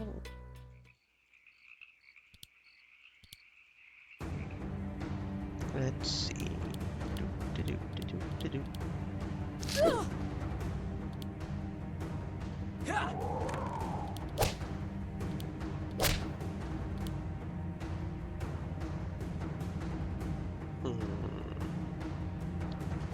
gonna have to take another look at that ability of hers, apparently. I thought we had an ability that we could attack multiple people with Loren, but apparently not. Maybe I misread something Try this somehow, on for size. which is entirely possible. Minecraft, huh? Did you slay the Ender Dragon? Learn from this.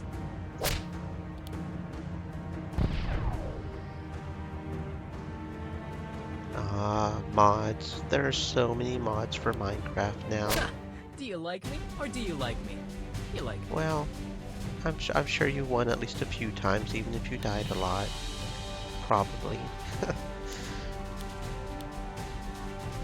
Okay, got some potions of minor healing. Starting to wonder if I should maybe sell those. Okay, let's go to Lothar and convince Samael. The group stumbled back into General Samael's camp, worse for the wear. Their expedition... Bison? I've never heard of bison in Minecraft. That's interesting. Cherry blossom forest. I bet that was pretty. Tigers. Ocelots are the ones I've seen. I don't think I've seen tigers either. Tigers can be scary though. Their expedition was worth the effort. They came bearing the heads of infernal hounds and a storied variety of demon eyes and tails. There could be no denying the strength of the animals they had to fight to acquire them. Apollo, Misho, and Amukiki went to Samael's tent while the rest of the party waited outside. Haha, didn't want to try to fight the tiger? I think one of the best things I've seen in a zombie movie was a zombie tiger. I've only seen it in one movie. I don't remember which one, but it was a zombie tiger. That was some scary stuff. While the rest of the party waited outside, Loren looked anxious for once in her life. Do you think the general will change his mind?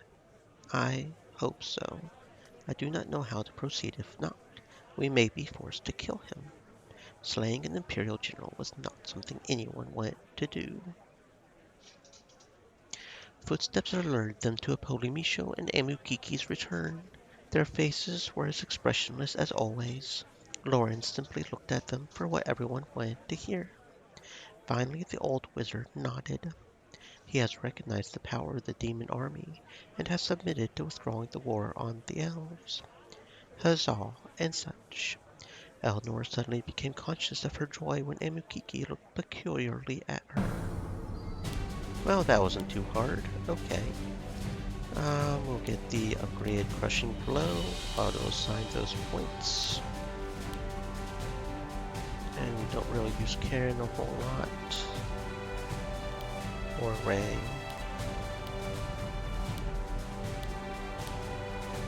Okie dokie. Once again, this victory is credited to Grimoire's champion. I have a new suspicion that the general does not trust magicians very much. Amukiki bowed his head towards Loren. She nodded at him. Thank you for your service. Eleanor knew that saying that was very difficult for her mistress, and she hoped that Amukiki realized that now. We should return to the Citadel to reorganize ourselves. This newly combined army will take much out of us all. They agreed and returned to the Amazon stronghold. They had seemingly achieved the impossible. They ebbed the tide of two raging seas and stopped a war right in its tracks.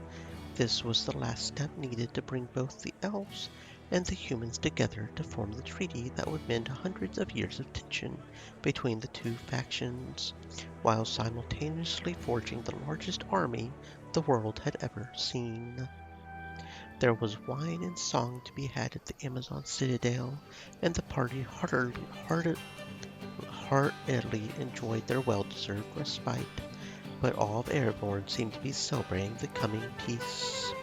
The war was coming to an end because both sides had realized that their petty differences were nothing in the light of Everburn Mountain. Eleanor did her best to enjoy the celebration because it would likely be their last for a long time. Eleanor approached Loren, who was deep in conversation with Frieza, the leader of the Amazon military. Loren noticed her and nodded a greeting. Frieza, however, received her in disgust. How can you let a slave walk right up to you such as this? Loren's calm face turned violet and red almost instantly, focusing all that energy straight into the military leader. Briza immediately felt Loren's wrath and took a step back in fear. I have instructed everyone that Elnor is to be treated as my second in command. Did you forget that? No, Your Majesty. Please forgive. I am done with you. You may leave. She did not waste any time in fleeing Loren's mighty sight. Elnor felt humbled by her protectiveness. Had she truly come to see her as someone more than a servant? I am sorry. And she apologized. Elnor was stunned. Loren, sorry, you what? Mommy, sorry, what? Mommy, what? Sorry? What? Nothing. You're forgiven. That was probably not the best thing to say. Loren sighed and looked away. Elnor opted to stand rigidly in the shadows of Loren, awaiting her command. Unfortunately, so was Amukiki. Despite the celebration happening around them, neither could allow the other to act more protective of their mistress, so instead they each stood guard for nothing. A flock of elven slave girls swarmed them and urged them to smile and to dance, handing them goblets of wine. Elnor took a cup and tried some, allowing herself a small pleasure. Amukiki, however, looked offended into his drink. Wine. Don't you have a drink more worthy of me? Elnor wrinkled her nose from the rude comment. Wine was a noble drink, and the Amazons grew fine grapes that were worthy of anyone. They do. Well, water. The gladiator whipped to look at her, insulted. Elnor felt confident in her cook, and just to top it off, started to chug her wine right in front of him. When done, she slammed it down in victory on a nearby pedestal and coolly walked away to join the dancing by the fire. The heat of the fire felt invitingly warm against Eleanor's skin, but she was shaken from her thoughts when the goblet entered her view. Accompanying the cup was Ray, smiling chivalrously. Eleanor sighed. Humor me. She took the wine goblet from him. You're lucky I can't say no to a good drink. I am lucky, indeed. Ray smiled at her over his cup before taking a sip. I was going to dance before you came over. I'm so sorry I stopped you. Proceed. No, I know better than to dance with a belly flush with wine. Or perhaps that is when you should dance the most. I am not dancing for you. You should probably make amends with that. Except she was already moving her hips and swaying her head to the beat of the drums. It was very easy for Ray to take her hand and spin her around.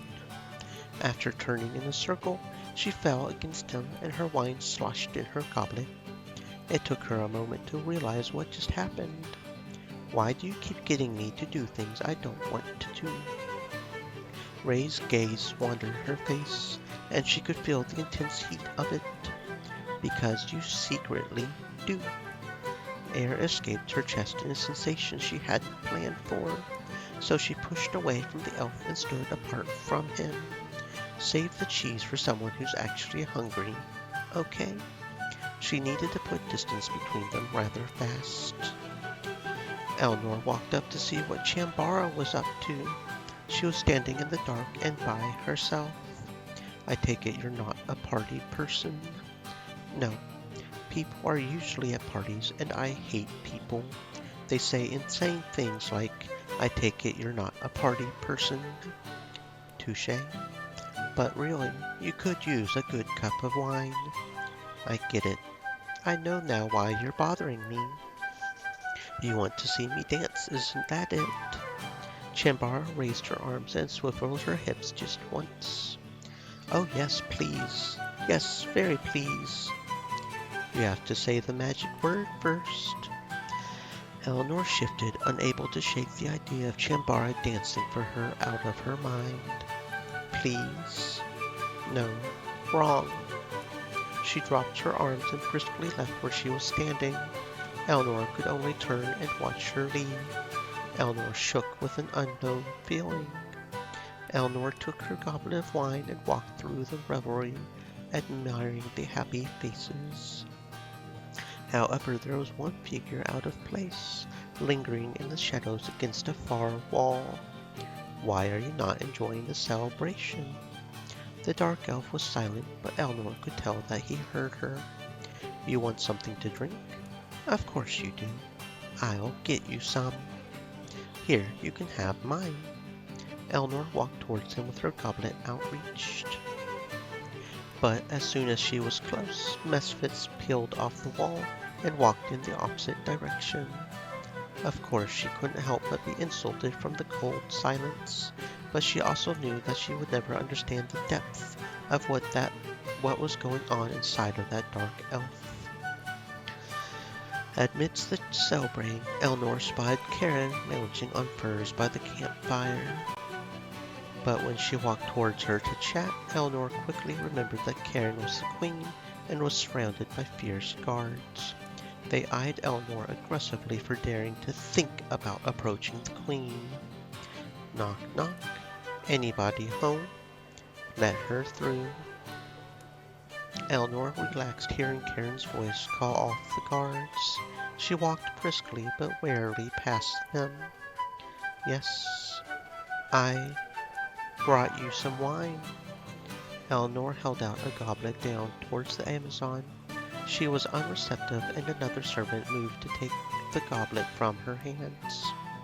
Empty-handed, Eleanor suddenly felt more awkward. "Sit down." Karen clearly gestured to the furs next to her, but Eleanor could not believe it. "Please." She suddenly obliged and sat down on the furs almost too fast. Karen's frown seemed to lift.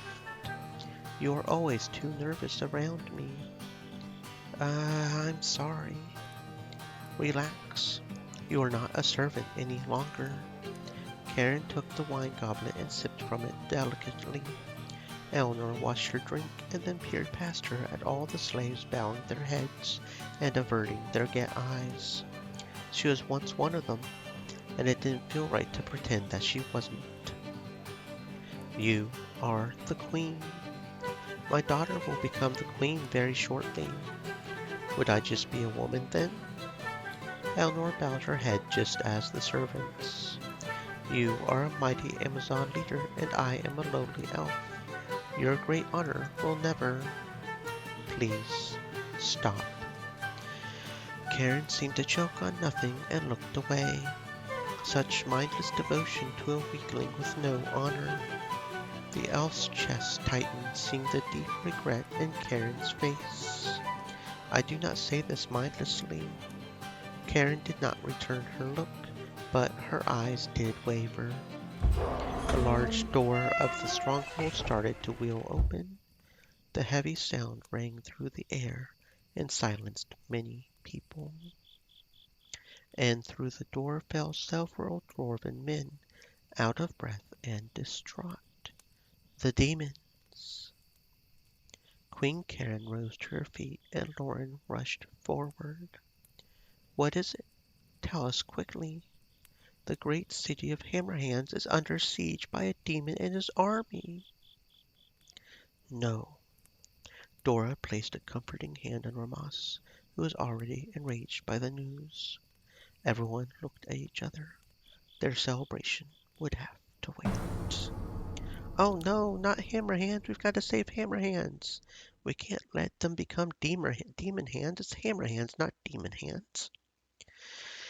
The messengers explained how the mighty dwarven city had been breached by a great demon and his followers, destroying all those in his path. Loren wasted no time in gathering the party to venture forth and put an end to it as a first declaration of war against Faust. First, let's double check to see if something's in the fork layer.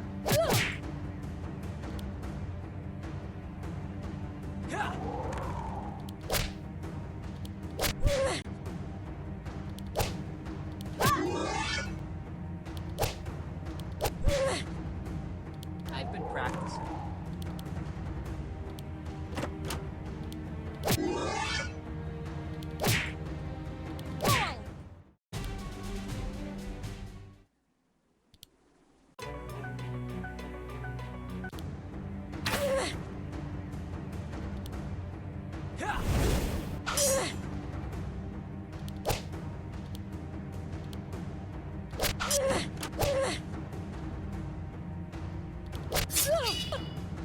Try me if you dare. Huh, that actually worked.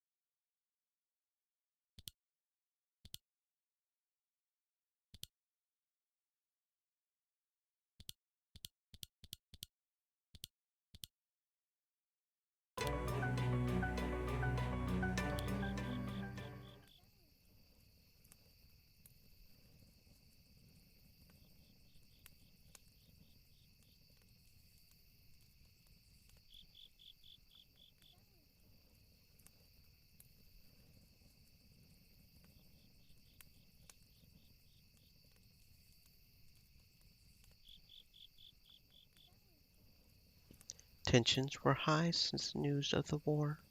Amukiki seemed more aggressive towards Eleanor, most likely because she was an elf. Just go ahead and say it. What? About the elves? About the war and how terrible they are? The assumption hit too close for Amukiki's pride. I am not as harsh on the elves as you seem to think. I am not from the Empire, so I was not raised to hate them. But they declared war on my home. They didn't. It was demons. I am sure that was elves on the battlefield now, not demons. Eleanor felt stinging in the backs of her eyes and her stance weakening. So, that is how you truly see me? No. Amukiki was silent for a long moment. He almost seemed flustered. I apologize. I have made too many judgments. You are right. Eleanor was a bit stunned from his sudden change of heart, because Amukiki was actually sincere. You really mean that? I do not say what I do not mean, but this is a complicated matter. Only because you're making it complicated. They looked at each other until Amukiki broke his gaze. You are a great warrior and you are worthy of honor. You bring yourself honor instead by revealing this to me. Eleanor's lips twitched. Thank you. Amukiki nodded and left to think on his own. Oh, that's got Amukiki maxed out. Alright. So we'll be getting Amukiki's CGs here soon, right? Okie dokie. Still, I'm missing two people, and I'm not completely sure who. But yeah, that's Amukiki. Maxed out, it looks like. Interesting that he was the first one we maxed out.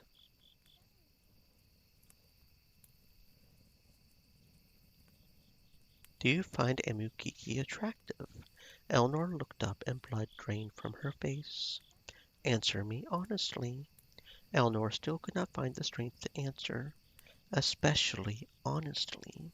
I will not punish you. Speak. Why do you ask? I had once thought all people were born to be attracted only to women, but now I am not so sure. Does the male body have a beauty that I am not seeing? What appeal is there when you could have the pleasures of a woman's body instead?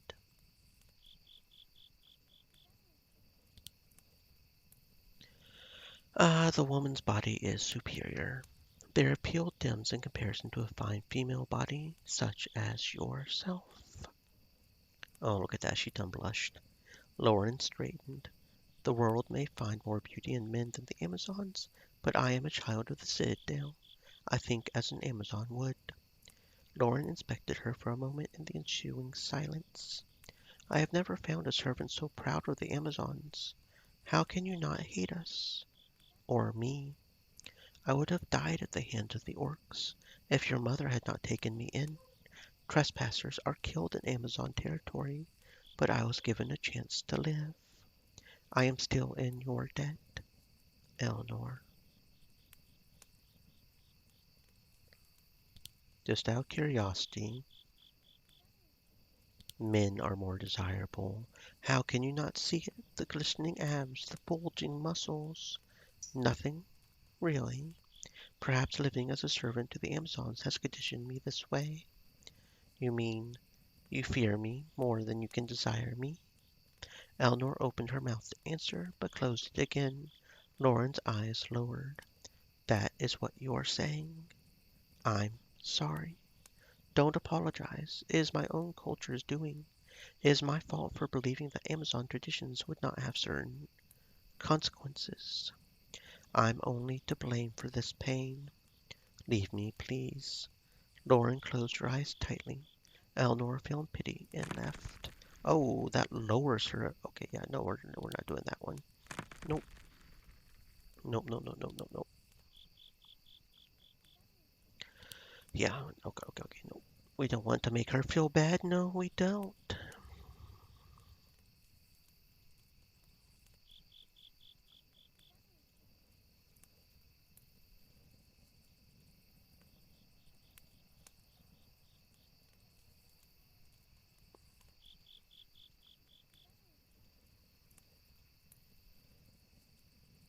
Okay, it looks like that's all the party talk for right now. Okay, anything in the Vork lair? Nobody inside. Can we hunt in the unforgiving swamps? Yes, we can. And we don't spot anything. Okay. So now we need to go to Hammerhands and refute the demon's attack. The screams of terror could be heard before they even reached Hammerhands. Loren led her companions to the front gate and found that the area had been decimated. No, this is my home. Only demons would destroy so mercilessly. Several dwarves ran up to them. Thunder and lightning, it's folks to help us. Who caused this madness? Demons, hundreds of them. They're attacking the keep now, and if they claim it, the whole city will fall. But our families are in trouble. You have got to help us. Blasting right will help you. I'm going to pulverize every last one of them with my blasted axe 20 times over. Look out. They come. Rogue demons hurtled towards the group.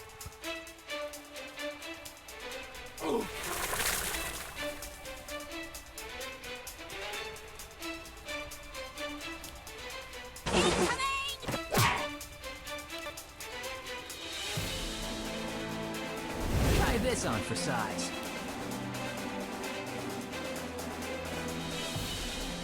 Everybody, get down! Now I'm back!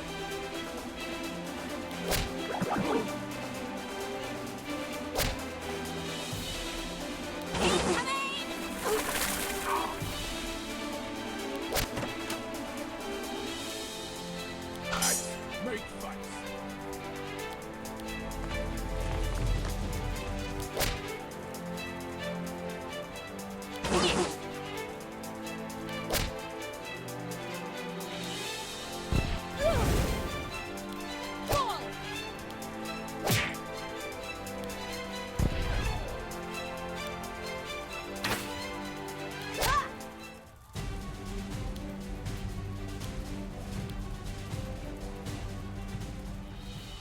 Now to the keep. Wait, you have to help us. Many homes are still in danger. My wife, the demons have my wife. We can't just leave them to die. You heard them. If the keep falls, then the Hammerhands will fall, and that cannot happen. I'm not leaving these innocents to be slaughtered. I am sorry, but the Amazon is right.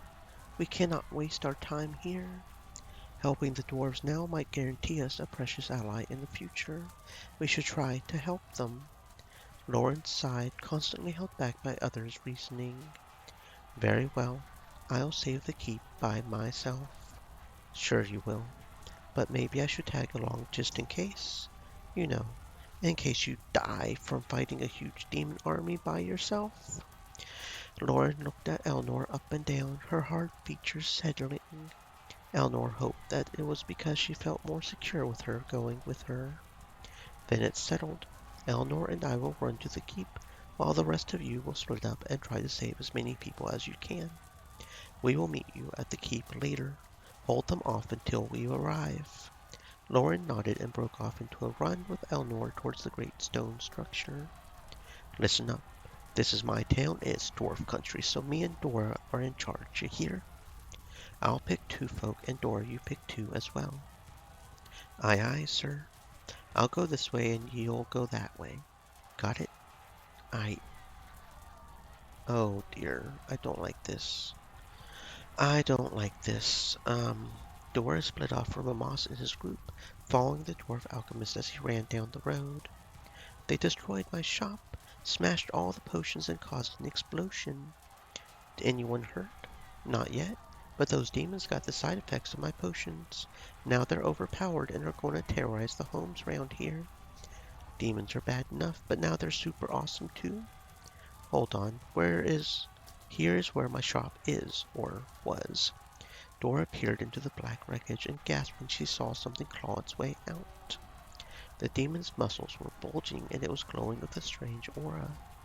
Watch out, it's one of those guys. Kill it before it goes on a spree. Die, stupid monster. Oh dear. Party limit is 3. I think we have to have Dora. I definitely do not want him in here. I'm thinking maybe not her. Let's try him. And her. Let's try that. Because it's only 1, so maybe this won't be too hard.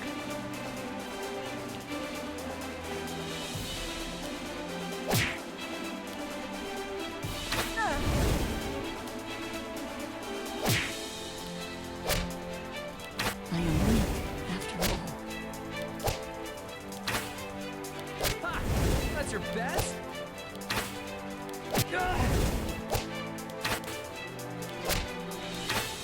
That's it? No more? Okay, yeah, we managed it Not even somehow. hiding behind that rock there?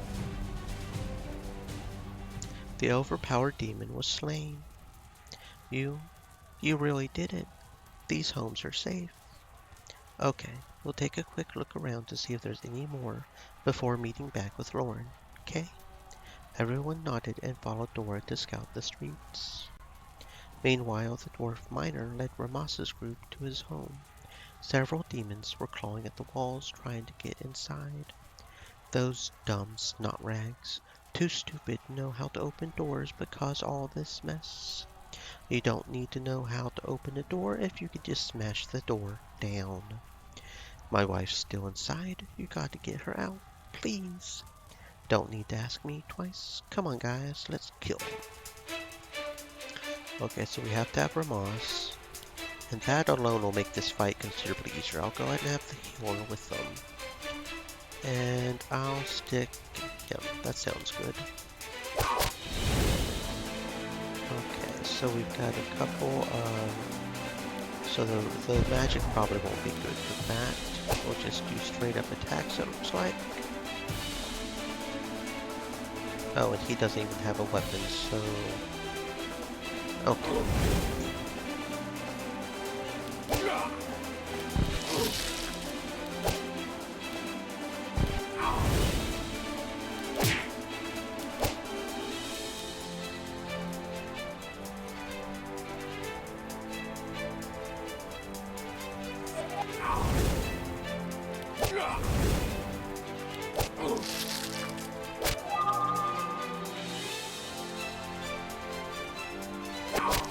Okay, yeah, I'm suddenly not feeling sure about this one at all.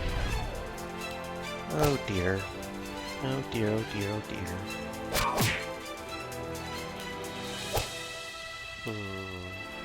I don't like the fact that we have to split up. That's definitely part of the problem we're having here. I thought Ramos had more power than this, but apparently he does not.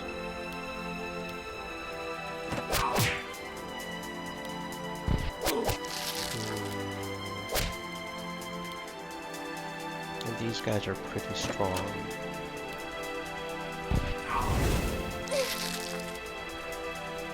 And she doesn't actually have a resuscitation ability. And they're switching us out.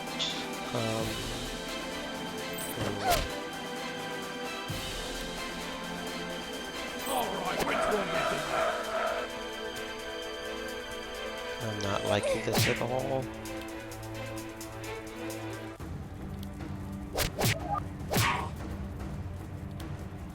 You're no good, scum sucker!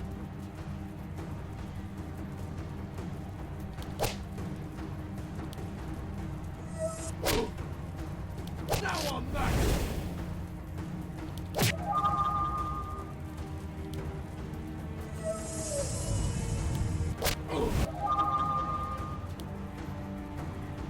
Thank you. I'm so embarrassed.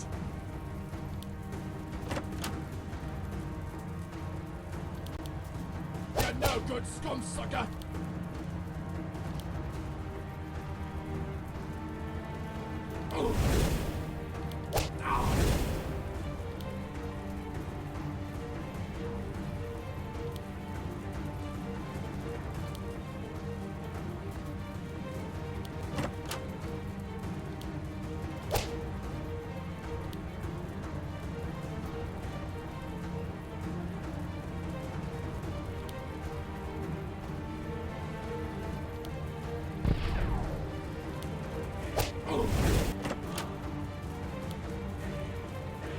Dora, I'm alright!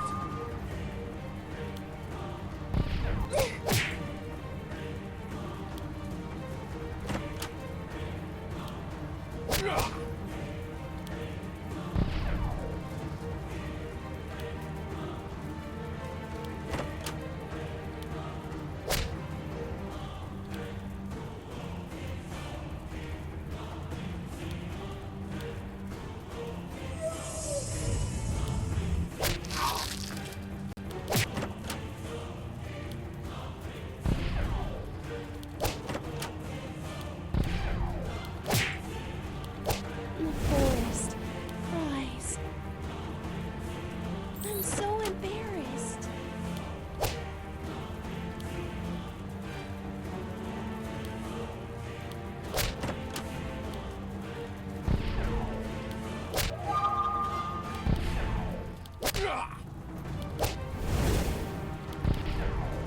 Our path is now clear. Okay, we managed it somehow. We used a lot of our potions, but we managed it somehow. Apparently I should have been training the other people a lot more than I was. I was hoping it wouldn't do that to me. I hate that trope, wherever you have to split the party and the members you don't have built up have to try a fight, but apparently this game is doing it to us. As soon as the demons fell, the miner pushed past the group to open his front door. Sweetie? His wife ran out and jumped into his arms, sobbing for joy.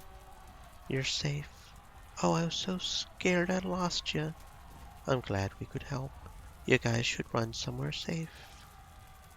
Everyone's making a run for the mines. We should go too, honey. We'll get you there. You guys get 'em to the mines. The rest of you, follow me. We'll meet up with Dora by the keep. The remaining group members escorted the miner and his wife towards the mines in the mountains. They traveled far without being detected, using the chaos to their advantage. Their luck ran out when they approached the mine shaft's entrance. Oh no, we are being followed. They looked behind them and saw that several demons were trailing them. We can't go to the mine, they'll follow and know everyone is there. We need to kill all witnesses. Hurry. The group acted before the dwarf could even finish his plea. Okay, I'm going to save here this time. I'm going to try it with this group, but I may end... Actually, you know what? I'll go ahead and put him in here. Yeah. Okay, we'll try it with this group. And we can't. Okay. Well, you are pretty much useless, so we'll try it with this group. Because he at least has some spells here. Oh, and look at that. There's a lot of them. Yikes stacks. Okay, this is a single target, so we've got single target. No, this is an enemy in a row. So how do you guys feel about Earth? You really don't like Earth. You don't care. So yeah, that looks good.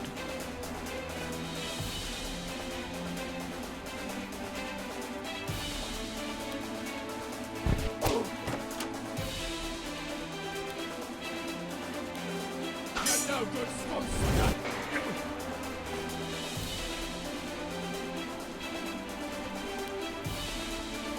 You're no good, swamp sucker!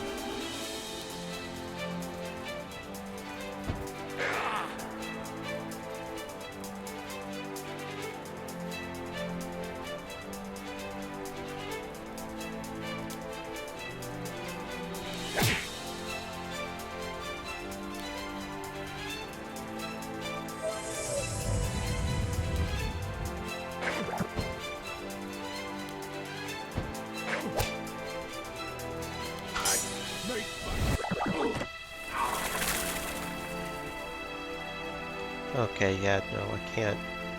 There's no way. I don't know why the old man's spell isn't working. Was it just me, or did it look like his spell was not working? I don't know, but apparently we're just going to have this guy in here as well. And since she's out of mana, she's not really doing that much good, which is kind of bad. I don't know. Maybe we'll try him and take her out. I don't like this. I don't like this at all.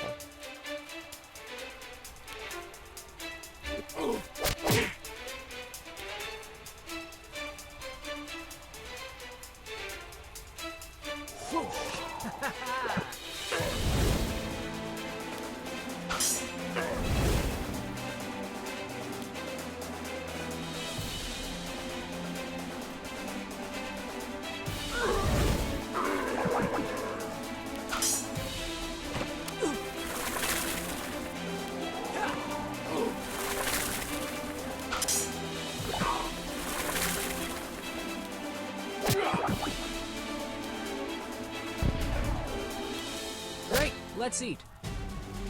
Hopefully I will not regret having him on this fight. Thank you. Now we can go hide in peace. We'll be sure to tell everyone about the mighty folk who saved us. Now go on and return to your friends. Save our blasted keep. It's all we got. They nodded and rushed off towards the sounds of war, in hopes of finding Ramas and Dora. Through the town, Loren and Eleanor followed the carnage to the grand tower in the center. There were demons attacking the walls, but the dwarves in the tower were defending it with everything they had. This is not going to be pretty. Loren did not say a word before she charged a lingering pack of demons before her.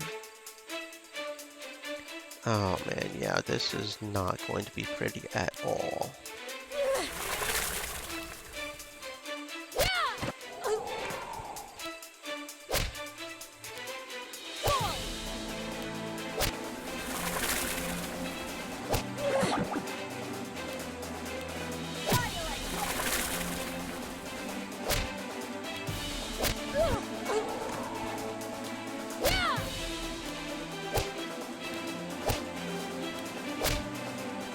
I feel like I'm gonna need a bath after that. The battle was done. It was clear that Loren would not have been able to storm the keep by herself as she claimed. Loren stood stoically for a moment as the blood dripped from her weapons. Thank you. Don't go soft on me now. The corner of Loren's mouth twitched as she looked back at Eleanor. They locked eyes. Their moment was interrupted, however. Hey, save some for us. Ramas ran up to Loren and Eleanor, waving his arms around. Dora's group was following close behind. How did everything go? Perfect. Of course, Dora did an outstanding job as well. Dora finally caught up and huffed a few times to catch her breath. When she looked up at the keep, she jumped. So many demons. Where do we even start? Loren slowly turned back to the demon army and pulled out the ember blade. She studied each foe one by one. She then pointed her sword at a hulking rock creature in the midst of the chaos. It looked like a golem from the mountains, and they expected no less. They were powerful creatures that Faust would have definitely recruited to his side. The ember blade began to glow from being unsheathed. The sight and sound seemed to agitate the demons even from a distance. The rock golem rotated to face her. His eyes glowed in a tense moment. His features were unmistakable. This was Khan, the fabled Alpha Golem. Stop. Everyone within leagues of the golem froze from the mightiness of his command. The dead silence that followed was so eerie that a chill crawled down Eleanor's spine. The rock creature then took heavy, slow footsteps towards Loren and the rest. The demons that had been attacking the dwarven keep broke away to follow him. Hold steady. Even Loren was intimidated by Khan heading right towards her, but her words glued everyone in their place. Ramas, so engaged at what he was witnessing, raised his axe and took point. You are the sword keeper. You are the Amazon. The golem's words rumbled from his mouth, causing the ground to vibrate with each syllable. I demand you leave the city. I will leave when you are dead. Loren pulled out her second sword. Eleanor did the same. There was no way that rock demon was going to rock her mistress. Why have you attacked this proud city? Us dwarves ain't done nothing to you demons. Dwarves, elves, humans, we do not care. He said that the sword keeper would show if we fought. We fought, and she showed. You killed these people just to get to me. He said you must die. The trembling under them was much stronger from how much closer he was. The demon armies behind him cackled and squeaked in unsettling chorus. Your boss is going to be so pissed when he finds out you're dead. Loren and Eleanor rushed into battle almost in unison.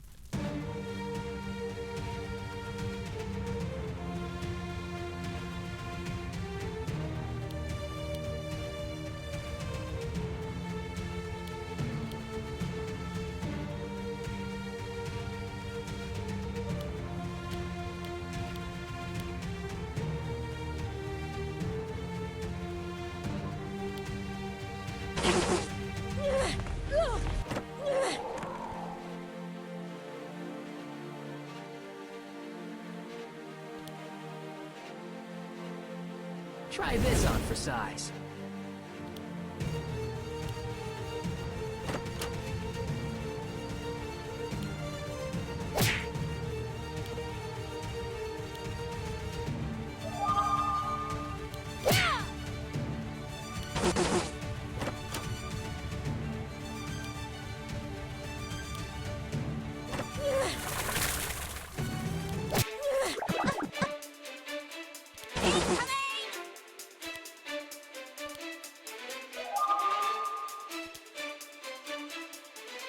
Try this on for size.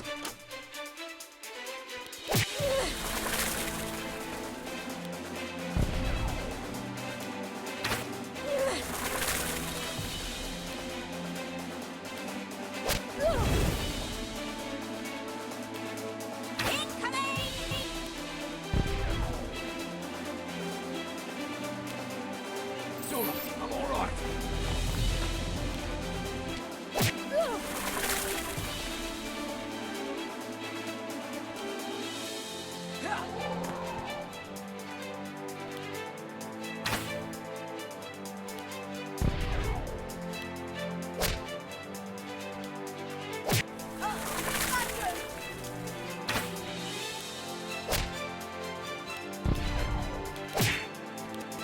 This is slightly uncomfortable.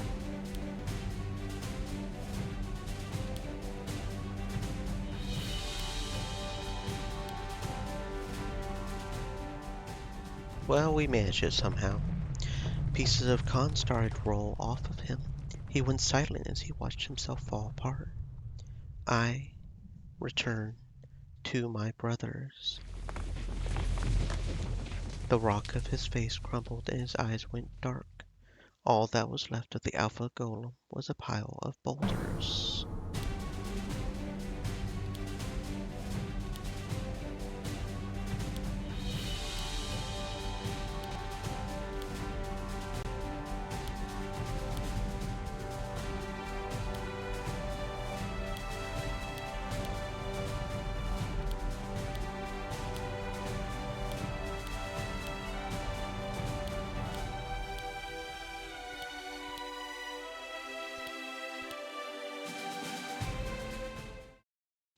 The demons behind him were no longer jeering. As soon as Loren looked at them, they fell out of ranks and tried to flee any which way they could. But Loren was too winded to do anything more. She fell to her knees and tried desperately to regain her breath. Loren, are you all right? Elnor was by her side immediately, checking her for mortal wounds. No, I'm well. To be safe, Elnor used her healing magic on her without her permission. She filled with a bright light, and her breathing returned to normal. When the spell was over, she looked up at Eleanor's face, very aware of her arms around her. How about now? She was speechless for a moment. The feeling of dependence was completely new to her. She had always needed to rely on herself alone. You did not need to do that. I said I was well. You're going to have to trust me that you weren't. Loren swallowed, looking into her eyes, and then quickly stood up and away from her, clearing her mind of any thoughts. The demons have attacked a neutral city, one untouched by the elves or empire. Yes, it will be most interesting to hear how the council will try to blame this one on the elves. They can't possibly. They will have to realize that their enemy lies in the Everburn Mountains, not the forest. We must go to Grimoire. I will make sure their actions are swift. The party tended to the city of Hammerhand shortly before leaving for Grimoire. The dwarven leaders were grateful for their service and assured Ramas that the city would be rebuilt in no time. They also agreed to join the army against the demons, which was extremely welcome. After experiencing the wrath of the Stream demons Elements firsthand, said, "Stay moist, my friends. they Hydrate." all feared what else Faust had in store for them. They traveled to Grimoire to confront the council on what transpired in Hammerhands. They admitted the fact that the demons attacked merely to bait Loren to keep anyone from branding her a threat to the world. It was because she had the sword that the demons wanted her dead, which made it even more important to protect her.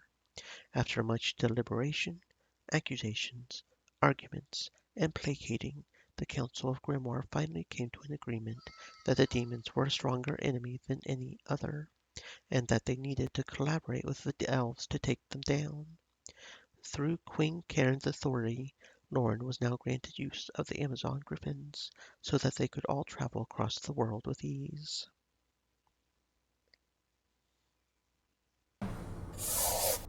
Chapter 3: Trial by Fire. Back at the Citadel, Loren was entertaining both the Empire and Elven generals in the audience chamber. They were fast to disagree on every possible matter. Elnor watched as her mistress's glower deepened every time a general would interrupt the other, or scoffed at the other's suggestion, or merely frowned. Despite there being a peace treaty, the two races were far from being at peace with one another. Loren finally had enough. Quiet, all of you. You're both incompetent and know little of war. You're both acting like younglings. Their shocked expressions turned to resentment. and then to guilt. We will win no war like this, not with the two of you in charge. And what is your solution, if I may ask? I will lead the army. Both sides will follow my command. A woman. Loren reached for her sword, but in the same moment Eleanor had leapt up to physically stay her hand. Loren instead just growled. The council would never let you take charge of its army. Well, it had better if we want to win anything. Mistress, maybe we shouldn't argue with the general. Loren turned away, upset about her lack of control over the situation. The forest elders are not likely to give you complete control either, unfortunately. She is right, however. We cannot wage war like this, divided in two. Then we should convince both councils that Loren is a remarkable leader. That won't be hard. Actually, it most likely will be. The stupidity of the humans and elves will never cease to astound me. Eleanor looked at her queen briefly. Did she truly think her kind was stupid? How best do you recommend we convince them to give Loren full command, Arch-Wizard? Pushing back the demon army would be a good start. Scourges of demons are roaming the land, and dispersing them would likely put a heavy dent in the demons' forces, as well as demonstrating the ability of the one who dispatches them. Yes, demons have been lingering in the outskirts of Horus, one of the Empire's prized cities. Reports say that they are being led by a corrupted barbarian. He is said to be a fearsome man to behold. But nothing should be too much of a match for our great prospective leader. I will deal with him. On a related note, Princess, a succubus has been terrorizing the desert and forest. If you slay her, our elves may concede authority to you. So my paths are clear. I must slay 2 demons to take reign over the combined army. You make it sound so easy. Loren clenched her fist in determination before exiting the room to prepare. Outside, Breeza ran up to Loren and Karen. This was the first time they had seen her since she was told to scout the castle of Namar. My queen. She panted and almost collapsed in front of them. Great Moon, what is the trouble? Namar. Vampires. So vampires have taken over the castle once again. My scouts. They've taken them. I was the only one who escaped. How many? I rode with 8 subordinates, Majesty. I saw one killed right before me, and the others will be too. That cannot happen, Loren. Yes, we will travel there as soon as possible. You're relieved, Breeza. Go home and rest. We will retrieve our Amazons. The military commander nodded and left. Loren knew she should have intervened sooner. Okie dokie. Double checking the Vork layer that there's nothing here. It seems like the Vork layer is now permanently empty. Not sure what's up with that.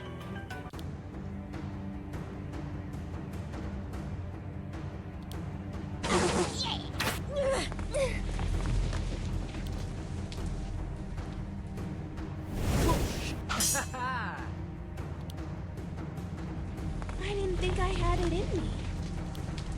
Feel like I'm gonna need a bath after that.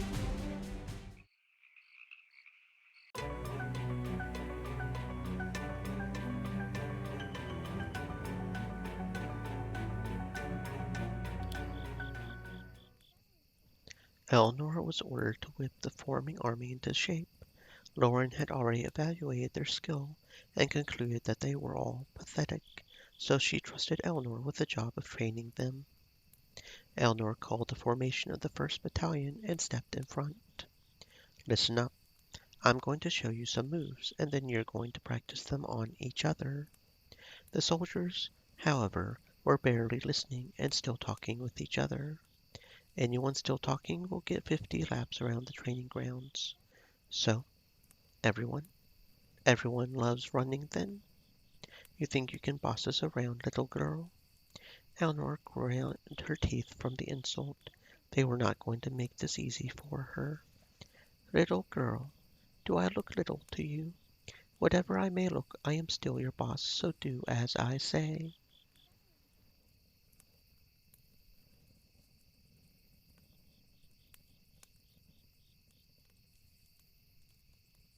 The soldiers laughed. Eleanor began to flush, even though she didn't want to show any sign of weakness at all. But she couldn't do as Loren asked if the soldiers didn't respect her at all. Not too far away, Loren was scowling at the situation. Her attention could not be divided, even with Breeza speaking with her. She watched as the soldier made an extremely rude gesture to her companion. She suddenly abandoned Breeza to confront him. What is the meaning of this? All the soldiers quickly changed their attitude. Not a smile was seen. Loren grabbed the offending soldier in anger and yanked him up to her height. You dare disrespect your commanding officer. What kind of military do you hail from? Whoa, well, we were just kidding around, you see. Loren raged, receiving something other than a complete apology, coupled with a plea for his life. She dropped him and reached for her sword. A joke? I will show you a joke. Loren, no. You know me, right? I'm a joker. They're jokers. We're all jokers. Eleanor swallowed, hoping that lie would calm her. Loren eyed her intently, still wanting to champion her, but eventually she bended to her judgment and gave the soldiers the benefit of the doubt. I see. Jokes may be good for instilling camaraderie, but they have a time and place. This is neither. Yes, ma'am. We're very sorry, aren't we? The soldiers all nodded without hesitation. We're all right. No need for unnecessary violence. Would you like me to accompany you for the training sessions? That intrigued Eleanor, because she definitely wanted her to share her battle expertise with not only the soldiers but her as well. But all of the soldiers shook their head and declined on behalf of Eleanor. Loren felt a pang of rejection, even though that was the reputation she forged. She hadn't asked just to threaten the soldiers, but that was becoming her guise, and she wasn't sure it sat well with her to be so easily unwanted. Loren shook it off, knowing that being a leader had its sacrifices.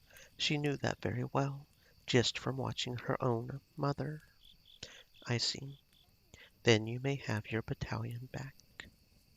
Eleanor caught the small injury in Loren's eyes as she walked away, and then wished she had had the chance to show her that she wanted her to stay. And that's Loren maxed out, okie dokie. You had said that many monks in your temple were trying to repent from past sins. Yes, it makes for a very devoted devotee. When you know you have done wrong in your life, you will work hard, unquestionably, to do good. It serves the disciples well. And what about you? I mean, are you one of those that is trying to make up for things you did before you were a monk? Salzer pressed his lips into a thin line, and then sighed. You caught me. Yes, I am the poster boy for repenting monks. I'm not the only one, but it's true.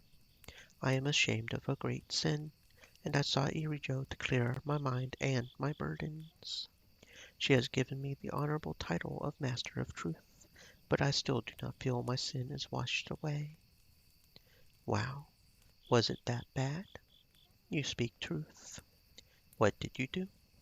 I do not wish to say. Maybe later.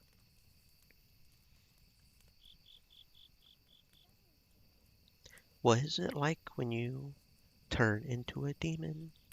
Why does that matter? I want to understand you. Mesfit took in a breath and focused on a point in the distance. There is nothing to learn.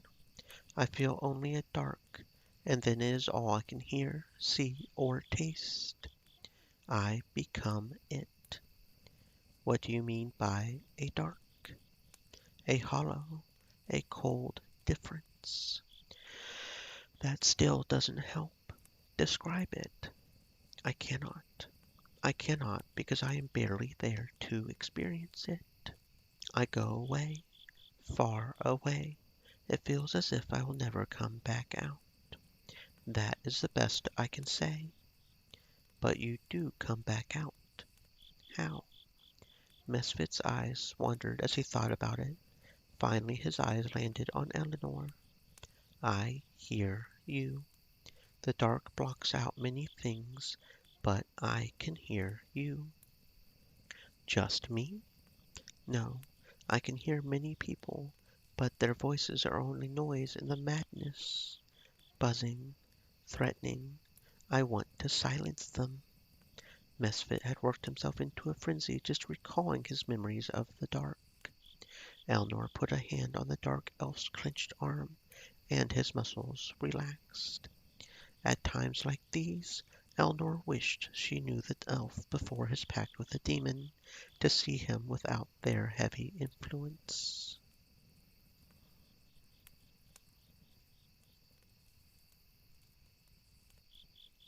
All right, I'm hooked. I need to know more about you. Chambara giggled. About time we got to know each other better. How did you come to be in the swamps? You're being serious. Of course I am. That's private information. She crossed her arms and looked away. What do you do all day in the swamps? Don't you ever feel lonely? Chambar's hard look broke at the insinuation.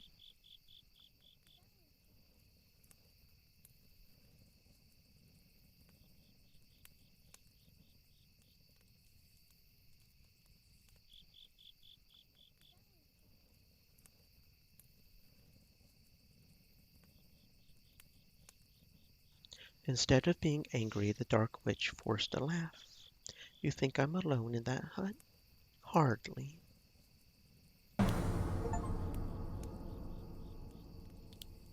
Do you kidnap little kids like in the fairy tales? Do you eat them? Oh, please, I almost never eat my prisoners.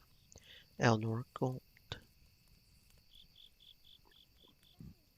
"Mm,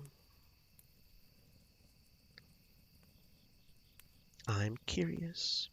I know we have been down this path before, but I hope you'll find some leniency for me since I am asking you directly this time.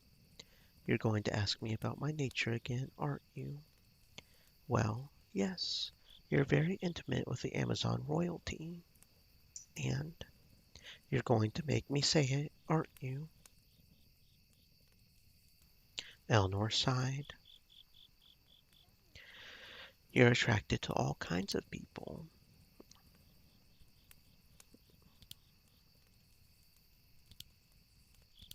I've never had a chance to explore my nature before. For most of my life, I lived only for my own mistress. It has been only recently that I was allowed to connect with others. And oh boy, am I making connections. Including me. Eleanor smirked. Especially you. Coming from you, that is the most flattering compliment I've ever heard. And that is a difficult achievement. Don't press your luck now. Why not? I've been extremely lucky thus far.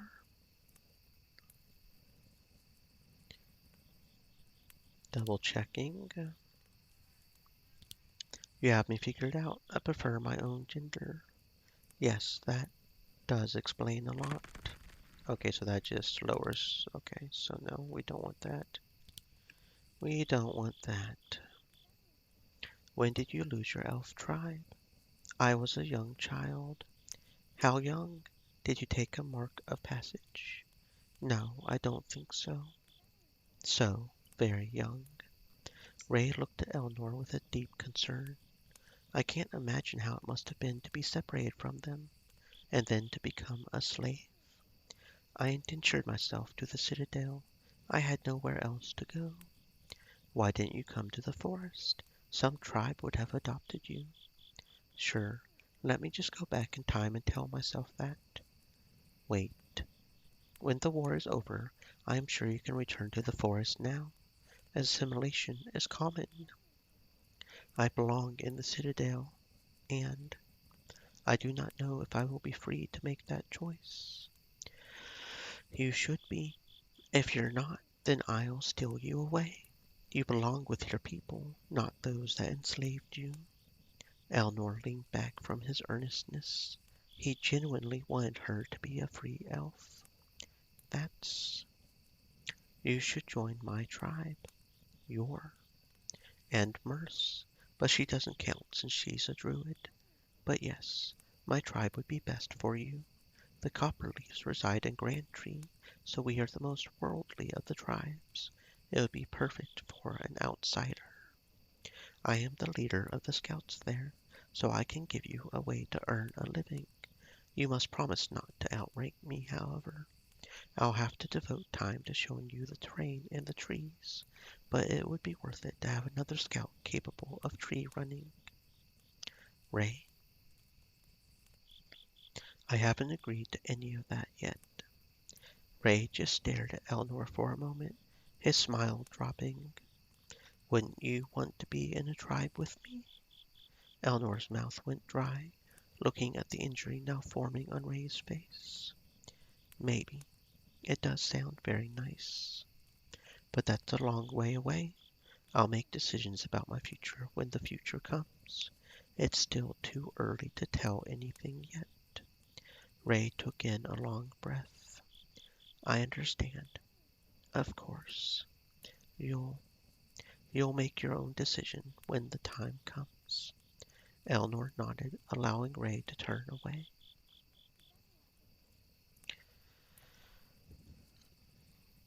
Elnor, may I ask for your aid in something very important?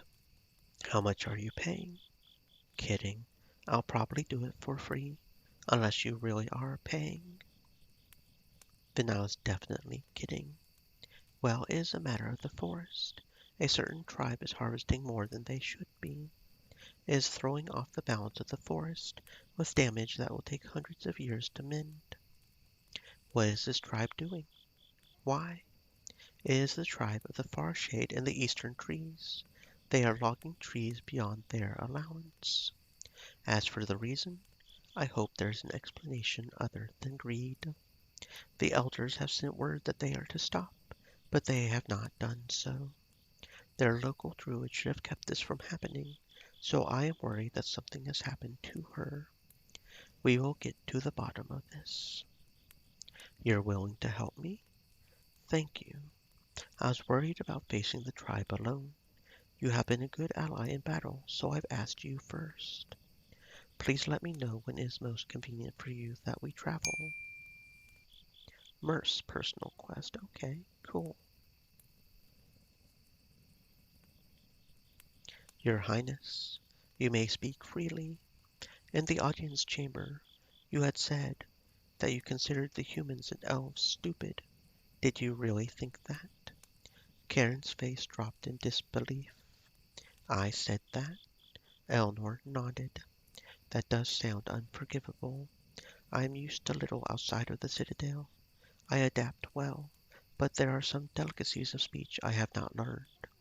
I am used to speaking to Amazons only. But you are correct. Now that all the cultures must come together, I cannot speak so disparagingly about other cultures, especially of the race of elves. You are a very wondrous elf. Wondrous. I have been curious about you since you took me from the swamps.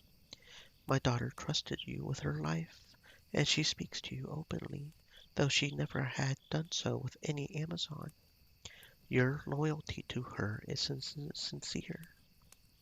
Elnor bowed from being honored. Absolutely. So I do not think you are stupid. Elnor smiled and looked up at Karen again. You were quite wise to save me from performing my last rites. And brave. Extremely brave. Karen reached out and took Elnor's hand and faced it palm up. A light scar was stretched across it from where Eleanor cut her hand on the sword Karen was going to use to kill herself. I look at the scar with shame, but I want you to look at it with great esteem. Show it to anyone who dares challenge you, and they will quake in fear. Karen traced the scar with a soft finger before letting go, causing Eleanor to shiver.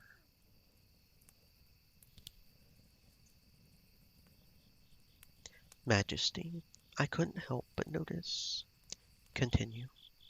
When I was serving back at the Citadel, I was given the honor of seeing you fight in an unarmed battle. It was one of the greatest fights I had ever seen. And yet, when I see you battle now, say it. Well, I think you might have gone a bit soft. Karen drew in a long breath. I believe you're right. That's all you have to say about it? I know you're stronger than this. We're counting on you. You think I am not doing the best I can? That my age has rendered my spear arm useless? Which insult is it? Um, I'm not going to say I'm sorry. You really have lost your touch, but I think you can get it back. You just need to get over this depression. Karen's eyes flared wide, staring down Eleanor. You speak your mind too boldly. Eleanor slunk back, afraid of invoking her queen's vengeance. You are small, but you have the voice of an Amazon. Eleanor blinked. Karen's eyes slowly dissipated. I see why my daughter favors you.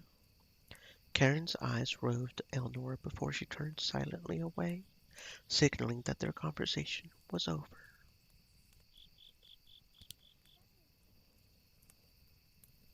Eleanor, good. You are who I wanted to see. What can I do for you? As you know, my daughter will become queen within the season. I want her to be a great queen, even greater than me. I failed my mother's heritage, but Loren can restore it. I want to bestow a warrior's gift upon her to help her in her reign, as my mother did for me. What kind of gift do you mean? I do not know if you share our Amazon religion, but we worship the Amazons that have come before us. They are our great mothers. If I could give Loren a relic of a great mother, she would be destined to join their ranks. I request your arm in battle in helping me retrieve one. Where would we find such a relic? I thought about this for some time. There are high tales of an Amazon warrior and her weapon. She ended a bloody battle with the mighty Chizulu, dooming the land to rejoin the ocean. Her weapon broke an entire land, and I will settle for no less for my Loren.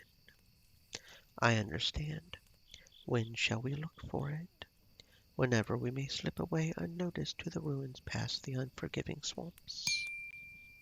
Karen's personal quest. Getting them personal quest, apparently. Eleanor walked up to Loren and stood by her side next to the fire. Loren tilted her head slightly in recognition. What? Eleanor had grown used to standing beside Loren, like her personal servant, yet even as her second in command, she still found her way to her side. I'm sorry. You came over to me for no reason. Her words were practically bitter, and Eleanor couldn't understand why. She had never questioned her habit of keeping near her before. Yes. Why do you ask? We are not friends. Eleanor choked back a reaction. She had never once thought that they were, or that they weren't. Why was Loren so sensitive to their relationship all of a sudden? Did she mean to remind her that she was her servant? But you're better off wasting your spare time with someone who is capable of being fun to be around. Eleanor relaxed, but was flooded with pity. Loren, go. Spend time with someone else. I allow you. She turned and finally flashed her a pair of strict eyes, but even that could not mask the waver in her voice. No, I'm all settled and everything. Too late now. Loren winced, not expecting that response. She wasn't sure how to handle this scenario at all. Fine, waste your free time. It is not mine, so I don't care. She turned back to the fire and crossed her arms. They were silent and could only hear each other's breathing, mixed with the flicker of the flames. Eleanor tried to make sense of Loren and the falling quiet. She was trying to push her away, but saying it was for her own benefit. Why would she not want to spend time with Loren? Why did she think that she was incapable of being fun? Loren was a remarkable person to stand in battle with, and that was suddenly the strongest memory that Eleanor had while staring at her back. In battle, she was a masterful artist with a blade. It was almost as if she was dancing. It was clear that Loren took combat very seriously, and Eleanor realized that she did too when she was with her. Fighting side by side was the easiest and most rewarding combat she had partaken in, and after the battle, the way Loren would look over at her, lock eyes, and give her a nod. It was why she was standing next to her at that moment. When they were fighting together, they were friends. They had entire conversations and debates just by trading glances in the heat of battle. Loren was not a princess, and she was not a servant. And that mentality was now leaking into reality. But why couldn't it be reality?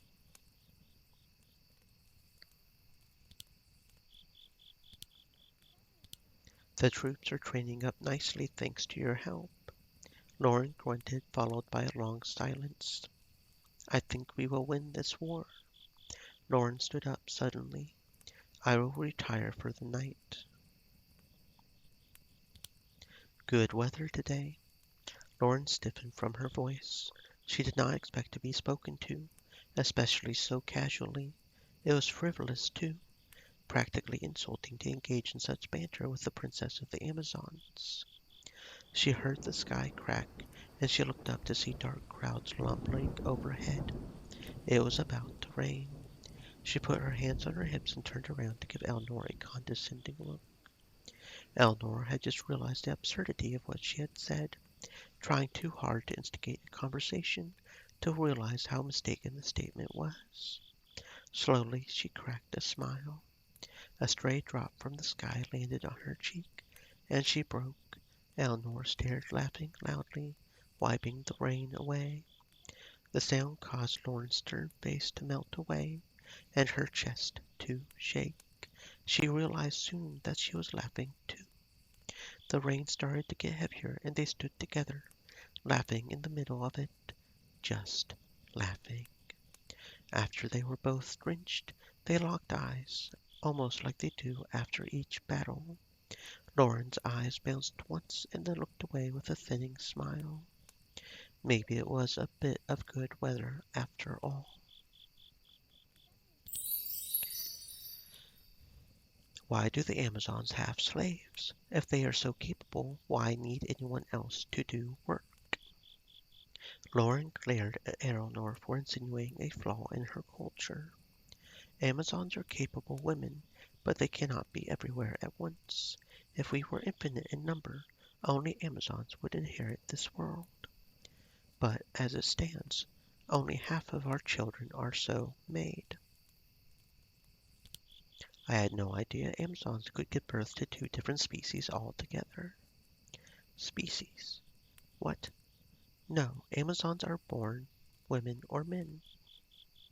But the way you treat either is so wildly different, it's almost funny. Not ha ha funny. Okay, maybe not funny at all. Because they are different. Are you so sure? Loren's lips pursed tightly. Eleanor, come here. Yes, ma'am. It has come to my attention that I will be inheriting my mother's throne much sooner than I anticipated. I believe you are ready, your highness.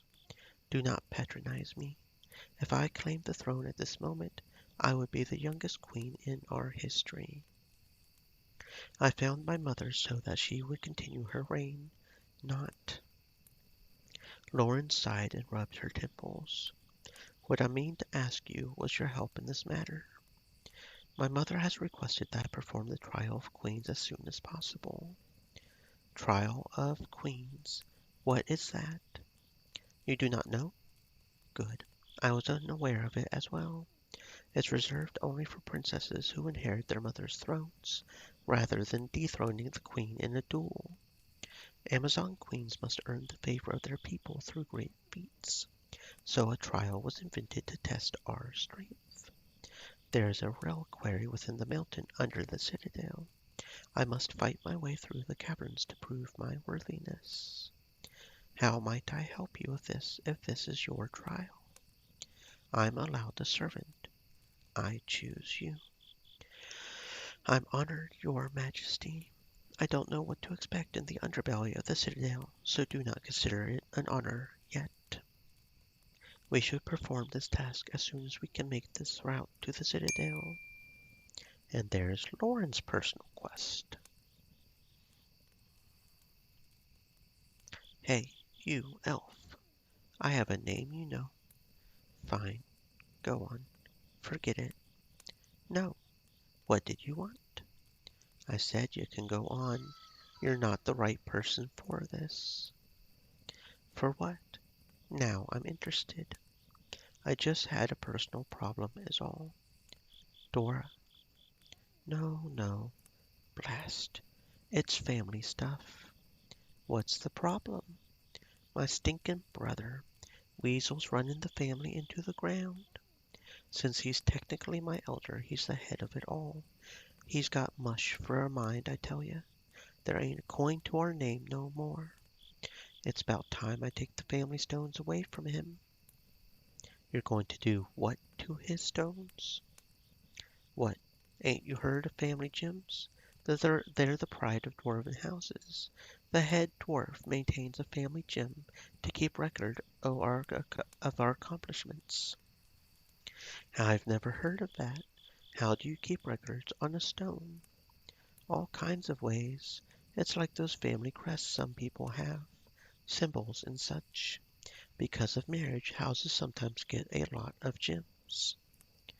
Bastard Cadre had his slimy hands on all of them, and he doesn't care how he's tarnishing them. Time for me to be a head dwarf, don't you say? All right, let's go talk to your brother. Ramas's personal quest. Now we're just getting all the personal quest all of a sudden.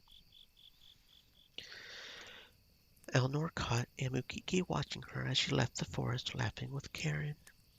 The gladiator's look was not hostile, and almost wounded. Elnor's smile dropped immediately. Karen parted ways, allowing Elnor to approach Amukiki, even though the gladiator had quickly turned away. Who's spying on who now? Do not fret. I do not care how your culture selects its mating partners. Elnor scoffed. Mating partners? Excuse me? I cannot be more plain with my words. Is that what you think I am doing with Karen? As I said, I am not familiar with your customs, and I don't wish to be. Then why remark on my behavior at all? Because you are worthy of more. More what? If you were a nomad, you could choose from the greatest warriors, and bring your clan honor from such mighty kin. You don't consider Karen a great warrior? Amukiki was silent for a moment. You are worthy of a man. If I were a nomad, how would I court a mate? Amukiki was thrown off by the question. He had to think about it for a moment. You would speak to their clan leader. I see why you are confused about other cultures' mating rituals. Yours has none. We do. It is put into motion by the clan leader. And if a nomad did not have a clan? Elnor looked up into Amukiki's eyes. Then the nomad would be free to do as he wishes. They were silent for a while, and then Elnor turned away. That's not so bad. Amukiki was quiet when she left.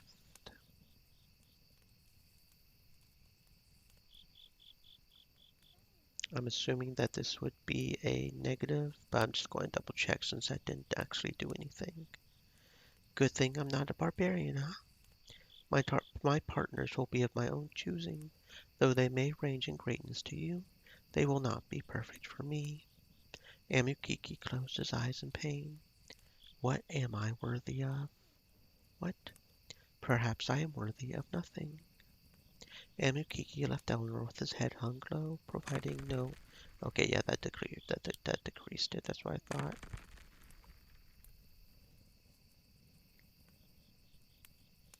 Okay, so apparently we are cock-blocked if we try to go backwards from...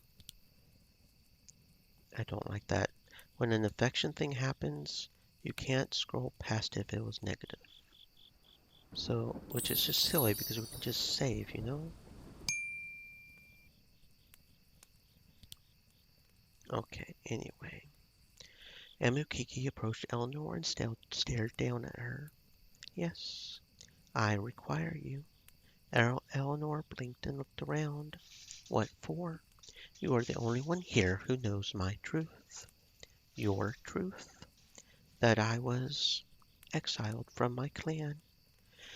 That's something you haven't told anyone, not even a Polymisha? No. Eleanor suddenly felt honored, but unsure why she was allowed that information. What do you need me for? There is word that the nomads are fleeing the south. They've come north. They are nearby then, and you want to seek them out? Yes. For what purpose? You're exiled. You're not allowed to even go near them. Amukiki turned away with a grimace. I've asked too much of you. He was going to leave, but Eleanor stopped him. Hey, no. If you need me to bash some sense into them, I'm your elf. Amukiki's eyes focused on Eleanor for a long moment. I'm prepared to travel at any time. I'll let you know. And another personal quest. Hey, best friend. Eleanor looked over her shoulder. No, Draco was definitely talking to her. This is a little awkward, but okay. Can I ask a favor? Everyone else seems to. Great, then I'll meet you in Horus. Sorry, what? Why? To do a favor for me. What am I doing exactly? Nothing dangerous. I just need you to pretend that you're my cousin. Eleanor went silent and just stared at Draco. Just for a little while. Tell me why. I need to get something from the Magic Academy there. The stupid heads kept all my stuff when they kicked me out. Eleanor raised her eyebrows. I don't care about most of it. I just want my good luck charm back. We're going off to war, aren't we? I need all the luck I can get. Why do I have to pretend to be your cousin? I can't go back to the academy. Like I said, they're stupid heads. So someone else has to get my stuff for me. A family member. I don't know. Please, please, I'll die without my lucky charm. You're so sure? I am. I'm dead meat. That charm is my only hope. Yeah, you're pretty hopeless. Okay, sure. Sounds like fun. I'm now your cousin. Mother's side. Yeah, yeah. What are Death Knights? Oh, thank you very much for the follow. Welcome to the stream. I hope you're having a fantastic existence.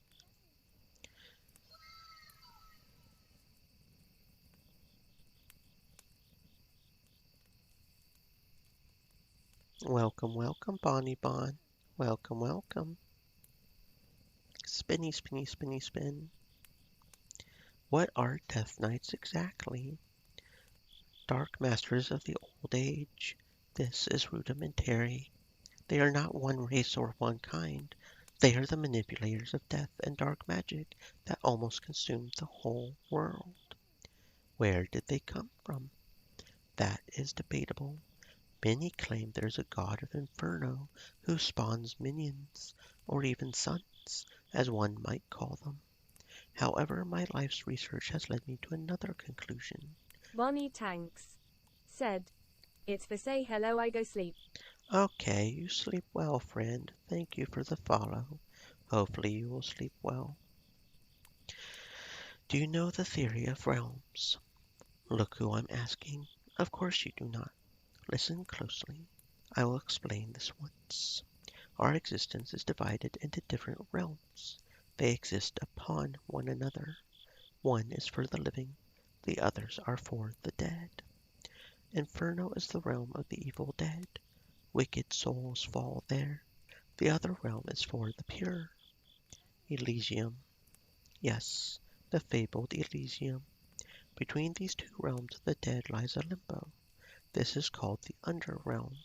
It is the highest realm of the dead, and the door through which the dead can escape. Is that how the dead keep coming back to life? That is the only way.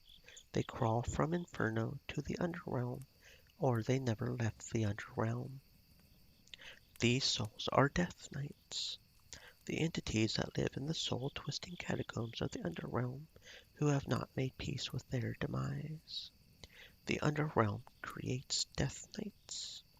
It is a perverse place. Faust wears the armor of a great general of the old age. He is no longer the same man. He has become a husk of himself. He lives on dark magic only, and his mind is tainted with the delusions such magic brings. That explains why you think dark magic is evil. Because it is. I am tired now. You may pick up a book if you wish to learn more. A Polymisha was busy with an alchemy in his tent. Elnor had seen him mixing potions the entire time he had been traveling with them, but he never offered one to anybody. Elnor watched the old wizard silently as he poured a green liquid into a blue liquid, and then he took the resulting turquoise concoction and poured it over a shriveled brown plant in a clay pot. A Polymisha stared at the dead plant so intently that he did not notice that Elnor had crept up beside him. After a moment the brown plant started to change colors. It lifted off its soil and raised to the sky. It turned green with life. You revived it. A Polymisha jumped with a start and glared at Eleanor. You are intruding in a space I've clearly stated was off limits. I'm sorry, but what you were doing was fascinating. Is that a potion to help us recover in battle? No, fool. It recovers the soul from the depths of the underrealm. That would. Had a Polymisha found a cure for death? You will speak to no one of what you saw. How can I not? You've created a potion of invincibility. Not invincibility. You were to never know about this potion. I do not have to explain anything to you. You must promise to tell no one. I think you have this backwards. I'm the one who should be making demands here, if you want me to keep quiet. A Polymisha grumbled some more. You are an unfair creature. If I must buy your silence, then I offer you a chance to help me work on the potion in question. Work. That's your bribe. I am giving you the chance to work alongside the arch-wizard and a renowned alchemist. Apprentices compete for the honor on a regular basis. No, thank you. Then I shall give you your very own brew. There. Is that what your types crave? Eleanor paused as she was unfortunately tempted by the offer of a secret potion that could restore life. Only if you keep your silence and you assist me. Very well. You must promise to keep your end of the deal. A Polymisha eyed her instead of reassuring her. Prepare yourself for a dawn's travel. What you doing? What? Nothing. Why? Are you going to be busy between now in the battle in Everburn. I have my duties. What are you asking? Well, there was this thing that I wanted to do, and I knew you were the right elf to ask. What thing? Why me? Don't be so obvious. Secrets. I love secrets. Shh. No, I just don't want nobody to hear us. When I left Grimoire to follow your princess, I left all my stuff behind. It's been stolen, and now I want to get it back. Who stole it? Those damn city guards. They ransacked my whole hideout. I mean, home. There's only one thing I really want anyway. If you promise to help me go get it, I'll split it with you. Is it food? Don't be silly. Now don't tell nobody or deals off. Dora looks over her shoulder and dashes away. We have got everybody's personal quest all of a sudden now. Probably there's nothing else to say in the camp until we do the personal quests. Probably. Oh, why do Amazons have slaves? Okay. That must have been when we had to reset because of the one thingy. Now we have request again. Okay, yeah.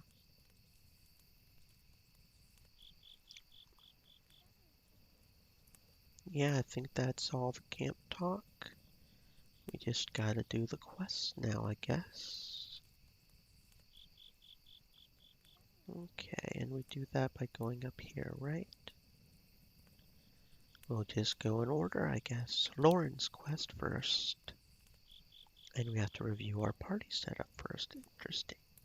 I guess that means there's going to be some fighting. Party limit is 2. Okay. I see. And, okay, so yeah, we have to have Loren and Elnor, because it says right here, must be in party Loren and Elnor. So we're pretty much railroaded into which party we have here, but that's okay, because we've got both of them pretty strong. Loren simply nodded, and they made their way to the citadel. Loren was greeted as an unproven princess, but she would leave as something more. A crowd gathered in the citadel plaza. The trial of queens started and ended with a public ceremony. How do we begin? I have yet to be told. The crowd parted and Karen walked up to her daughter. Loren, I am glad to see my own daughter where once I stood. May you own the pleasure some day as well.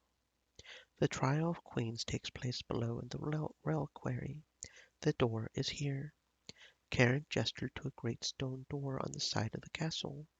Loren had never paid any attention to it before, but now she realized why. You will go with your servant into those depths. Your trial will be complete when you find yourself out of them again. What will I find there? Only Queen shall know. Loren took in a deep breath, knowing that that would be the most she would get out of her mother. Then I will find out. Until then. Loren moved towards the door, and Eleanor followed right behind her. The princess looked over at her, and they shared a look. What is in the catacombs? What will we find down here? Find out Monday in the next episode of Loren, the Amazon Princess. Anyway, it is 1800. It's time for me to go get some omnoms.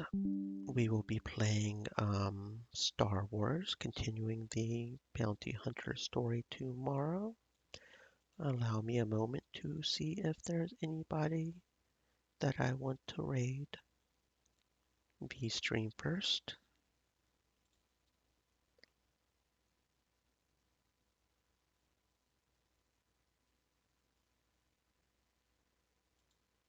I see someone with potential. Are you still on? No, you are not.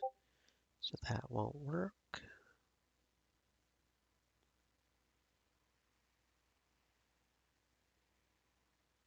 Are you still on? You are still on, and you're starting soon, so you like just started. I have not rated you this month, right? I have, and I don't want to do too many raids in the same month. So, unless somebody knows somebody on VStream, we will not be raiding on VStream. Okay, Twitch. There is not a lot of people on Twitch. Okay. We do have at least one or two that I don't think we've rated this month. Okay, hmm.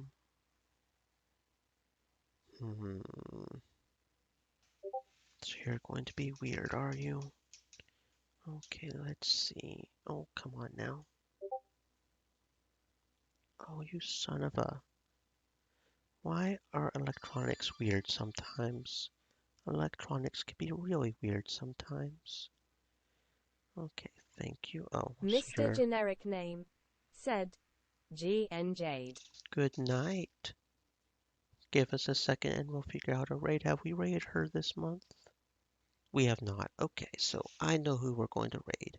We're going to raid somebody called Inatsu Shiroi. Here's the raid message on Stream Twitch. Elements said, UWU Turtle Time. UWU. And again, if people on Bstream have somebody they want to recommend, feel free to speak up. But otherwise, that is where we're going to be. Maybe I will see you tomorrow. Stay safe, friends. Let's see. The buttons look weird. Okay, you. Start raid.